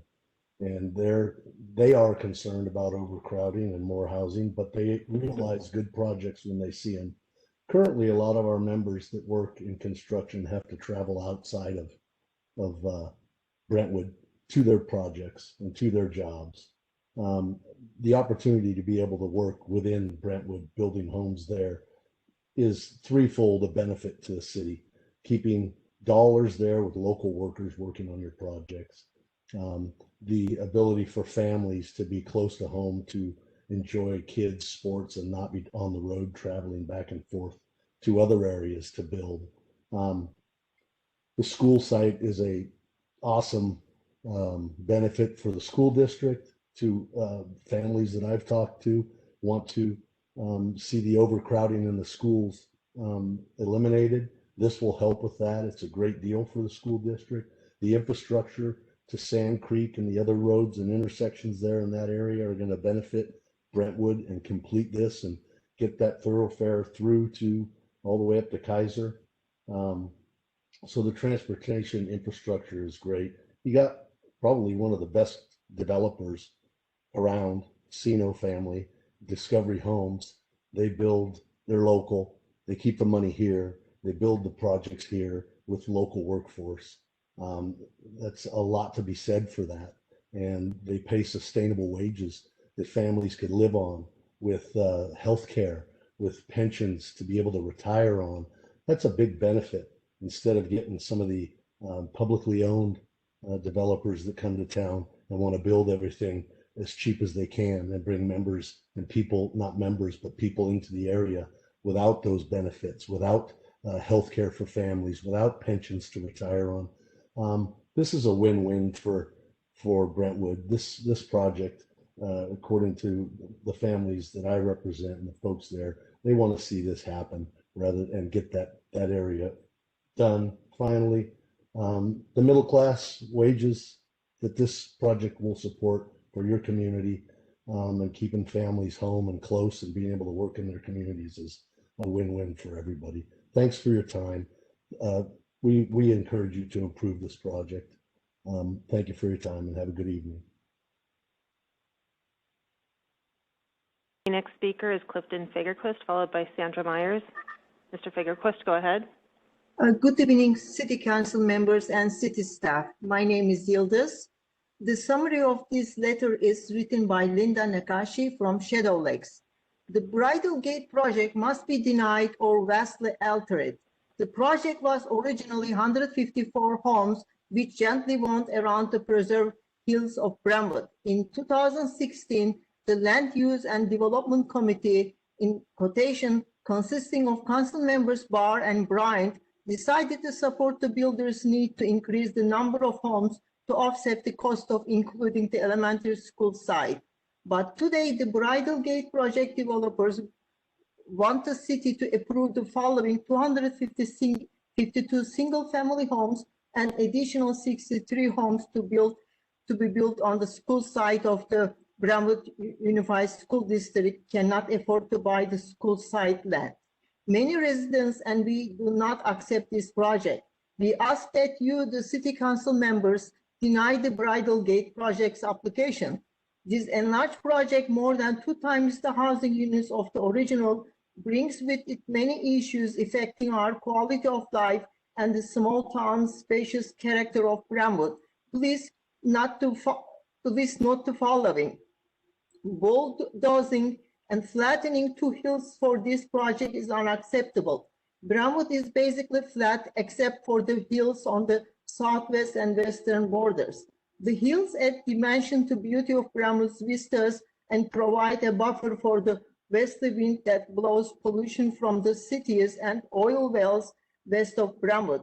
Please do not allow developers to flatten Brentwood's hills.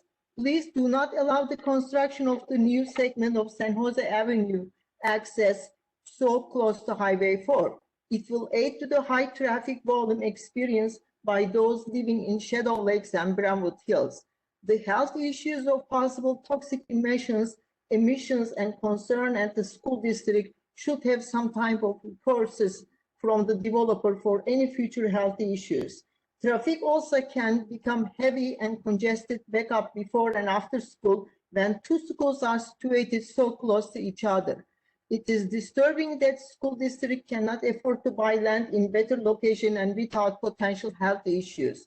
Hopefully the city council have more wisdom and will deny the project, and if the school is not built, please do not approve the 63 more homes to build. Please consider other uses for non-used school site. And please recommend the Brentwood City Council to deny the Bridle Gate project's application. Thank you.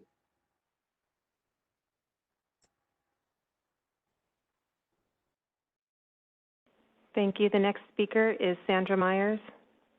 Sandra, go ahead. Thank you. Good evening, council and staff. I went on the City of Brentwood's Park Commission in 2003, and at that time, our commission saw all developer plans and made recommendations to the Planning Commission, which were incorporated into the final plans for them. That all changed when Craig Bronson left. Now, staff makes planning decisions without consulting the commission, and they bring the plans after review. Oh, they bring the plans for review after it's too late to make any changes. The Parks Commission has not yet had an opportunity to review this plan. The Parks Commission met with Council in 2019 to review the Parks Master Plan update. 3 of you were existing council members at that time. The Parks Commission made it very clear that we were tired of approvals on parks like the Scortino project, which had a 4+ acre requirement and were allowed to build 4 small parks with nowhere to kick around a soccer ball or hit a baseball. We were tired of cookie cutter parks, and here we go again. Bridle Gate has a 4.3 acre requirement, but they have been allowed to design 2 smaller parks which won't accommodate a soccer field or a baseball diamond. In my 15 years on the commission, the population of Brentwood has doubled, but the town has not added any fields that were not already master planned. And I respectfully disagree with Joe on his analysis of what you can do with 4 acres. Apple Hill, for example, is 4.8, a little bigger, but it has baseball fields, barbecue, bocce, basketball, bike paths, play area, picnic tables, and a restroom.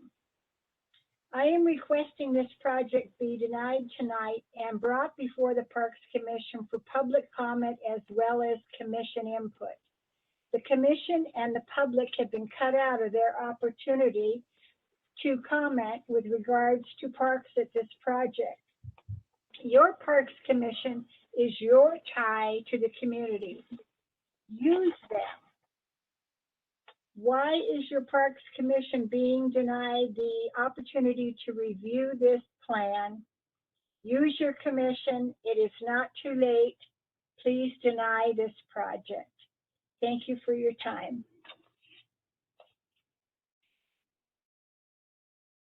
Thank you. The next speaker is Marisol, followed by Tom Hansen. And if I could remind all of the speakers who have already spoken to put your hands down. Marisol, go ahead. No conditions, absolutely no conditions. Deny the project and ask to change the documentation and do the additional studies before approval. The proposed Bridle Gate project is right next to the freeway. Tonight, the City Council was asked to consider whether the proposed Bridle Gate project is consistent with the general plan's policies. Here is the land use policy LU 2-2, development at the interface of residential land use designation with other designations shall be designed to ensure compatibility between the uses and to reduce any potential negative impacts associated with aesthetics, noise, and safety. Here is land use policy LU 2-4. Locate residences away from areas of excessive noise, smoke, or dust, and ensure that adequate provisions, including buffers or transitional uses, are made to ensure the health and well-being of existing and future residents. This project includes houses that are proposed to be built directly adjacent to Highway 4. We already know this is a significant problem. Many residents are currently living in already built communities adjacent to the freeway and have been coming to the City Council since it opened to complain about the extreme noise conditions that have ruined their quality of life. Retirees who have chosen to live a pleasant life in Trilogy community can no longer even enjoy sitting out on their patios. Their patios are probably their principal place many of them have available to be outside in this time during the pandemic.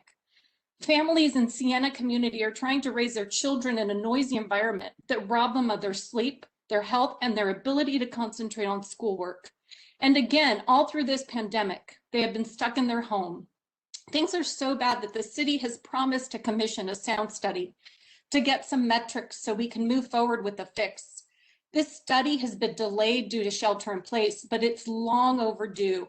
And the residents in the most affected areas do not need a study to tell them there's a problem.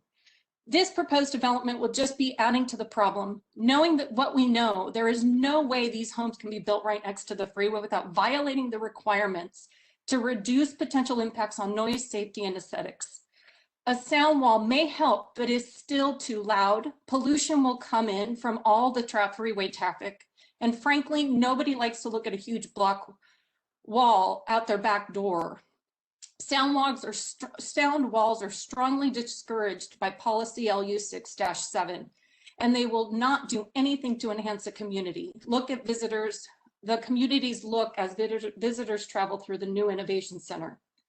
This proposed development violates policies LU 2-2 and LU 2-4 and must be denied. The city should work with the developer to reconfigure the property to move the home away from the freeway and put something more commercial there instead. The Innovation Center design. Speaker's time was up. The next speaker is Tom Hansen, followed by Jody Marfia. Mr. Hansen, go ahead. Oh, yes, Mr. Mayor, City Council members, my name is Tom Hansen. I'm the business manager of Electricians IBEW Local 302. I'm calling in for support of this project tonight on behalf of my members and the rest of Mechanical Crafts. We do have an agreement with the developer, and we've worked with them in the past, and Discovery has been a very good partner to us, helping us to provide for living wages for our members and also apprenticeship opportunities. This project, if it moves forward, will put much needed housing into your community and also give middle-class jobs to people that live in the East County area so that people can live and work in the same area while this project's going on. We encourage you to move forward with this project, and we hope that you'll vote in favor of it. Thank you.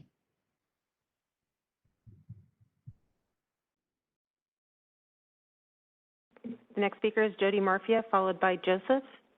Go ahead, Jody. So just a quick comment. I had to note that the person speaking in favor of the project got 24 seconds of speaking before their timer started. So basically what tonight has told me is, cool, there's a timeline when I need to sell my house and move because my children will never be able to afford a house here. I am disgusted that the city is again allowing the low-income units to be waived by the builder. This has happened for years, and it basically makes it impossible for anyone to move into this area. As a realtor, I would love for the houses to be expensive and higher priced because that helps my bottom line, but it's terrible for the makeup of our society and to get people moving into our community. I do not like the precedent that the land changes will make in future changes in our general plan. The fact that it's over oil wells is terrible. I don't like that the road changes have happened. It's terrible for access to the schools, and it results in terrible impacts on Shadow Lakes. The noise is terrible. We've lived in Deer Ridge for 14 plus years, and the noise was fine when we moved here, but it's getting louder and louder and louder. And basically adding sound walls to Somerset and Trilogy has increased the noise in our neighborhood, and mitigating the noise for these new developments are doing nothing for the current developments who are fighting you for help with their noises. I would also like to know, I would like the Sino sign to be removed that says thank you, we're putting a new sign thanks to Sino, because the school is not guaranteed. So I would like to see that sign go away. The gas station is ridiculous because if you literally go left or right on the bypass, you can get the 2 gas stations on Balfour or 1 brand new one at Jeffrey. I would also like to know why the Antioch Chamber of Commerce is in favor of this particular development. And also I'm disappointed that it's taken till 11:26 p.m. for me to have a comment on this. Most people with children and people who have to work cannot stay up this late in order to have an impact on their community. Thank you. The next speaker is Joseph, followed by Jeffrey Varela. Joseph, go ahead. Thank you. Good evening. Thank you, Mayor Bryant and members of the council. My name is Joseph Terry. I'm a resident here at the city of Brentwood. And I want to just talk briefly on why I think we need to get the Sand Creek extended to the west on our city. The whole side, the west side of the town needs San Jose to connect to Sand Creek. I constantly see people getting off Highway 4, cutting through the Sand Creek Shopping Center to get to San Jose Avenue, or they go past Sand Creek through the shopping center, they head down Meadow Gate onto San Jose Avenue, and then they backtrack back to San Jose. The circulation in this part of town is a mess, and I believe it'll be fixed with the development of this project, looking at the maps and the overlay of what they're going to develop. Also, this project will develop Sand Creek Road to the west, which will be a huge circulation benefit to my side of town. I live off Sand Creek. There's no gas stations. And I do have to get onto the bypass and drive in to Antioch to get fuel, which I don't want to do. I'd much rather drive down the street to a gas station. Lastly, my review of the staff report shows that CNO is no longer proposing amendments to the general plan land uses. Because of this, I fully, and my family, fully support the project. We hope the council approves so we can get the roadway circulation that we need. I have 3 daughters that go to Loma Vista, and I constantly see when I drop them off, people like I said, driving through the shopping center just because it's a shortcut. And I'd hate to see a child hit because people are speeding up and down San Jose when they can easily get out to Sand Creek and we can alleviate anything. And lastly, our school district will get another site, which would be great, is coming to reduce the child populations in every one of our classrooms. Thank you again. I appreciate you giving me time to speak. The next speaker is Jeffrey Varela, followed by Kathy Griffin. And if I can remind the speakers that have already spoken to please put your hands down. Jeffrey, go ahead. Thank you. Good evening. As an original owner of a home in Brentwood Hills, I have gone from a proud owner in this city to a disgusted owner, as the city of Brentwood has gone from a small, nice town to an overcrowded and greedy town. The need, or the apparent need, for more and more housing serves no purpose to the prosperity of the city and only serves those who want to prosper from building of the homes.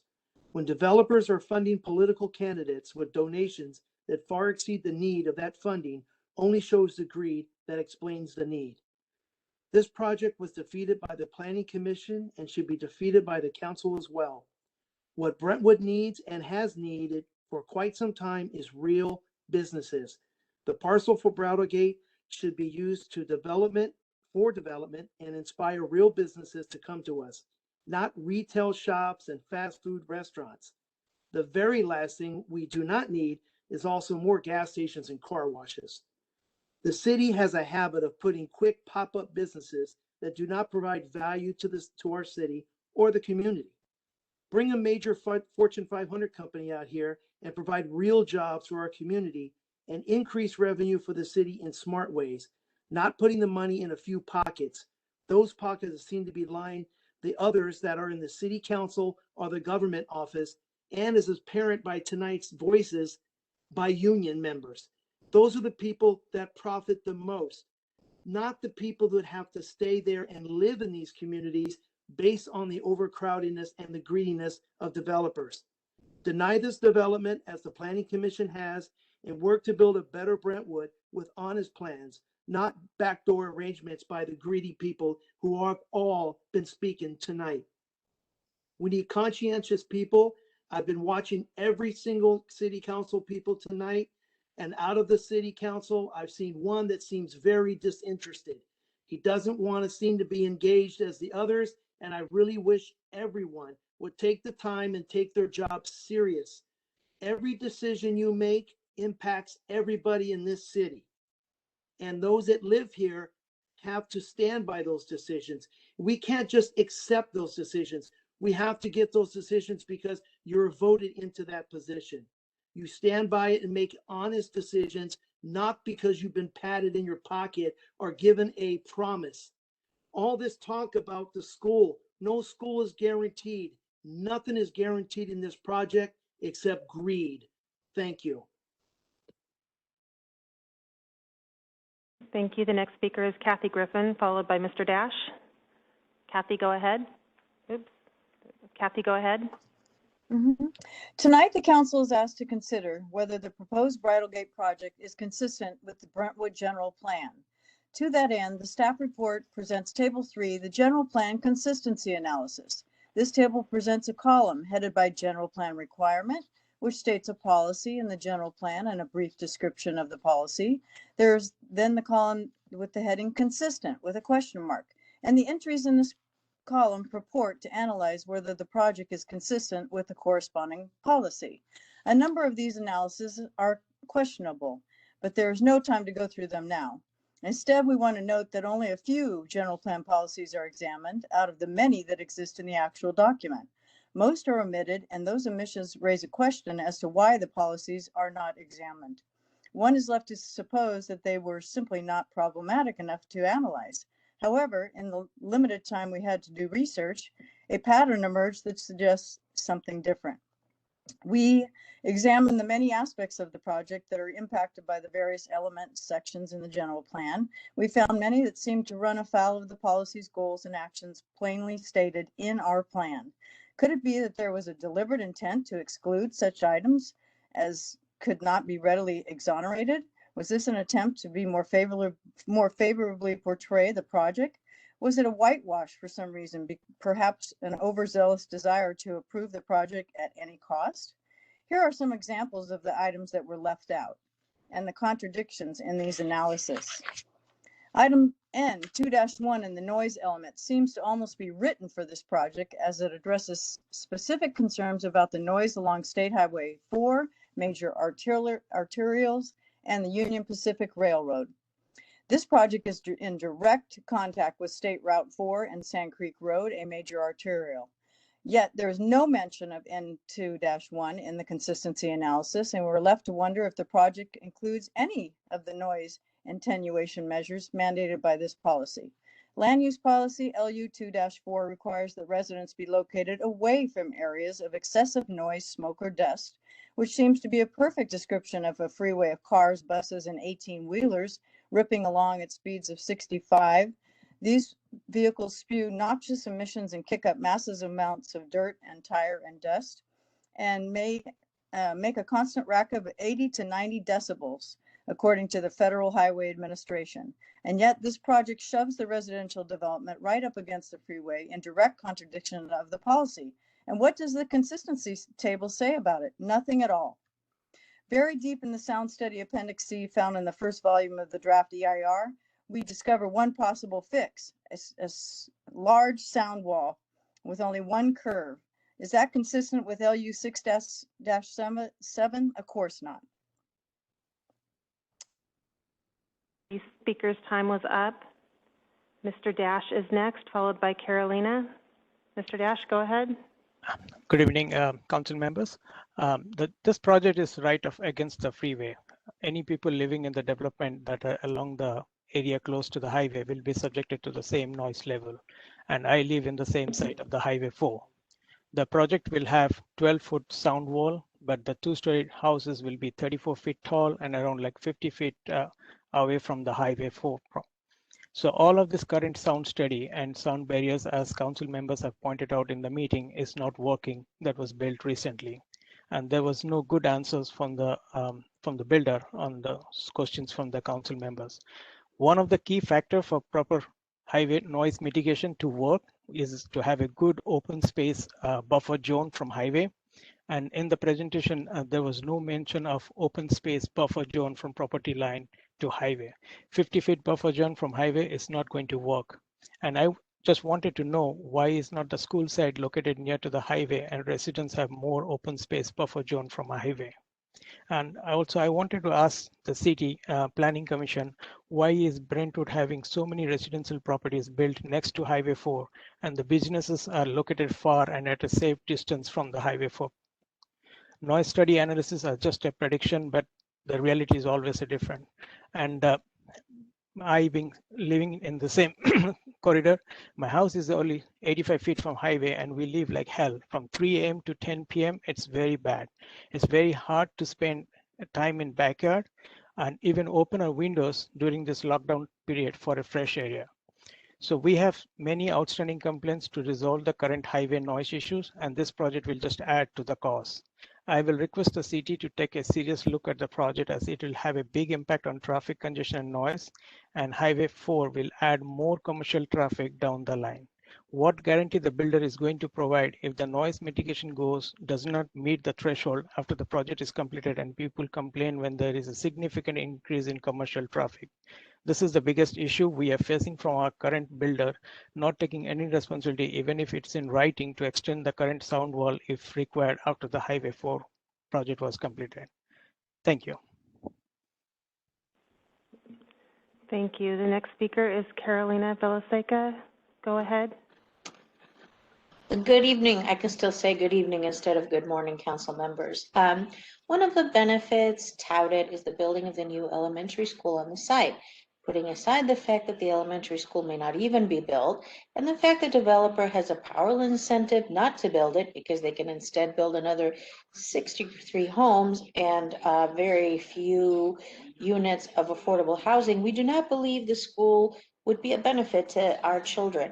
As can be seen in the sound study, the draft EIR, the property selected for the school is actually in the noisiest area of the property and will be operating at a time of day when the highest volume of noise is permitted. The study notes average LDN levels of 65 dBs are allowed in this area, but Brentwood Municipal Code allows for 60 dB. If the noise reaches 65 dB or higher for 30 minutes of any hour, that is a violation. If it hits as high as 80 dB at any time, then that is a violation and sure will be louder than that when the wind blows in certain directions. The study only considers the averages, not the disallowed maximum volumes, so it is fatally flawed. According to a report in the Tire Technology International, air pollution from tire wear can be 1,000 times worse than what comes out of a car's exhaust. Harmful particle matters from tires is a very serious and growing environmental problem and is currently unregulated.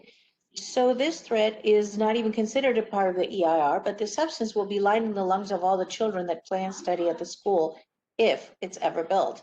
Surely there are more suitable sites for school that do not sit right by a noisy, polluting freeway. Children should not have to risk emphysema to get an education. There must also be other sites that do not sit on top of capped oil wells, as a previous caller mentioned.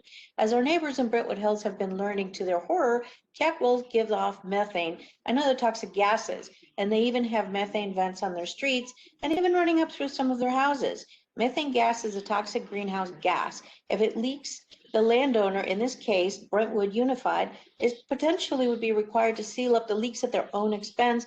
And I can tell you, because I sit on the Measure B Citizens Oversight Committee, the school board does not have the money to do this.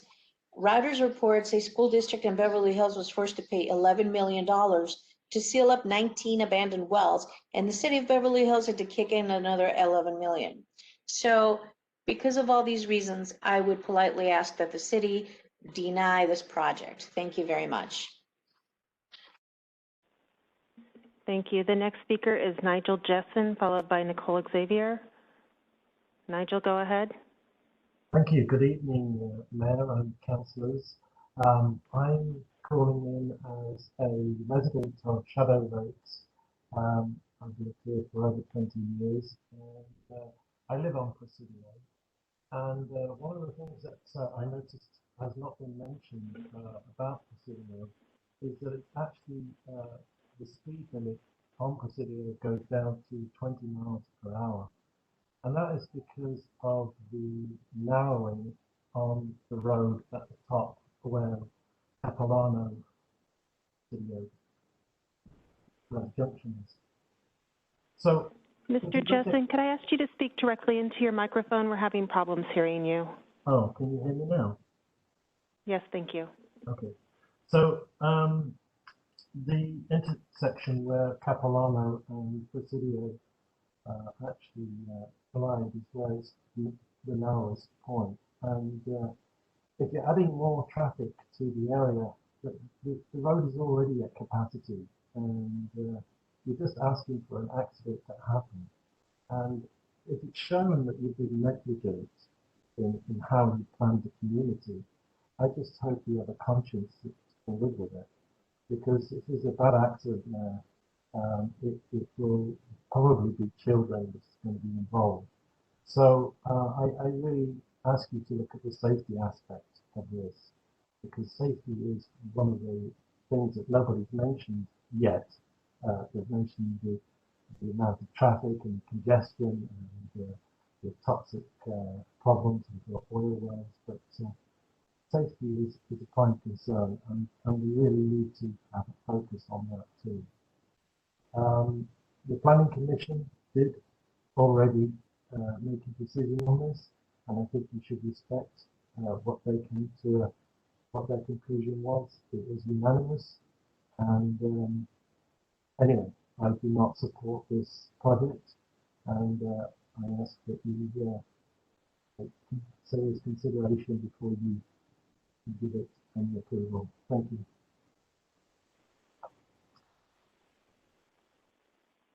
The next speaker is Nicole Xavier, followed by Cinziana Todor. Nicole, go ahead. Good evening, Council. Since the applicant is unaware of the contents of the general plan, I would like to mention that the proposed amendment is inconsistent with the rest of the general plan. One of the policies it conflicts with is policy CIR 3-4, which states, provide an interconnected street network that provides multiple access points, discouraging cut-through traffic while maintaining neighborhood connectivity. By removing or claiming ignorance of the planned intersection at Hillcrest and San Jose, you are providing Bridle Gate residents with only 2 points of access instead of the 3 planned. By removing the direct route from San Jose to Hillcrest, you are encouraging the future residents of Bridle Gate to cut through Brentwood Hills and Shadow Lakes to reach the schools on American and the shops at Country Club. Bridle Gate is currently within Adams Middle School and Heritage High School attendance boundaries. You cannot assume that the boundaries will be redrawn to favor this project. There are 5 main local roads within Brentwood Hills and Shadow Lakes that are used as cut-throughs. Steady traffic flow and congestion on these local roads create delays and a danger for residents leaving their own driveway and navigating through their neighborhood.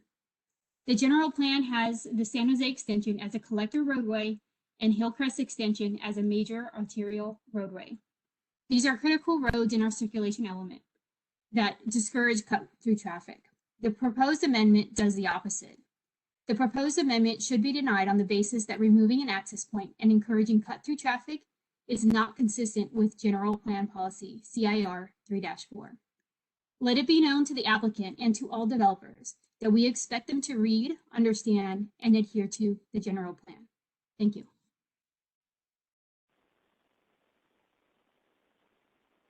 The next speaker is Cinziana Todor, followed by Vanessa Cleric. And if I can remind those who have already spoken to put your hands down.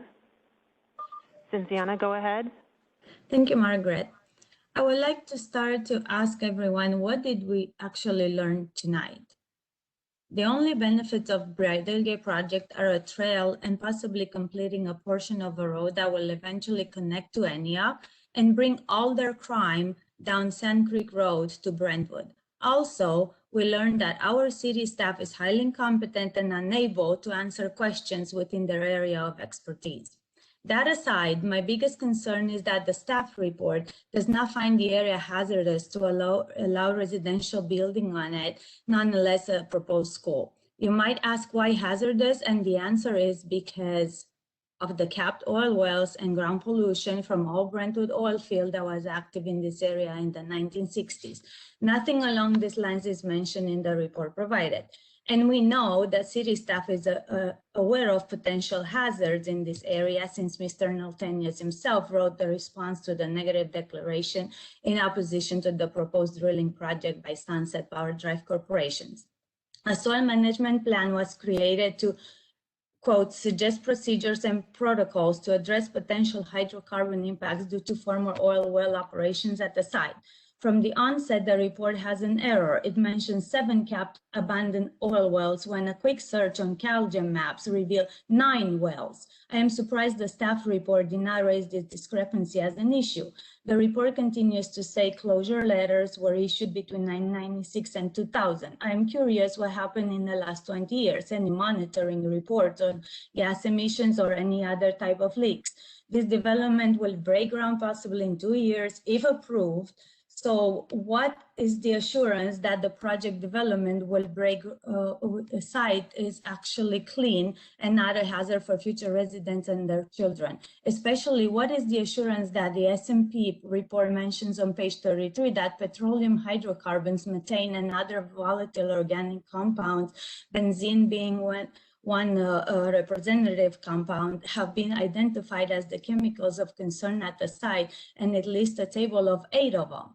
The question is, why is this not concerning? Are we thinking these leaks will magically stop once we pave over and put homes, schools, and parks on top of it? Even if there's some mitigation possible during construction, once the residents move in, they will be stuck with these nuisances as the damaging health and quality of life impact. There are mitigation measures in the EIR Section 9. Hazards and hazardous materials are simply opinions. They don't mention any measures, tests, and results of those tests. This is another gap that the staff omitted to point out. The same report continues with no other mention of monitoring schedules assessing impact of oil leaks or gas emissions from the capped and abandoned. The speaker's timer was up. The next speaker is Vanessa Cleric, followed by Caroline Vasconcelos. Vanessa, Hi. go ahead. Hi, thanks. Good evening. I am also a resident of Shadow Lakes, and I echo all of the concerns that have been brought forth by my neighbors.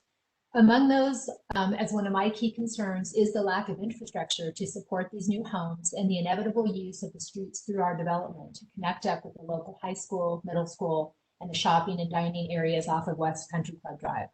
It is just absolutely unacceptable to assume that using an existing residential development as a main thoroughfare is a solution to carry the traffic from these new construction homes. These streets were not designed for such a purpose, and it will take years to complete the necessary roads to relieve the problem.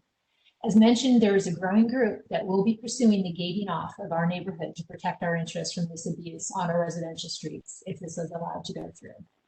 Next is the issue of building homes, much less a school, atop known old capped oil wells. This is of significant concern for many health and environmental reasons that have been mentioned. And before any approval of such a project, there needs to be stringent demands and criteria for survey of what is happening on this land currently and what the plan is for the future to monitor levels of methane emissions and potential leakages to ensure that the builder has liability for any future problems that may arise because of the wells beneath the homes. Lastly, it is just inconceivable that we would consider allowing this developer to forego affordable housing units by buying their way out so that they can get more profit for more expensive homes. And to build ADUs further increases the density, water usage, parking, and other traffic issues. It puts the burden on converting more of our homes into rentals, lowering our property values, and fewer affordable homes available to new home buyers. It really just sounds like an underhanded way to get more profit and increase the density of people dwelling on this property. These types of properties are being known to attract investors rather than families. I would say no to any fee outs. I ask the council to deny this project based clearly on more negatives to the community than positives as it stands proposed. Please guide the final build out of Brentwood to serve the community first and not to serve the needs and desires of a developer. Thank you. Thank you. The next speaker is Carolyn. Carolyn, go ahead. Thank you. All Brentwood schools are beyond capacity. Heritage High is overcrowded by 20%. Councilwoman Karen Rary stated other new housing developments are already under construction. Also stated tonight, there are no school sites being planned at this time. The developer may cancel proposed school contract at his discretion. The school proposal has only a 2-year performance option. Therefore, to approve any more housing is extremely poor planning for the city planners and irresponsible for the city council to approve Bridle Gate because it would be robbing a quality education from the children of the current residents of Brentwood. My second point is about the noise. Policy N.2.1 was written specifically for projects in this location. Tonight, the City Council is asked to consider whether the proposed Bridle Gate project is consistent with the policies set forth in the general plan. Portions of noise policy N.2.1 start with exterior noise exposure level not exceeding 65 dB LDN.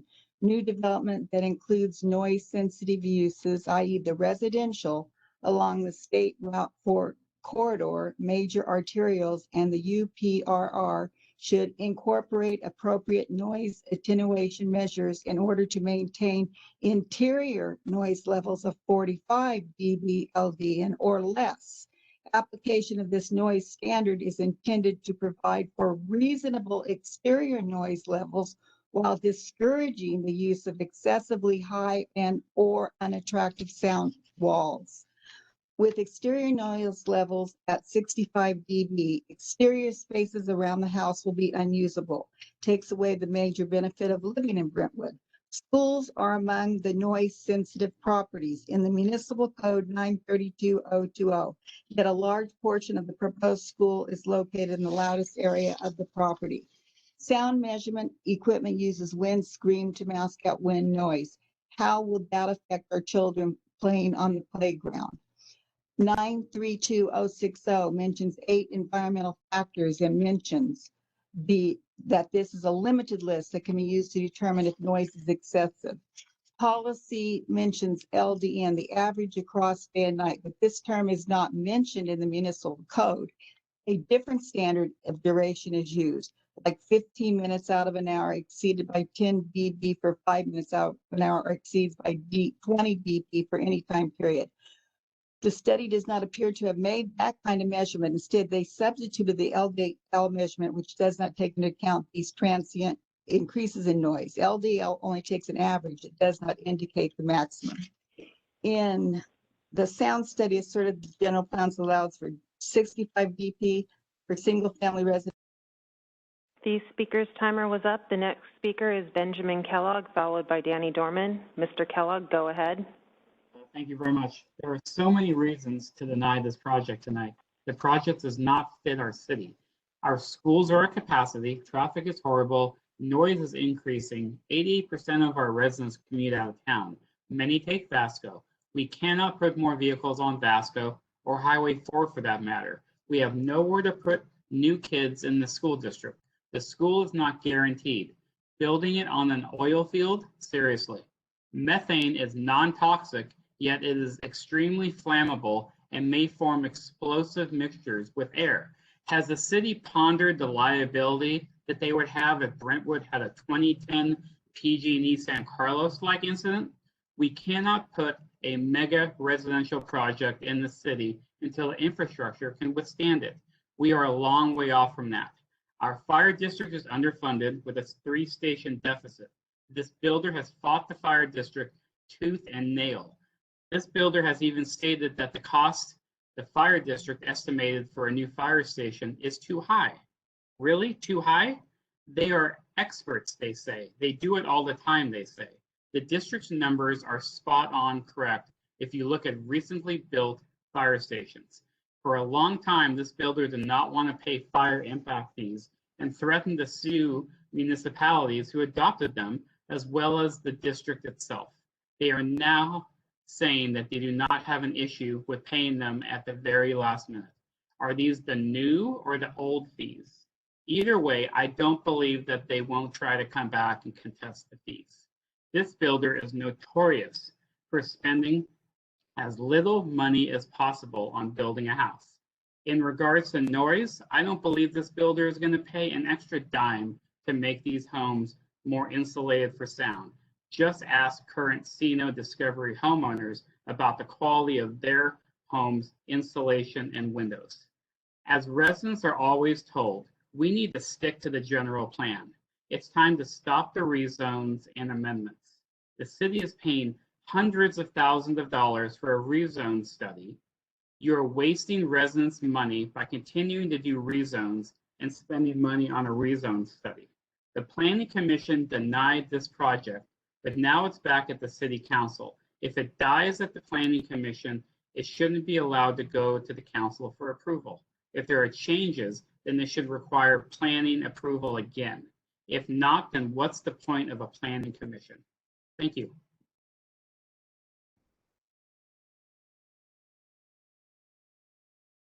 Thank you. The next speaker is Danny Dorman, followed by Rod Floor. And if I could remind all of those speakers who have already spoken to please put your hands down. Mr. Dorman, go ahead.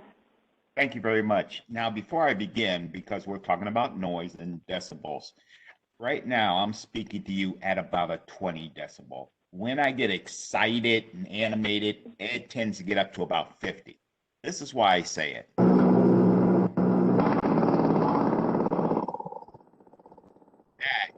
is 91. And if you can hear my voice, I am surprised, but that's 91, and I'm talking at 50. And I don't know what monitoring system you guys are using, but if you don't think that's loud, I don't know what to tell you. Now, with little time I have left, this is going out directly to Mr. Sino. My name is Danny Dorman, and I am your worst nightmare. I am a Mensa-level, multidiscipline, retired project manager, internet influencer, who's had time on his hands to read, and I love to read. And I don't get $40,000 donations, so I'm not beholden to you. I don't like you, I don't trust you, and you are not to be trusted. Earlier this evening, you weren't being truthful about the park. Your plan showed the green original park and then the purple. Well, that's not correct. In 2006, the park was on a hilltop. And when you talk about going above and beyond, you're not building affordable housing. You're trying to buy your way out. You're trying to bribe your way out. Where is that above and beyond, sir? I don't hear it. There are so many discrepancies in that 3,742-page document, which I read. And let me tell you, it was brilliant to write a document that was larger than the Bible and the Quran combined. Things get buried unless you have OCD and the patience to read it. So let me start with 2006. 2006, your concern and only concern was the placement of the park. On page 203, you talk about 2006, January 2006. Question asked, are you willing to change to bring the project back? Quote from you, I'm open if there can be a consensus. I just want to get 166 lots done by the end of the day, close quote. It was approved, and then you sat on it until it expired in 2016. But guess what? That rezone you wanted, you got to keep that. Liar. And now you want to submit 258 homes on the same parcel of land. And you want to get locked in. So that way nothing changes. There are 187 comments written in the language. The speaker's timer was up. The next speaker is Rod Floor, followed by Claudia. Mr. Floor, go ahead. Thank you, Margaret. Tonight, the Council is asked to consider whether the proposed Bridle Gate project rejection by the Planning Commission should be reversed and the project allowed to proceed. In the staff report, it is noted that the applicant attempted to retroactively strip then private citizen Mendoza of her First Amendment rights to express any opinion she has on any topic before the city, only because she then subsequently became a duly elected member of this council. Councilmember Mendoza deliberates on every agenda item based on the facts presented and always will. Yet this applicant professed to be very concerned with her potential bias. In reality, the applicant should have called out another council member for potential bias and a clear conflict of interest. That would be the council member to whom they made two $20,000 campaign contributions across 2 elections for a total of $40,000. $40,000. That would be then council member and now mayor Joel Bryant, who received both contributions not as a private citizen, but as an active member of the city council. It would be hard to imagine that Mayor Bryant does not look favorably upon a party who has provided him with such generous support, which dwarfs every other contribution taken by any Brentwood candidate going back at least a couple decades. probably all the way back. Can he truly claim to be impartial having received such a royal sum? Does anyone truly believe a man can remain uninfluenced when gifted with enough money to buy a luxury car or a swimming pool or a 2-month vacation at a tropical resort or whatever you think you would do with $40,000? Clearly, the state of California does not. As of January this year, such outrageous contributions are prohibited by state law. Each of these contributions was more than 5 times the new limit. While these contributions were technically legal at the time, it is impossible to believe they were made with no intent to influence the recipient or to placate him if he demanded the money. We have no way to know. No business would spend $40,000 and expect nothing in return. Mayor Bryant should do the honorable thing and recuse himself from this deliberation. A vote to uphold the appeal will have the appearance of favoring a wealthy contributor, which is not fair to the residents. A vote to deny the appeal will have the appearance of a crass attempt to salvage his already damaged reputation, which is not fair to the applicant. The only right thing to do, the only thing an honest man would do, would be to recuse himself from this matter and to return the money. Just give it back. Thank you.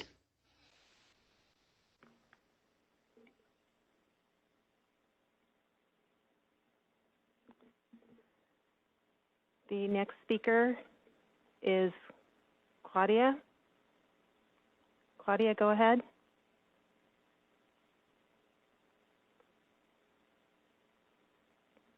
Claudia, go ahead.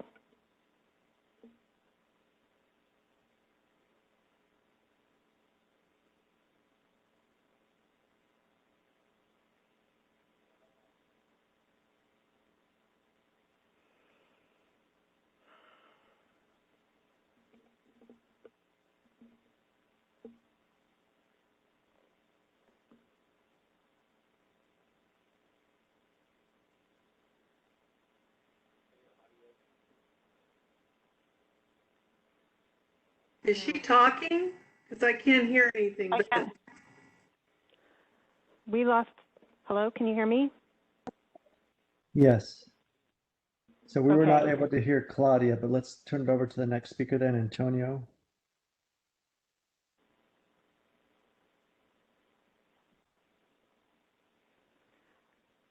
Antonio, go ahead. Okay, please reset my time. It looks like it's been ticking. Yes, Good I'm morning. getting it right now. Sorry. Okay. There we go. Good morning, Council. It is now Wednesday. I am asking you to confirm the 5-0 decision of the Planning Commission and deny this general plan amendment because it is not in the public interest and it is inconsistent and incompatible with the rest of the general plan.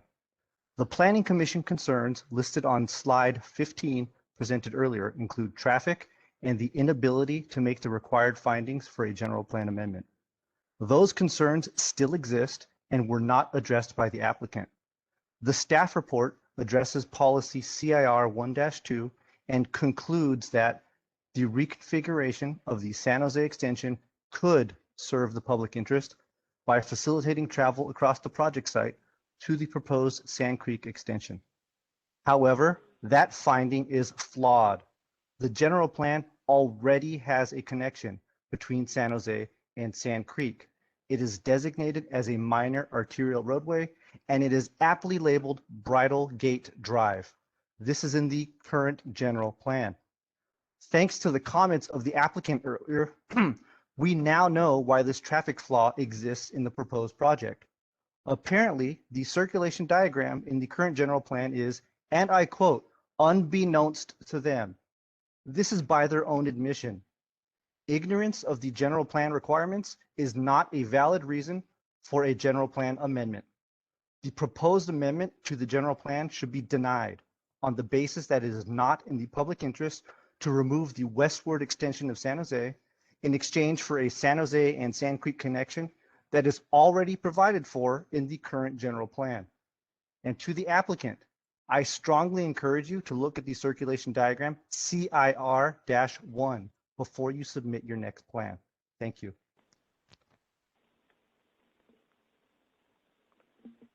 Thank you. I'll go back to Claudia and see if she's able to comment. Claudia? Claudia, are you able to comment?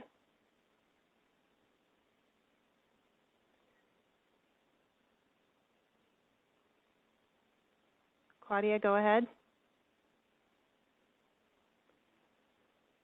I believe she's unable to comment. I will go ahead and give the applicant their remaining 6 minutes for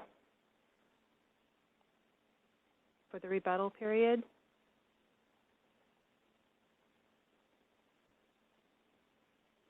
I think I see one more person, Stephanie, with her name checked off. Sometimes people use the check mark versus the raised hand.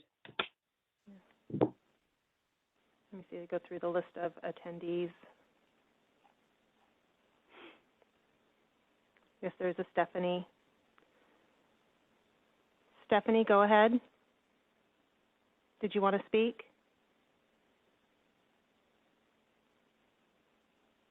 Stephanie?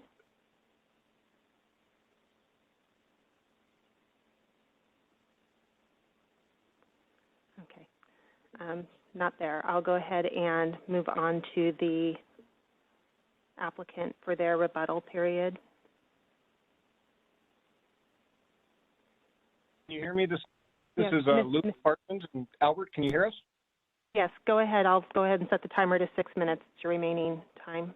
Great, thank you. You know what? There were a lot of things that were brought up tonight. One thing I do want to bring up and is the oil wells, the closed oil wells on site, and we conducted and provided to the city a phase 2 environmental site assessment.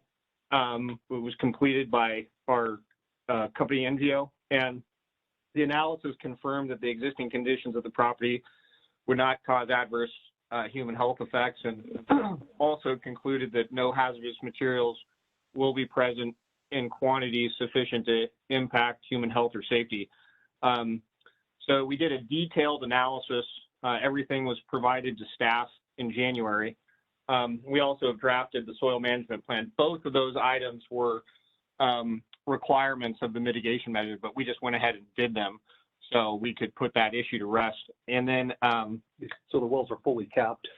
Yeah, and then the other thing that has continued to be stated, and I don't know if staff had indicated this, is people are saying you're going to have homes on top of wells. The code doesn't allow that.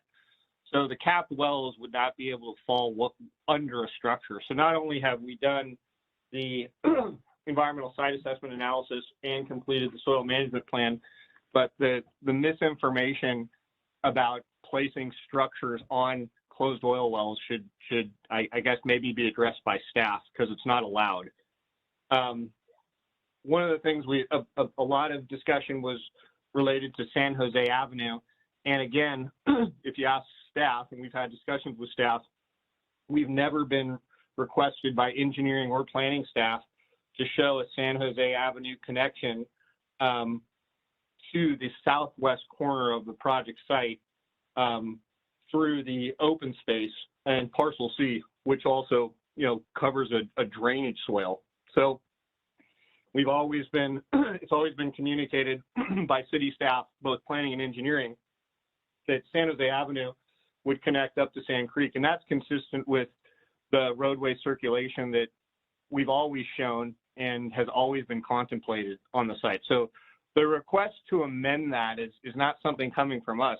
It's something that was acknowledged and saying, well, San Jose shows a connection to the southwest. And I'd like, maybe a question to staff on that, but we've never, in all the iterations of the site plan, been requested to show San Jose Avenue connecting to the southwest. It's not something that has even been brought to our attention by city staff. Other than that, Albert, what other? Well, I think we should just go back to the parks real quick, and just the original park with the green, that was what the general plan currently is showing. Before it was with the C3 basin, and it had, the cleaning qualities. It was also a park, but at staff's direction, we broke them off and split them up in two. Yes, and I believe the other comment was that there was the areas, the open space areas that separated the units to the west and the units to the east. That wasn't planned as that wasn't a park designation. The general plan land uses that are in place and have been in place for the past 7 years were consistent with the general plan land uses that were applied to this project previously.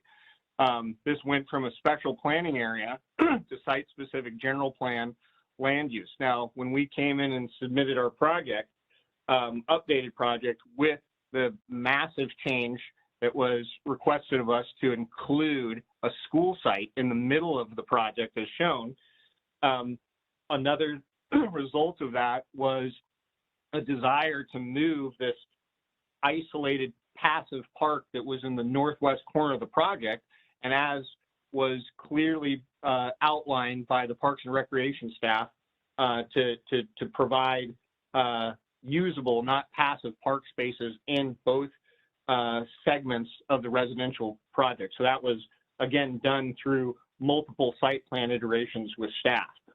Previously, that park area was largely just a detention facility with some trails around it.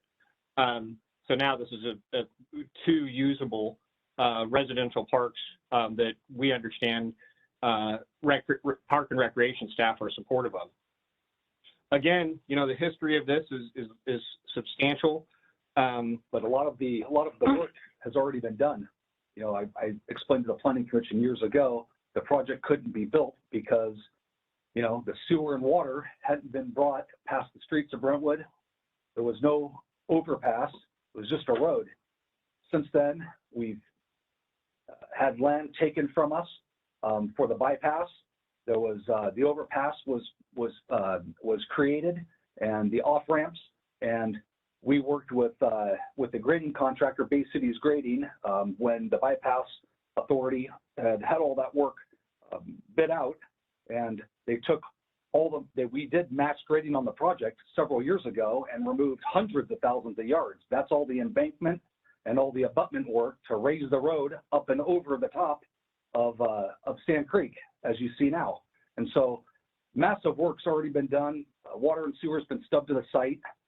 So it's an infant stage years ago. Now it's a prime piece of property that's ready for development. And so I'll leave it at that. I'm running out of time. We appreciate your time. We're here. We can answer more questions if you have them. We appreciate your consideration, Mr. Mayor, Vice Mayor, and members of the council. And that's that. We got cut off.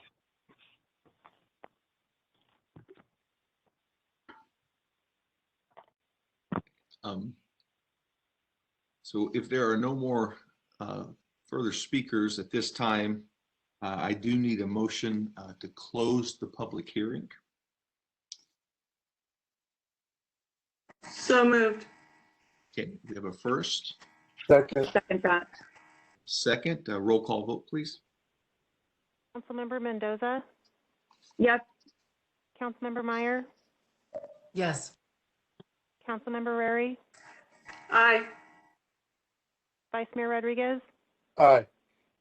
Mayor Bryant? Aye. Motion carries unanimous. So at this time, we will get into council discussion, and as before, so that everyone can speak everything that they'd like to. We'll go one at a time, and then we'll continue to have discussion until we have a motion.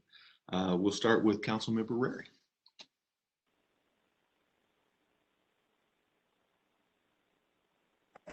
I forgot the mute. So I got a few things to go through here. So bear with me. I know it's a late hour, but I mean, this is a big decision that we are going to be going through. As you know, in order to approve any requested general plan amendments, the city must be able to determine the request meets different criteria. And so in looking at policy CIRC 1-2, ensure the city's circulation network is a well-rounded system of streets, roads, highways, sidewalks, and paths that effectively accommodates vehicular and non-vehicular traffic in a manner that considers the context of surrounding uses and needs of all the roadways. On a positive side, the project does improve Sand Creek and Highway 4 access for residents in West Brentwood, and finishes Sand Creek Road to the city limits with a bridge that goes over Sand Creek. That's a big bonus. It'll also help to increase economic development by creating a south access point for our innovation center at Brentwood. On the negative side, though, according to the EIR, the estimated student population, we can expect another 100 plus middle and high school students, and possibly that many more cars from that development alone traveling at bell time each day to Heritage and Adams.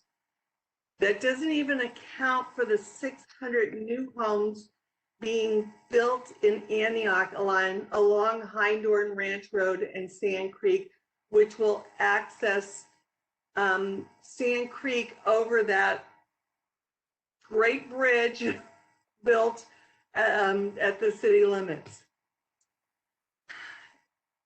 And then, you know, I mentioned earlier about my daughter and the amount of time that it takes.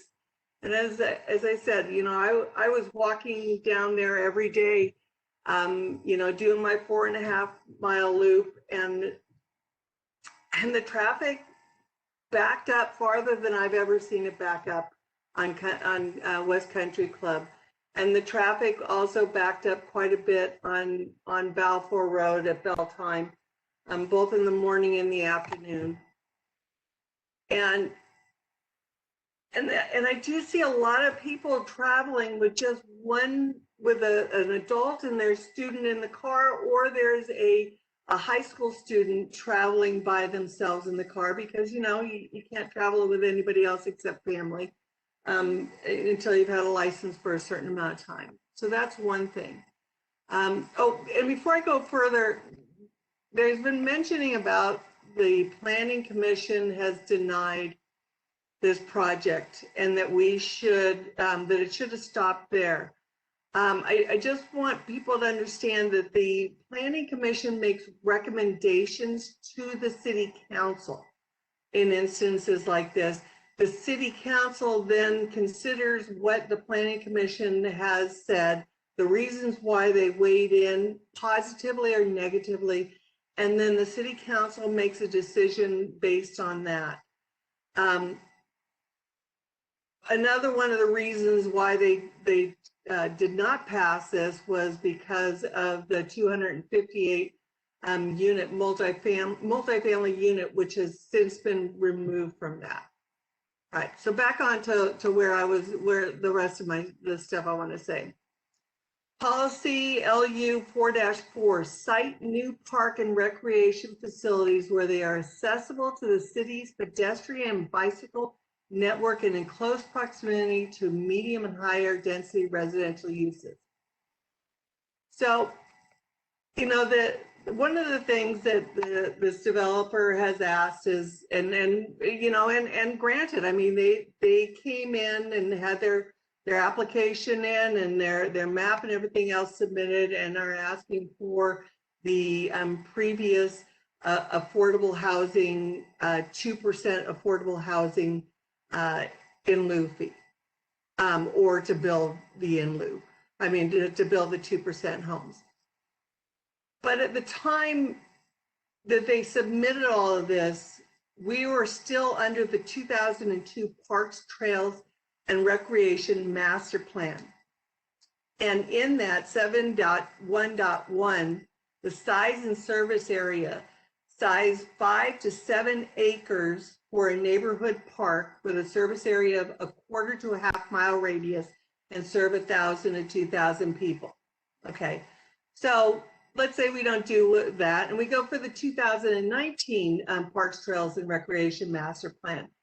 In that CSF-2.2, achieve and maintain a minimum overall citywide ratio of 5 acres of parkland per 1,000 residents. As we know, there's no real parkland on that area. And so they've got close to 1,000 people in theirs based on the EIR. I think around 800 people. And the policy CSF 2-3, park acreage should be provided in accordance with the following standards. A neighborhood park, according to our master plan, is 3.0 acres. It's not 1.84 or whatever it was, or 2 point whatever. A neighborhood park is 3.0 acres. With that said, I'm confused why the 1.74 acres on parcel T and the 2.56 acres on parcel J are both being called neighborhood parks.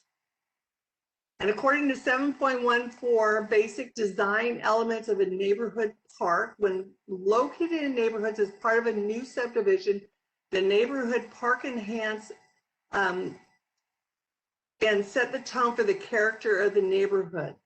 I don't know about you, but setting a 2.6 or 2.56 acre park next to a freeway is not a way to set the character of a neighborhood. It boggles me why you would put somewhere for people to go and recreate and have a good time underneath the freeway. The noise in itself would not be relaxing.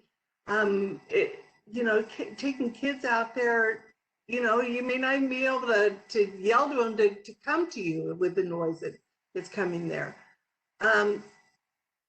And also that there are basic design elements. And some of those include the barbecues and the picnic benches and the park benches and water. But they also ensure an internal pedestrian circulation system with at least one pathway route that is a minimum of 10 feet in width and is suitable for vehicular traffic to provide adequate maintenance and public safety vehicles access throughout the site. It also includes a designated, which this is probably one and the same, jogging, walking circuit, approximately a quarter to a half mile in length, that is incorporated into the pathway system as appropriate and possible. Separate play areas and equipment for children 2 to 5 years of age and 6 to 12 years of age. A teen area that has suitable activities for youth 12 to 18 years of age. Low impact recreational activities such as checkerboard table, shuffleboard, bocce ball. 2 unlit multi-purpose courts, an informal hard surface play area. Those are things that are incorporated into a neighborhood park, and that's why you need the 3+ acres. And I know that Joe was saying that there's things that you need to do, but I'm telling you, when you do the neighborhood park, it does encompass all of those things. And if you don't believe me, go look at Walnut Park. Go look over there at Apple Hill Park. The parks that are actually neighborhood parks do have all of those things included, and do have a large area of grass area where an informal soccer game can be played, or t-ball or something like that can be played. Smaller parks are also more expensive to maintain. A 1 acre park costs as much money to maintain as a 5 acre park. So these 2 smaller parks, big concerns for me. And they don't really access to the pedestrian or bicycle trails. I mean, if you had one that connected up with that regional trail that is coming out from Black Diamond, Black Gold Park, yeah, that might be a great idea to include it over there. But the one next to the freeway, bad idea. The one next to the one in the other area, not so bad, but maybe you can make that into the 5 acre park. And it was touted that, oh, they're a quarter mile apart. Well, anywhere in that development would be a quarter mile apart for anybody walking to it.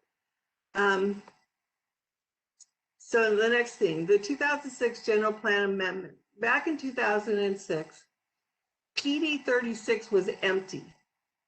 And it was just a shell, in that the land uses or development standards that were established at that time, it was created, but specific language regulating the development of the project site was included. And April 27, 2005, Albert Sino III had in his letter of appeal to the council, stipulated these things. 1, a minimum of 50 acres be reserved for mixed-use business park and regional commercial. 2, the preservation of hillsides and the requirement that at least 40% of the special planning area be comprised of open space. So those were the 3 things that in developing the PD standards for PD 36, those were the things that they had to do. Back then, his project hit 35 acres of the site would be allocated for a commercial or business park. Both hilltops were preserved, and 41 acres for open space and park uses, which was only 30% of the area, not the 40% that was requested. The 35 acres of commercial was also short 15 acres from what it should have been reserved. Today's application reduces that even more to 32.7 acres of commercial business park, not the 50 acres.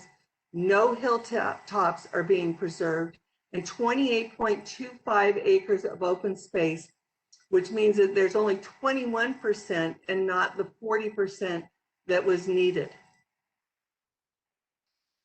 These are the last 2 hills in the city of Brentwood.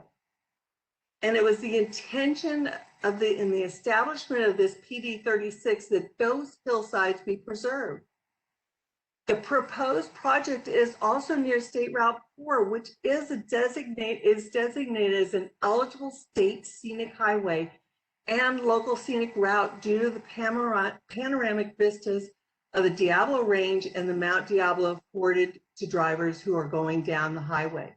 And it's beautiful going down there and seeing it. I'll tell you, our view of Mount Diablo is the best view of all the cities that are out there with our double ridges up there. It's an incredible thing to see. And anyway, so I'll get on. So goal COS-1, ensure the provision and preservation of diverse and accessible open spaces throughout the Brentwood planning areas. As I said, the establishment of PD 36 required 40%. The current project only has 21%. And most of that was due to the reduction and elimination of those hillsides to grade this project. Policy H2-1, provide housing affordable and appropriate for a variety of Brentwood households at all economic levels throughout the city.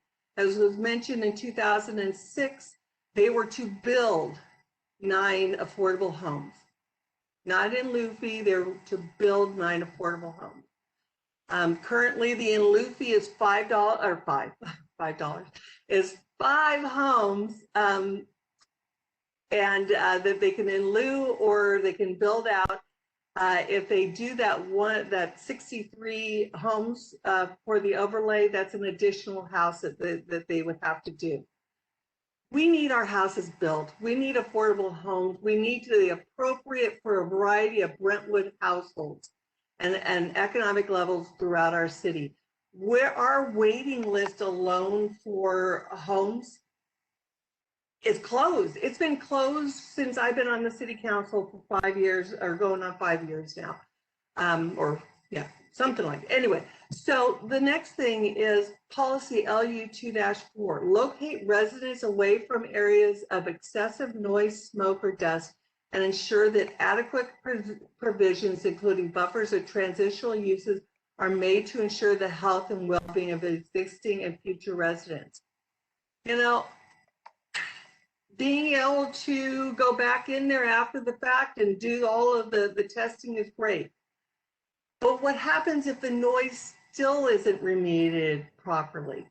You know, one thing I've been told with sound walls is they're engineered for certain heights. You can't just add on to the top of them, as was suggested, that they could put on another foot if need be.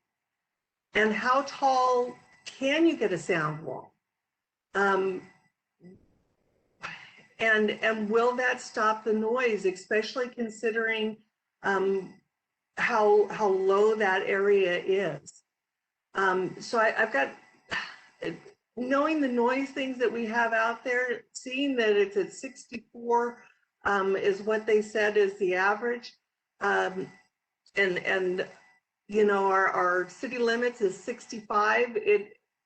And that doesn't even include the new traffic from these homes.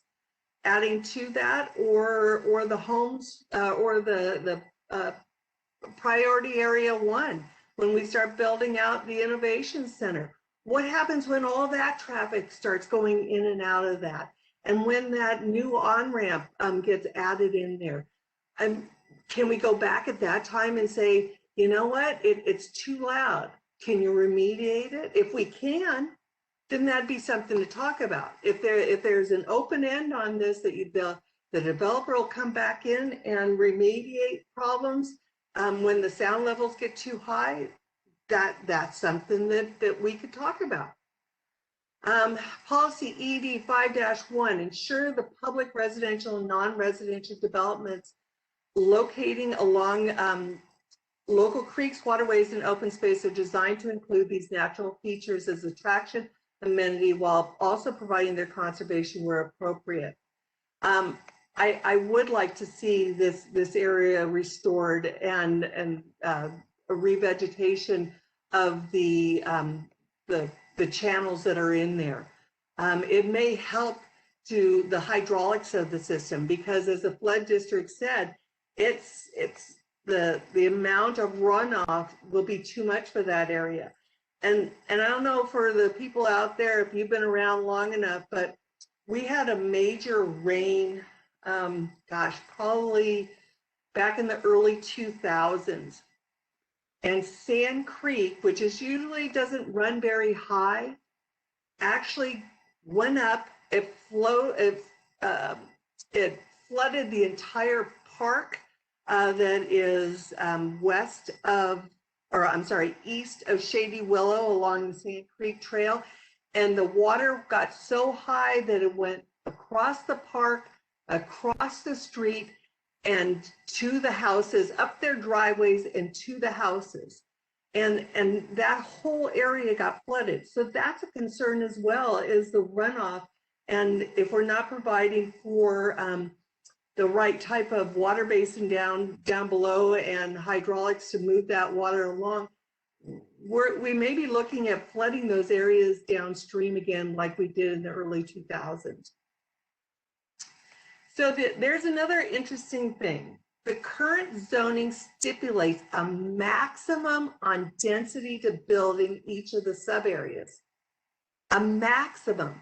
In sub area C, the maximum is 124 units. Those are the 5,000 square foot lots, 50-foot minimum width, 35 for cul-de-sacs, knuckles, and curviliers. And for sub-area D, the maximum amount was 42 single-family units. So in this PD 34, it is set up with maximum amounts. It's not, I mean, it may say that it's low density residential, but in here, it's saying that there's a maximum, not a medium, not where we're coming in at medium. This is the maximum amount that can be built in there. The height of the buildings are going from 30 maximum height to 34 maximum height.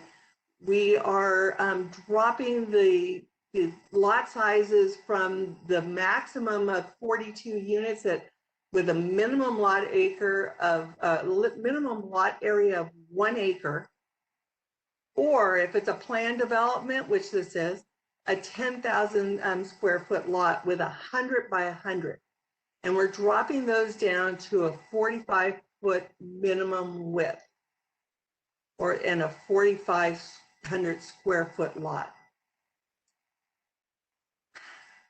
The development agreement. I sure wish, like we did with Trilogy Development, Shea and Trilogy, that the language included the timing of the building of Marsh Creek Trail and that we could work with the developer if need be to increase that time instead of just walking away from doing that underpass, because that needs to be done. And setting up at 125, at building it by the 125, or you don't have to do it, that things happen and it may take longer. We got a homeless encampment down there. It'll take time to get them moved out of the way and to make sure that they're stayed out of there. And the same with the time limit on the purchase of the school. I wish it would have been longer. I understand that this is an agreement between the school district and the developer. It's not something that I can really have a say in. But I have a real problem with that 63 single family unit overlay. Real problem with that amount. And that's where I'll end and let somebody else speak. Thanks. Thank you. Councilmember Mendoza.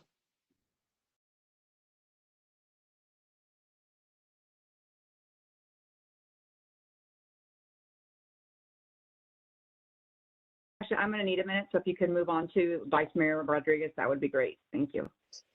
I can. Vice Mayor Rodriguez.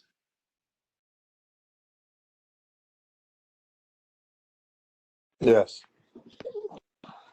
I think a lot was said. Thank you, Karen. But I guess for me, the big concern too, what Karen had mentioned is affordable housing. I think that, and I know Mayor, you brought it up, and also Councilmember Meyer, is that I think we've been talking about this for a long time. I mean, it's something that we talked about, any new development coming in, that they need to be accountable for that affordable housing. So one of my concerns is that it wasn't even brought. It was brought with them moving out with fees, where there was no discussion around the units itself. And I think they should be accountable for those for that affordable housing. Councilmember Mayor, golly, I'm falling asleep here. Rary, I'm tired. Sorry, getting tired. Rary mentioned it really well, that we got to make sure that we have housing for all different types of residents here in the city of Brentwood. So the affordable housing is concerning to me. Also the overlay for the schools concerning in regards to that agreement, there's a possibility of them things not working out and them being able to pull that agreement from the school. I mean, that's something that we've been fighting for a long time, was to have that school site there. So, it does concern me that at the end of the day, they could pull that. It does also concern me that the school district only has 2 years to purchase that property. I wish they would have enough more time for that. But yeah, I am happy that they did change their mind in regards to the fire impact fees. That's really good. That was one of the things that was concerning to me, that they weren't even willing to, pay for those fees. Other than that, right now, I don't have anything else, Mayor. So yeah, okay. Thank you, Vice Mayor. I just had someone send through a message, and I wouldn't mention it except that it is a member of the public saying that our WebEx feed has gone down. And I think I'd like to make sure that is remedied if it is the case. Probably timed out is what I'm thinking. Yeah, we're only set to a certain time.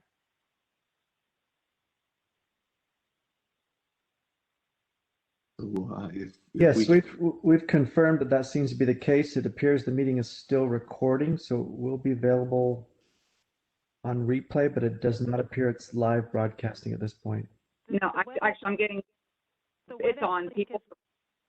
The WebEx link is working. It's the live video stream that went down, and we're working on that. I'm showing that it's still recording on that. It's just not broadcasting, but the WebEx link is working, if we can direct people to that. Okay, and the Audible is also still working, I understand. So I just want to make sure that everyone has access.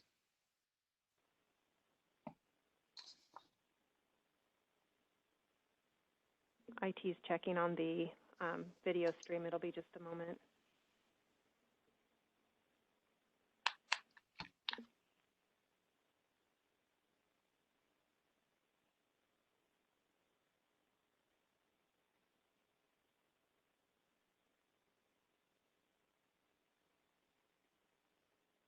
And I'm getting a message from a member of the public that the video and audio is working as well for them. So it's mixed results out there apparently. And just wanted to throw it out as an option for you to consider if the discussion and dialogue is anticipated to go much longer, where the public may not be able to fully participate. We do have a special city council meeting scheduled Thursday night. You could, just to throw it out as an option, you can certainly continue and plow through it tonight. You could continue this to Thursday night to not have it be too late into the hours, but just want to throw it out as an option for you to consider.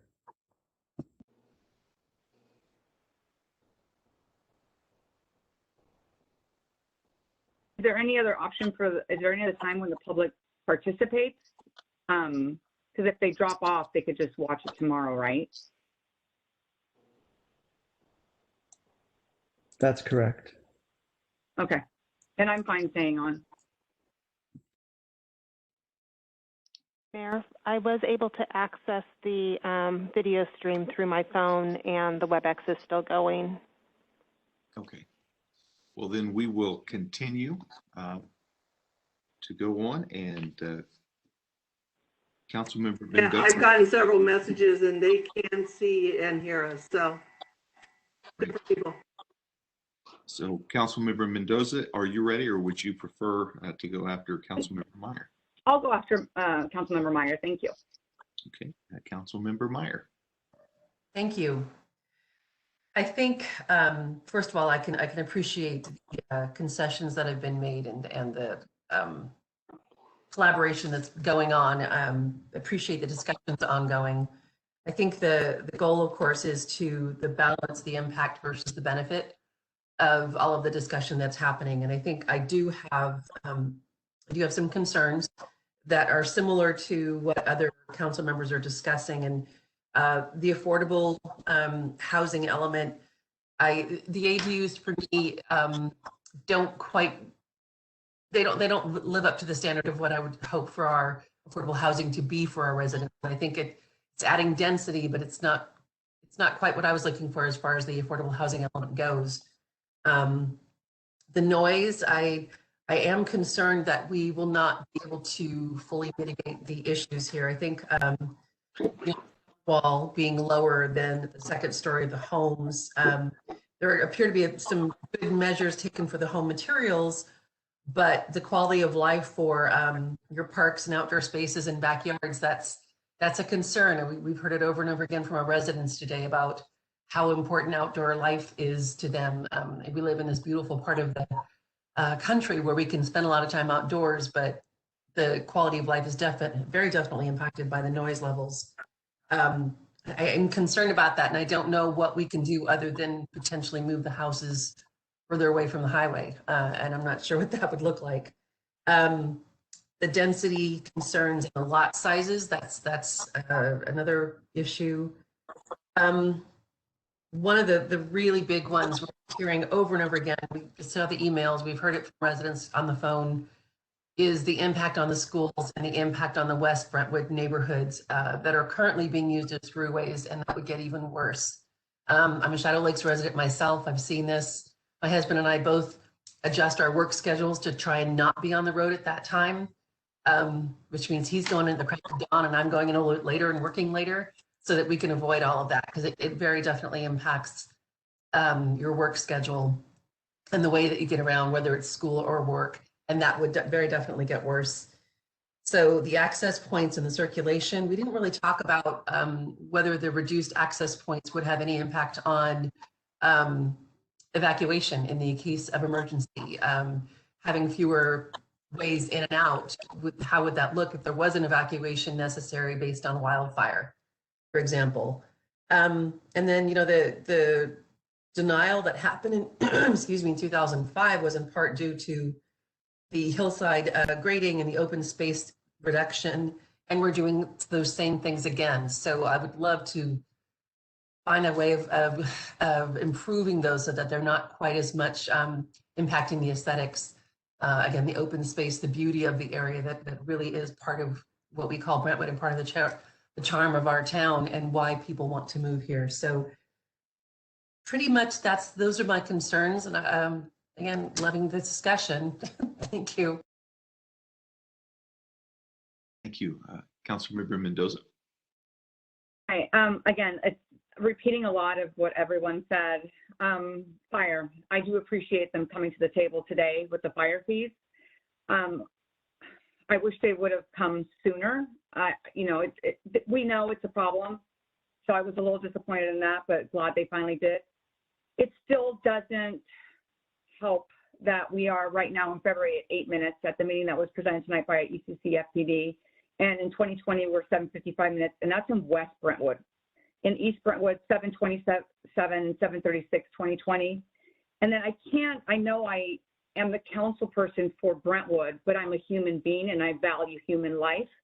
And when I look at places like Discovery Bay that had an 11-minute wait last time, and we all share the same fire resources, it's a little gut-wrenching when I saw these, when I pulled this up today. I'm so concerned about fire, even with the fire fees. I'm not sure that we're going to make things, I mean, they stay status quo, right? They don't get better. And I don't see anything in here that tries to make fire situation better. We've beaten noise down, you know, a lot.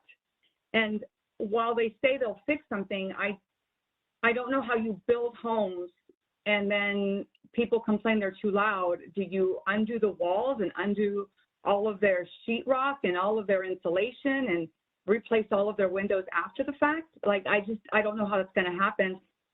But for them to put in their design element resolution that they already know it's going to be unacceptable noise outside and people will have to keep their windows closed. I just feel really uncomfortable with that. We're just ready to, it's almost like we're kind of ready to give up on the noise. And then the noise study I didn't feel was adequate enough. I need to be able to go back to people and say, I followed through with the municipal code we all live by. So I'd like to see more details on that. So from the 7 to 10 p.m., the 60, and it's not 65, it's 60 decibels in our municipal code. And then from 10 to 7 a.m., 45. And then just the outdoor noise, which then leads me to the parks, because I'm not sure why, after everything we've been hearing from our residents about wanting larger parks. I mean, I think every single park and rec commissioner talked about it. We need bigger parks. We don't want sliced up parks. And the original, if I think I remember, the original plan was 5 feet, not the 4 feet that was in the developer's presentation, down to 4.30. And when I'm not sure who said that we couldn't use that kind of land for something, you know, we all got all of our parks and all of our acreage, and you know, these parks would be probably perfect for little kids. And for little kids right now, we have 82 parks. We have 22 for 2 to 5 year olds, 58 for 5 to 12 year olds. T-ball has 1. So we have plenty of parks that accommodate younger children, but we're suffering when it comes to our preteens and our teens. And I think we all see it. We all hear complaints about what our teens are doing, but we're doing nothing to help them. And I know someone said we couldn't accommodate things on smaller parks, but basketball courts, we have parks with basketball courts with 3.93 acres, 2 acres, half basketball courts, 1.5 acre. I mean, there's a 1.33 park with a whole, so I don't understand where that disconnect about what's possible on 5 acres and what's not possible on 5 acres, but I'm not super enthusiastic that we didn't include the public in this. It's hard for me to hear that we're not including park and rec in the process, just because then we lose sight of what residents want. I mean, I know we heard it. We've been hearing it a lot. So that's that. And then traffic. You know, I know that a lot can be mitigated, but when we look at all of the intersections, there is plenty of intersections that actually get exponentially worse with the mitigation. So they're saying they'll help mitigate it, but it's still going to be worse. And I mean, again, we can keep talking about the traffic through Brentwood Hills and Shadow Lakes, but it's pretty bad. And I mean, I've been hit twice by young drivers in the morning because it's so bad. And I'm actually also disappointed that we didn't include a lot more intersections. I think it was someone from, I can't remember what street up here that she talked about her street not being included. But I don't know if you're familiar with Waterville, but it's like a horseshoe. So people either are coming down Country Club or doing the horseshoe because they're figuring out their own way to circulate because we failed them as a city. We failed to do that, so now they're trying to figure it out. Also, the second light, the one that was not included in the noise side, I think Councilwoman Rary brought up, that is really, really backed up. And I know someone said maybe not, but people also do the horseshoe around the entrance to Heritage out the backside to get to Adams, and it is bumper to bumper, bumper to bumper. So we're not doing anything to help that. And I know you can say you can add a lane, but you know it does get narrow and you know it's hard. And someone mentioned we have a lot of cars because our state law requires a minor to drive alone for 1 year. They can't take their friends to school. The other thing I'm seeing too is coming down Balfour, they're hanging right on Country Club, going into the Willie's parking lot, doing a U-turn and coming out, causing like a bottleneck right up there. So that's the traffic. I am disappointed that we're not sticking with the original strategic plan in our general plan, which is to take San Jose through. And I don't want to cut down hillsides, but if cutting down hillsides can help improve the quality of my residents by a little bit with traffic going through into the Antioch side, hitting Hillcrest, and then taking them down to the west side of American, that might be something that's worth it. And we could actually have I mean, you know how I am, I'll have a town hall for anything. We can have town halls and talk to the residents about it. So I'm not happy. And I heard it's also Antioch. So then let's work with Antioch. Let's become partners with them because all of those kids over there are going to be coming to our schools. So we're going to have to find a way, because what's going to happen with them is they're going to come down Sand Creek and go through the neighborhoods and add that traffic, or they're going to come through dangerous Deer Valley and come down Balfour. And then what happens is when you're turning right to go to school, they're all stopping in the intersection. I see it every day. So we are in dire straits with our traffic, and everyone has said it. I'm just giving my opinion on that. Affordable housing, this one is hard because we have a lot of people in Brentwood who are teachers, firemen, people who can make enough to buy affordable level homes, because we're not talking low income, we're talking affordable. And I think to not include affordable homes is a disservice to everyone who works really hard in our neighborhoods, teachers, firemen, anyone who makes enough to do it. That's really disheartening. I think that a 15-year agreement is way too long. I think that we need to go by our standard of 10 years and then go from there. Gas station. We know we don't want any more gas stations. And because it says 15 years, is that gas station coming in 10 years? Well, by 2035, we're not going to be selling gas-powered cars in California anymore or something like that. I can't remember exactly what it is. But I think gas stations are going to change. We're also seeing cities put in policy in their city that they're not going to allow gas stations anymore because of the environmental impact. So I think gas stations are changing. We're hearing it from our residents. We're hearing it from the environment. So that's changing a ton. And I mean, those are the density. When I see, when I read what our general plan says and our responsibility, I don't see that there's anything in here that I'm willing to say is worth giving up, taking in return for these additional homes. I don't think the school is worth it because they already have a site on Lone Tree with a school site, with a junior high and an elementary school with roads that are better equipped to take the traffic. I think Lone Tree and O'Hare are way better equipped than through Brentwood Hills and Shadow Lakes to manage that traffic.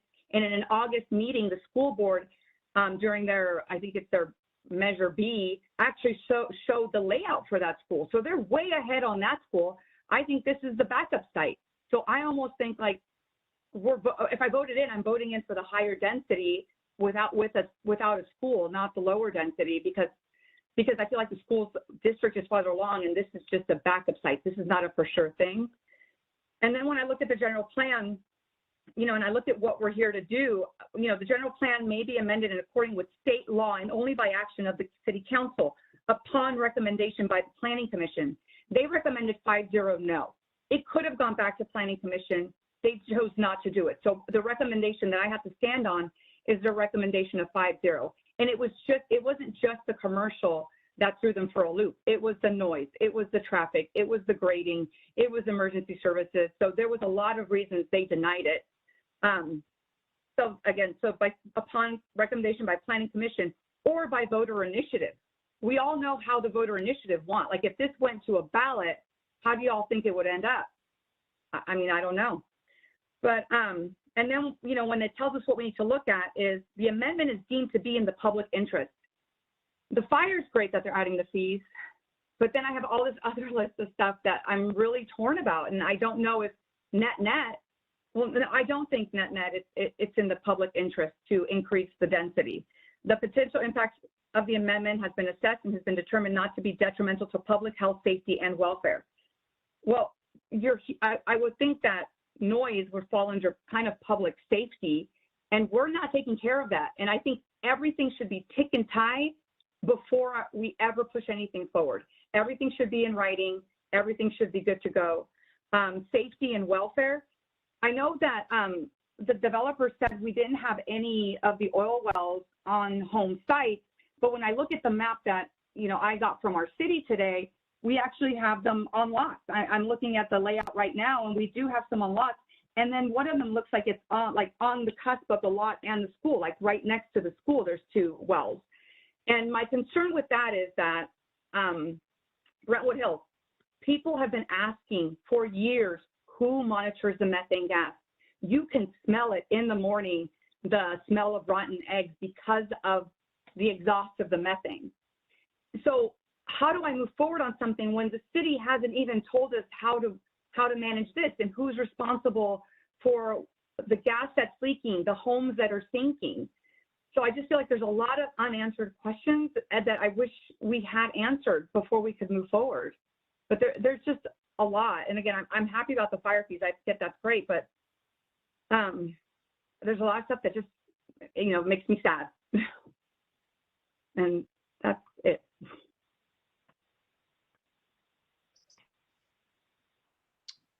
Thank you.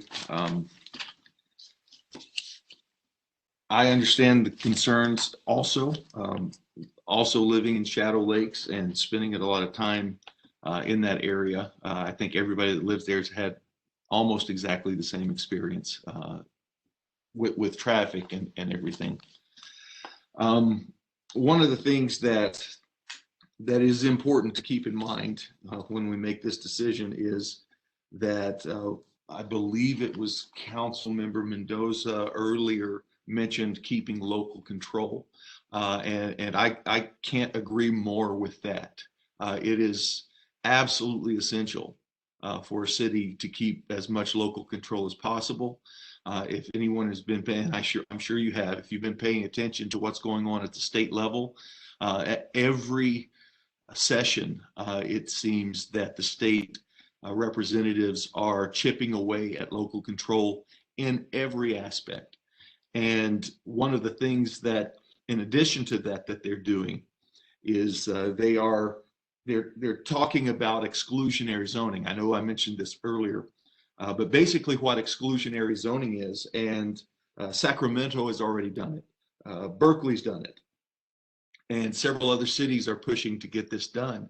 And that is to eliminate the ability to have a single family home established in a zoning on a piece of property within certain numbers. And so what that lets us know is, yes, the state has declared that we have a housing crisis. If you live here, you know how serious that is. And we have got to, and we walk a tightrope of providing housing and getting what we can benefit wise to the community, and keeping local control and not having the state come in and force us to do things. Now, I know it would be a process, but the state has already made it very clear to cities, if you don't do what your general plan is saying, we will come in and make you do it. And we don't live there. It's not going to bother us to put houses or buildings or whatever it is where we want them to have. We've already, a year or two ago, listened to the state and the counties that BART goes through, give them the leeway to control the densities around where BART is. And so they already have the possibility of doing all this. I'm saying all this because I know we're discussing one presentation tonight and one developer bringing in one application, but this we're going to have to continue to understand that there is not the possibility, especially with SB 330 and others, we can't zone less than what it's zoned for, but we can make sure that we continue to take a really close look at and go by our general plan, because there was a lot of work gone into that. Now, are there lots of benefits that can be brought from this project? Certainly, absolutely. The bridge over Sand Creek, like Councilmember Rary said, that's a big deal. We were told by ELS, the consultants that are working with the city on PA1 and the center there, that the specific plan that we have with the lack of housing in that area that we have fought for, that is a $73 million gap between what we had envisioned a few years ago and what reality is now.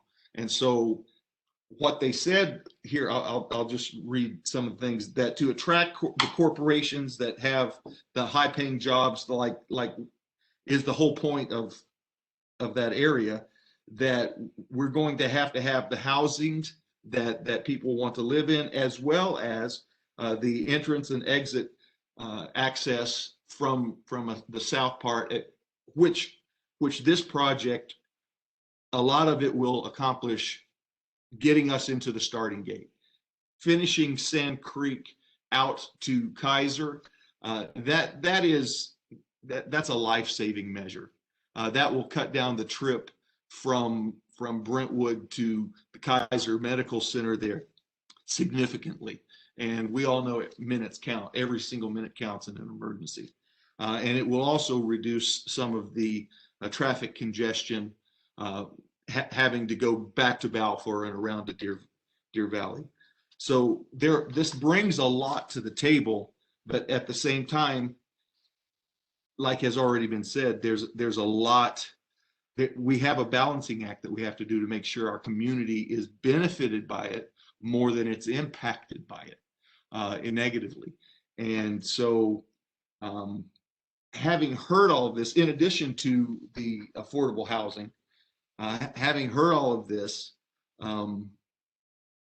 if it's okay with council, I would like to get some a response from the developer, the applicant, to see if what their thoughts are on what they've heard, suggestion-wise. If this is something that all of these suggestions, all of these concerns can be mitigated at this time or not. Sure.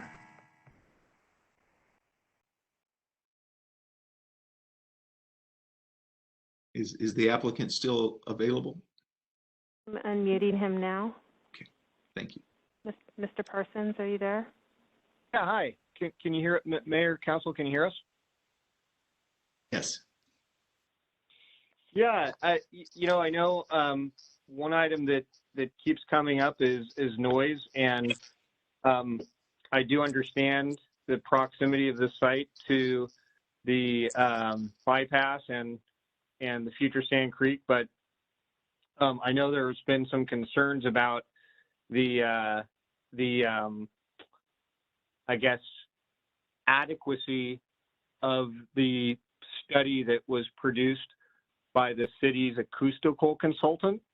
I don't know if I believe the city staff and the CEQA consultant and the acoustical engineer is pretty well versed in these types of studies. But again, as we previously stated, we have an idea of what the future noise is going to be based on the modeling, both the short-term and long-term modeling. But what was also indicated is, we could look at subsequent analysis to ensure that we're in compliance with the code. And getting to the issues about, could you augment the height of a wall? Well, you could very easily do that by increasing the foundation design. So your foundation design for a precast wall, your pier could accommodate a higher wall by going down deeper with the pier. But that being said, there is a substantial amount of development as mandated by state law occurring, as I stated, near traffic nodes.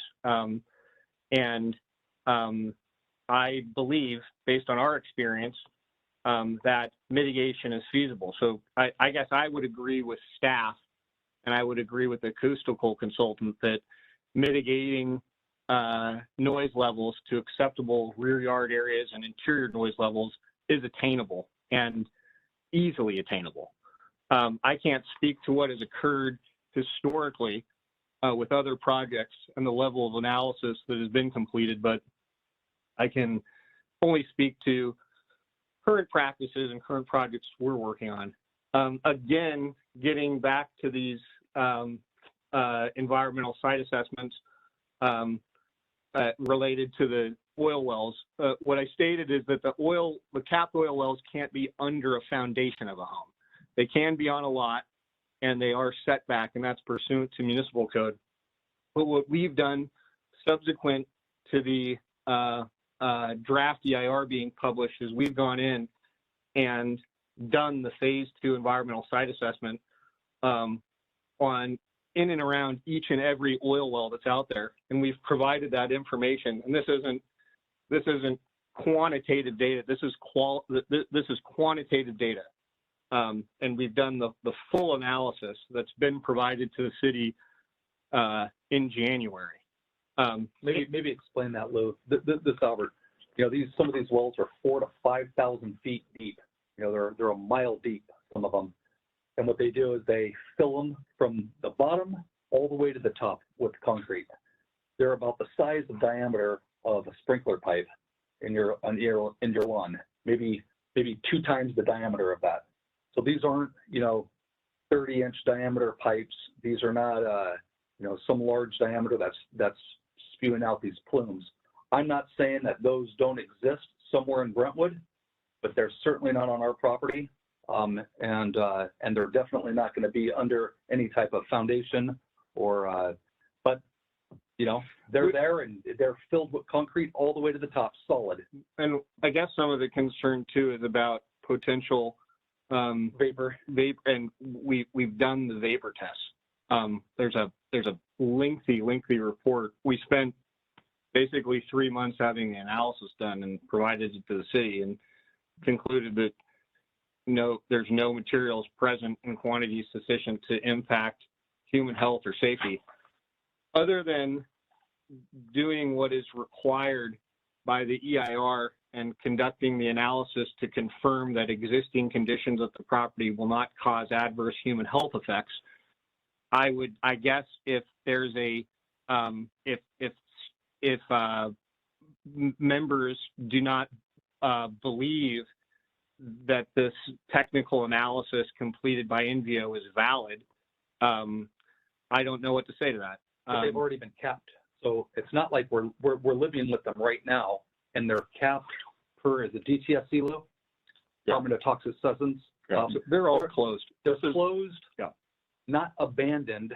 No. They're closed well sites signed off by the regulatory agencies, period. There's another question where I guess there's a suggestion that closed oil and gas wells on the property would result in potential subsidence affecting future structures. And our geotechnical consultant in that phase 2 analysis evaluated the potential geotechnical concerns and, in their words, found no evidence of future soil stability issues associated with the abandoned well locations. And that's also supported in the phase 1 ESA for the property. What we've also done too is provided a soil management plan. So again, I hear the concern by the council, and I hear the concern by the community, but I would ask, staff to also weigh in. There is no further analysis that I can even do on this we've done the maximum that we've done. So if there's a belief that that's complying with the regulatory requirements for analysis is still insufficient, again, I don't have an answer for that. Nobody can. Nobody does. Yeah. There's no more we can do. It's already analyzed and it's in writing. And then maybe going back to the noise, the wall, I think what Lewis was trying to explain is that when we build the sound wall, we'll build it with a bigger foundation to accommodate, an additional foot, 2 foot, 3 foot, 4 foot. And when we build the first house, we'll take the readings, knowing that, the house next to it and the house next to that.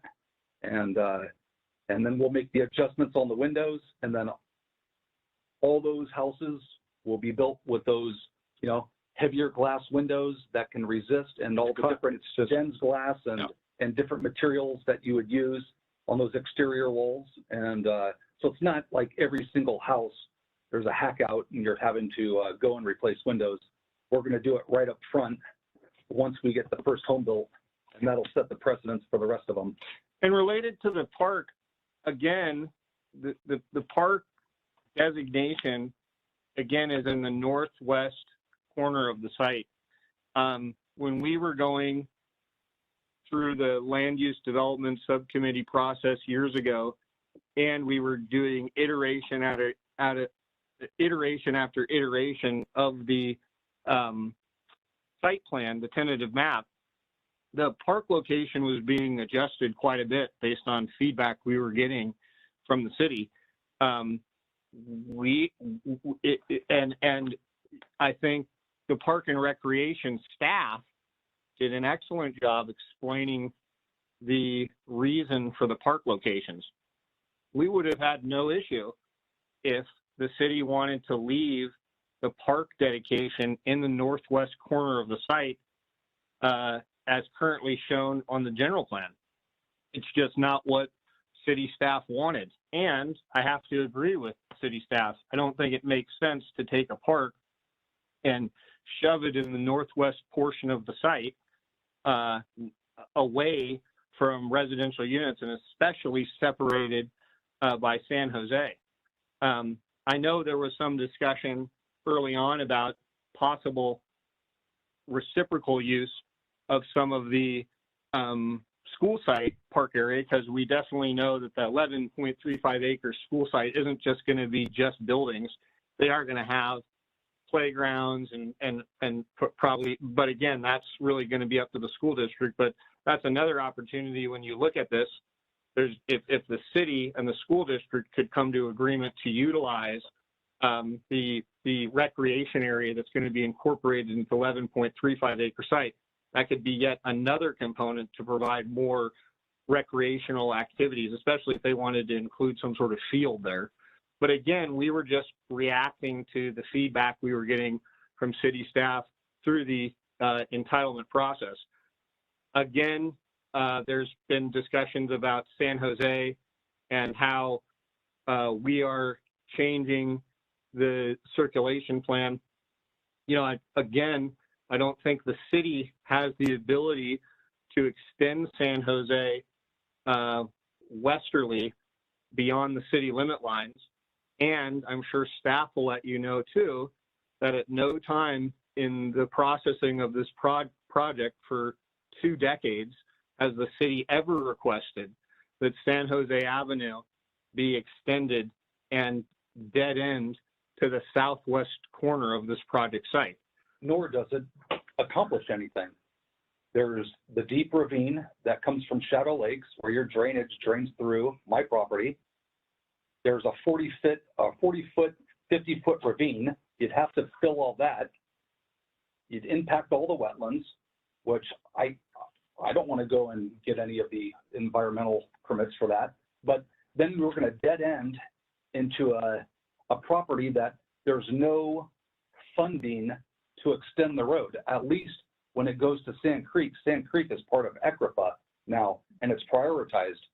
So there'll be funding all the way to Kaiser. If I'm saying that correct, Lou. If I'm not, correct me. Well, the East Contra Costa. There would be no reason to parallel. I just think staff should weigh in and explain the San Jose alignment, because at no time has staff ever requested San Jose to be extended to the southwest portion of the site.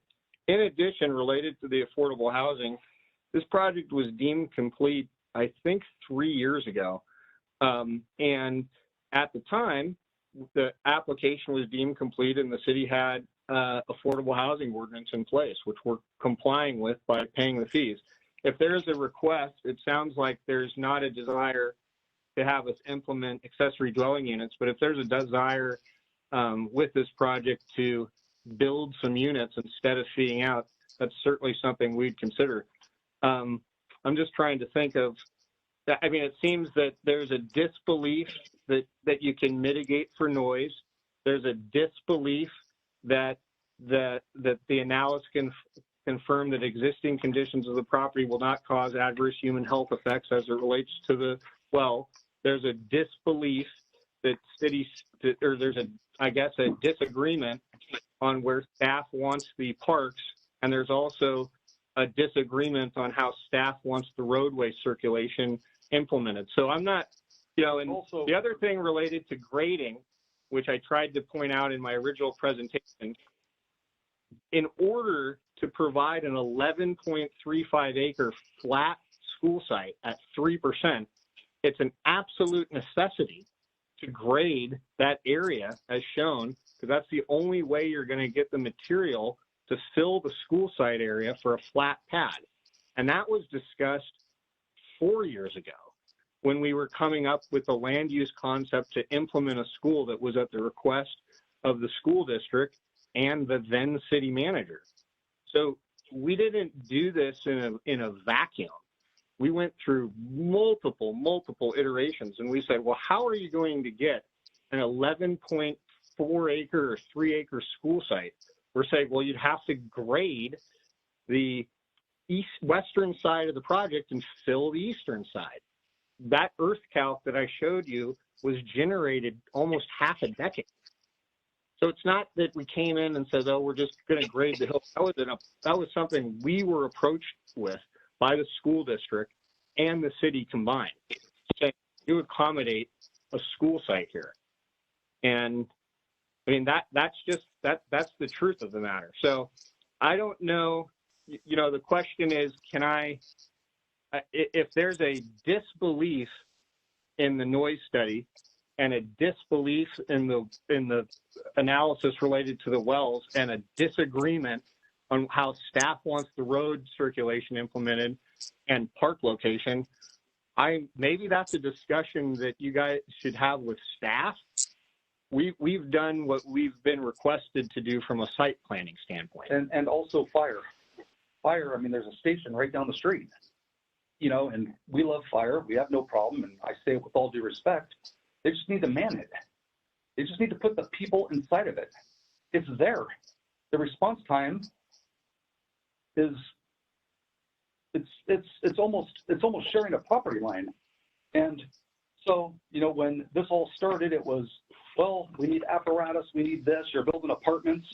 Well, now there's no apartments, there's still trails, There's still roads being built. There's still the affordable housing in lieu.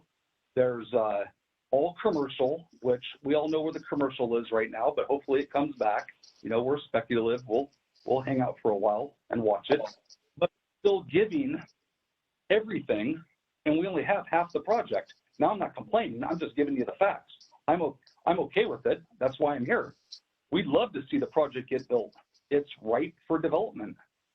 But if it's our, every little impact has to be mitigated 100%, and we have mitigated. We have done it. They don't believe the studies. But if we're going to get into the minutia of every one of them and question it, I don't know what to say to anybody. I would love to sit here all night, and but I can't fix the problem. There's nothing to fix. The EIR consultant is hired by the city. We paid for this entire process for 4.5 years. We went in, and before we got our application deemed complete, we went through all the different iterations of plans, and we came up with something that then deemed us complete. And then it was 3 years from that point forward to get the EIR completed and to this night. And, you know, has it been a wonderful process? No, it hasn't been a wonderful process, but we're here now. And so I don't know what else we can do. If it's something about affordable and you guys have a great, an idea, I would love to listen to it, try to agree to something that makes sense. And, but Lou, I mean, what else do we do here? I mean, one thing is, you know, you're entitled. I mean, that's one thing, and I appreciate. I forgot who said it, but this site is designated residential. So, you know, if the city doesn't want to adjust the park areas as requested by staff and doesn't want the road alignment as requested by staff, then that's something we need to look at. But eventually, well, but if they say they don't want it moved, you're forcing me into a position where it gets denied. At that point, there is no school. Tomorrow morning, if there's a denial, I don't know what to say to everybody. I call the school district, and I hate to cut you off, but it's getting late, and we still need to deliberate on this. That's where we're at, though. So a whole bunch of people on there. Barry, let me ask this: is there anyone on council that has any more questions of the applicant at this time? Okay, thank you, applicant. We appreciate it. Thank you. Thank you very much. I appreciate it. Deliberate.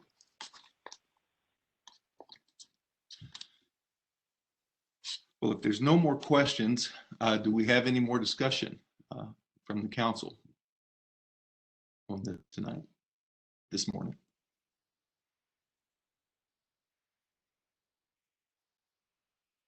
For some reason, everyone's there. You're all back now.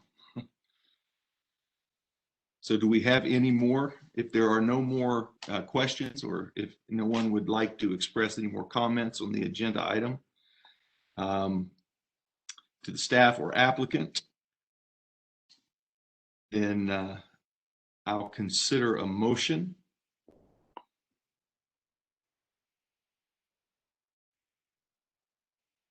Should council wish to approve the project, the following 6 motions are required.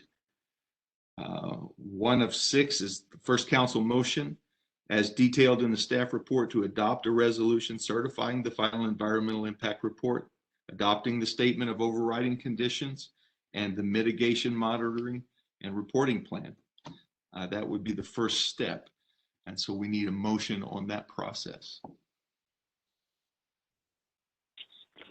Well,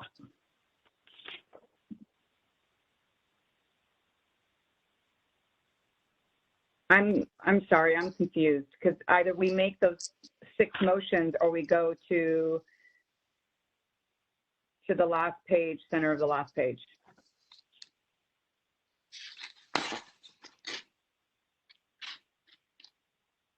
Mayor Bryant, maybe I can assist a little bit.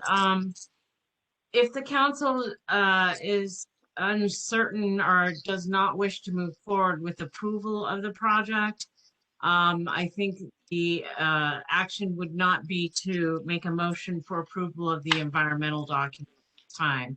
there would just be a motion for denial of the project based on your discussions previously, the reasons given for your findings. So if the council does, though, wish to move forward with approval of the project, that would be the first resolution for which a motion would be made. Is that clear? Or it is. Okay. Thank you, Debbie. Actually, if I could ask the assistant city attorney, I think Debbie pretty much covered it, but for the next steps, if there's not a motion to approve, we have a motion to deny project. And Katie, if you could step in and. Mr. Mayor, that's correct. So if the council has concluded its deliberations and feels that it's reached a point where it's ready to make a motion, you can either begin the approval process. That would start with the CEQA resolution that you mentioned first, or alternatively, if the council does not wish to approve the project, a motion could be made to deny the project, and then we would talk about what that looks like.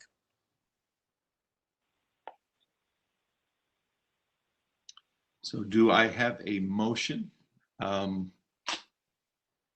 for approval?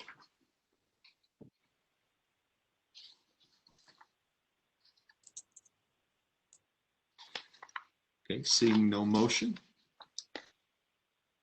Do I have a motion for denial? Make a motion to deny the project. Second. Do we need to face facts? Mr. Mayor, if you don't mind. Please. Would the maker of the motion help me understand some of the bases for the motion to deny? I can tell you that I've heard a number of concerns expressed by council tonight regarding some of the findings that would be necessary to be made. I've been keeping a list here. If you want to amplify those, that would be helpful. Alternatively, I can read from the list that I've been keeping and we can proceed. Why don't you go with the list that you've been keeping so that if we need to add anything to that, we can. Otherwise, you're going to have to write it all down again. All right. I understand that there have been concerns by members of the council as to whether or not this proposed project would be compatible with the rest of the general plan, specifically with hillside protection policies found in the conservation element, including conservation policy number 7. Compatibility with land use policies, including land use policy LU 2-4, which calls for locating residences away from areas of excessive noise, smoke, or dust. Concerns about compatibility with the housing element requirements as to the provision of housing that's affordable to all members and all segments of the Brentwood community, in so much as the affordable housing obligation is proposed to be fulfilled through the payment of fees in lieu of actually constructing units.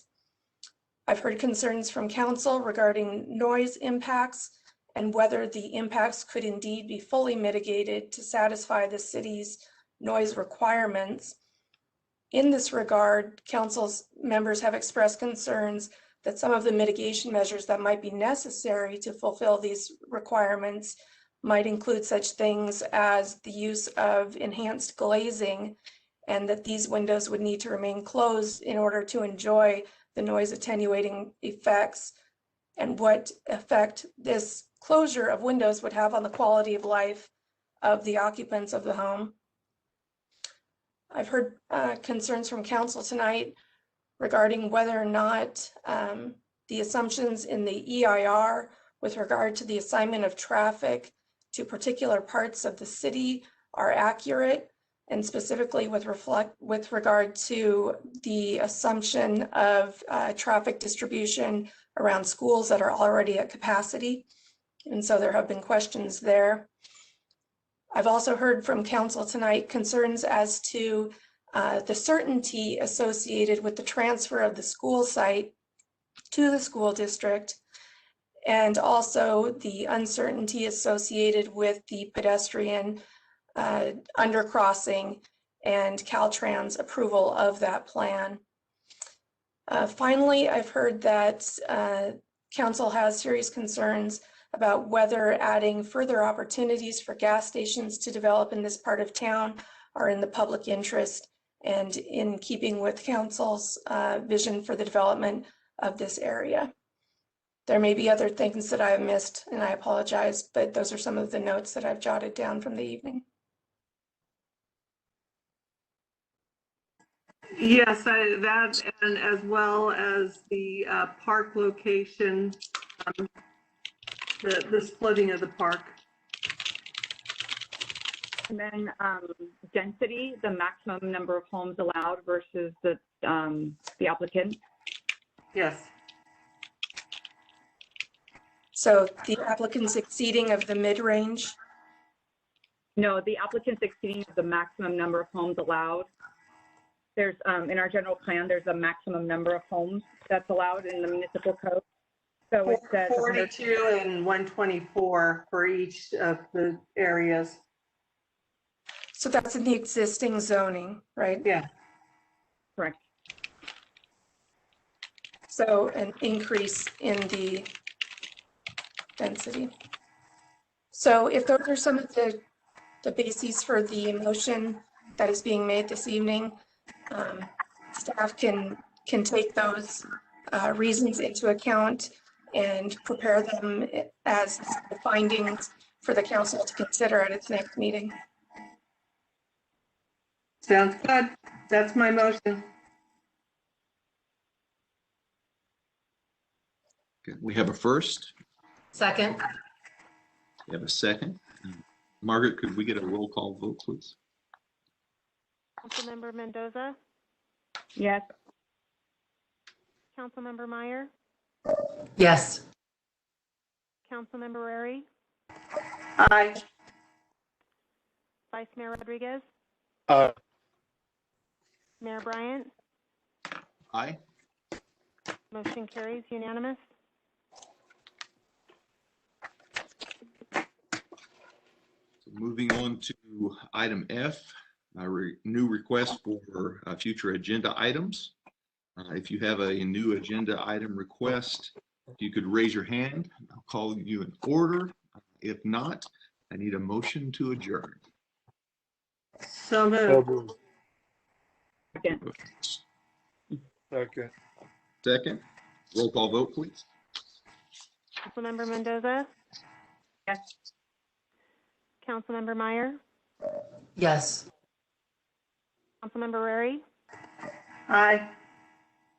Vice Mayor Rodriguez? Aye. Mayor Bryant? Aye. Motion carries unanimous. Well, we are adjourned. Thank you all you. for your time. Be safe. Yeah, later. Bye-bye.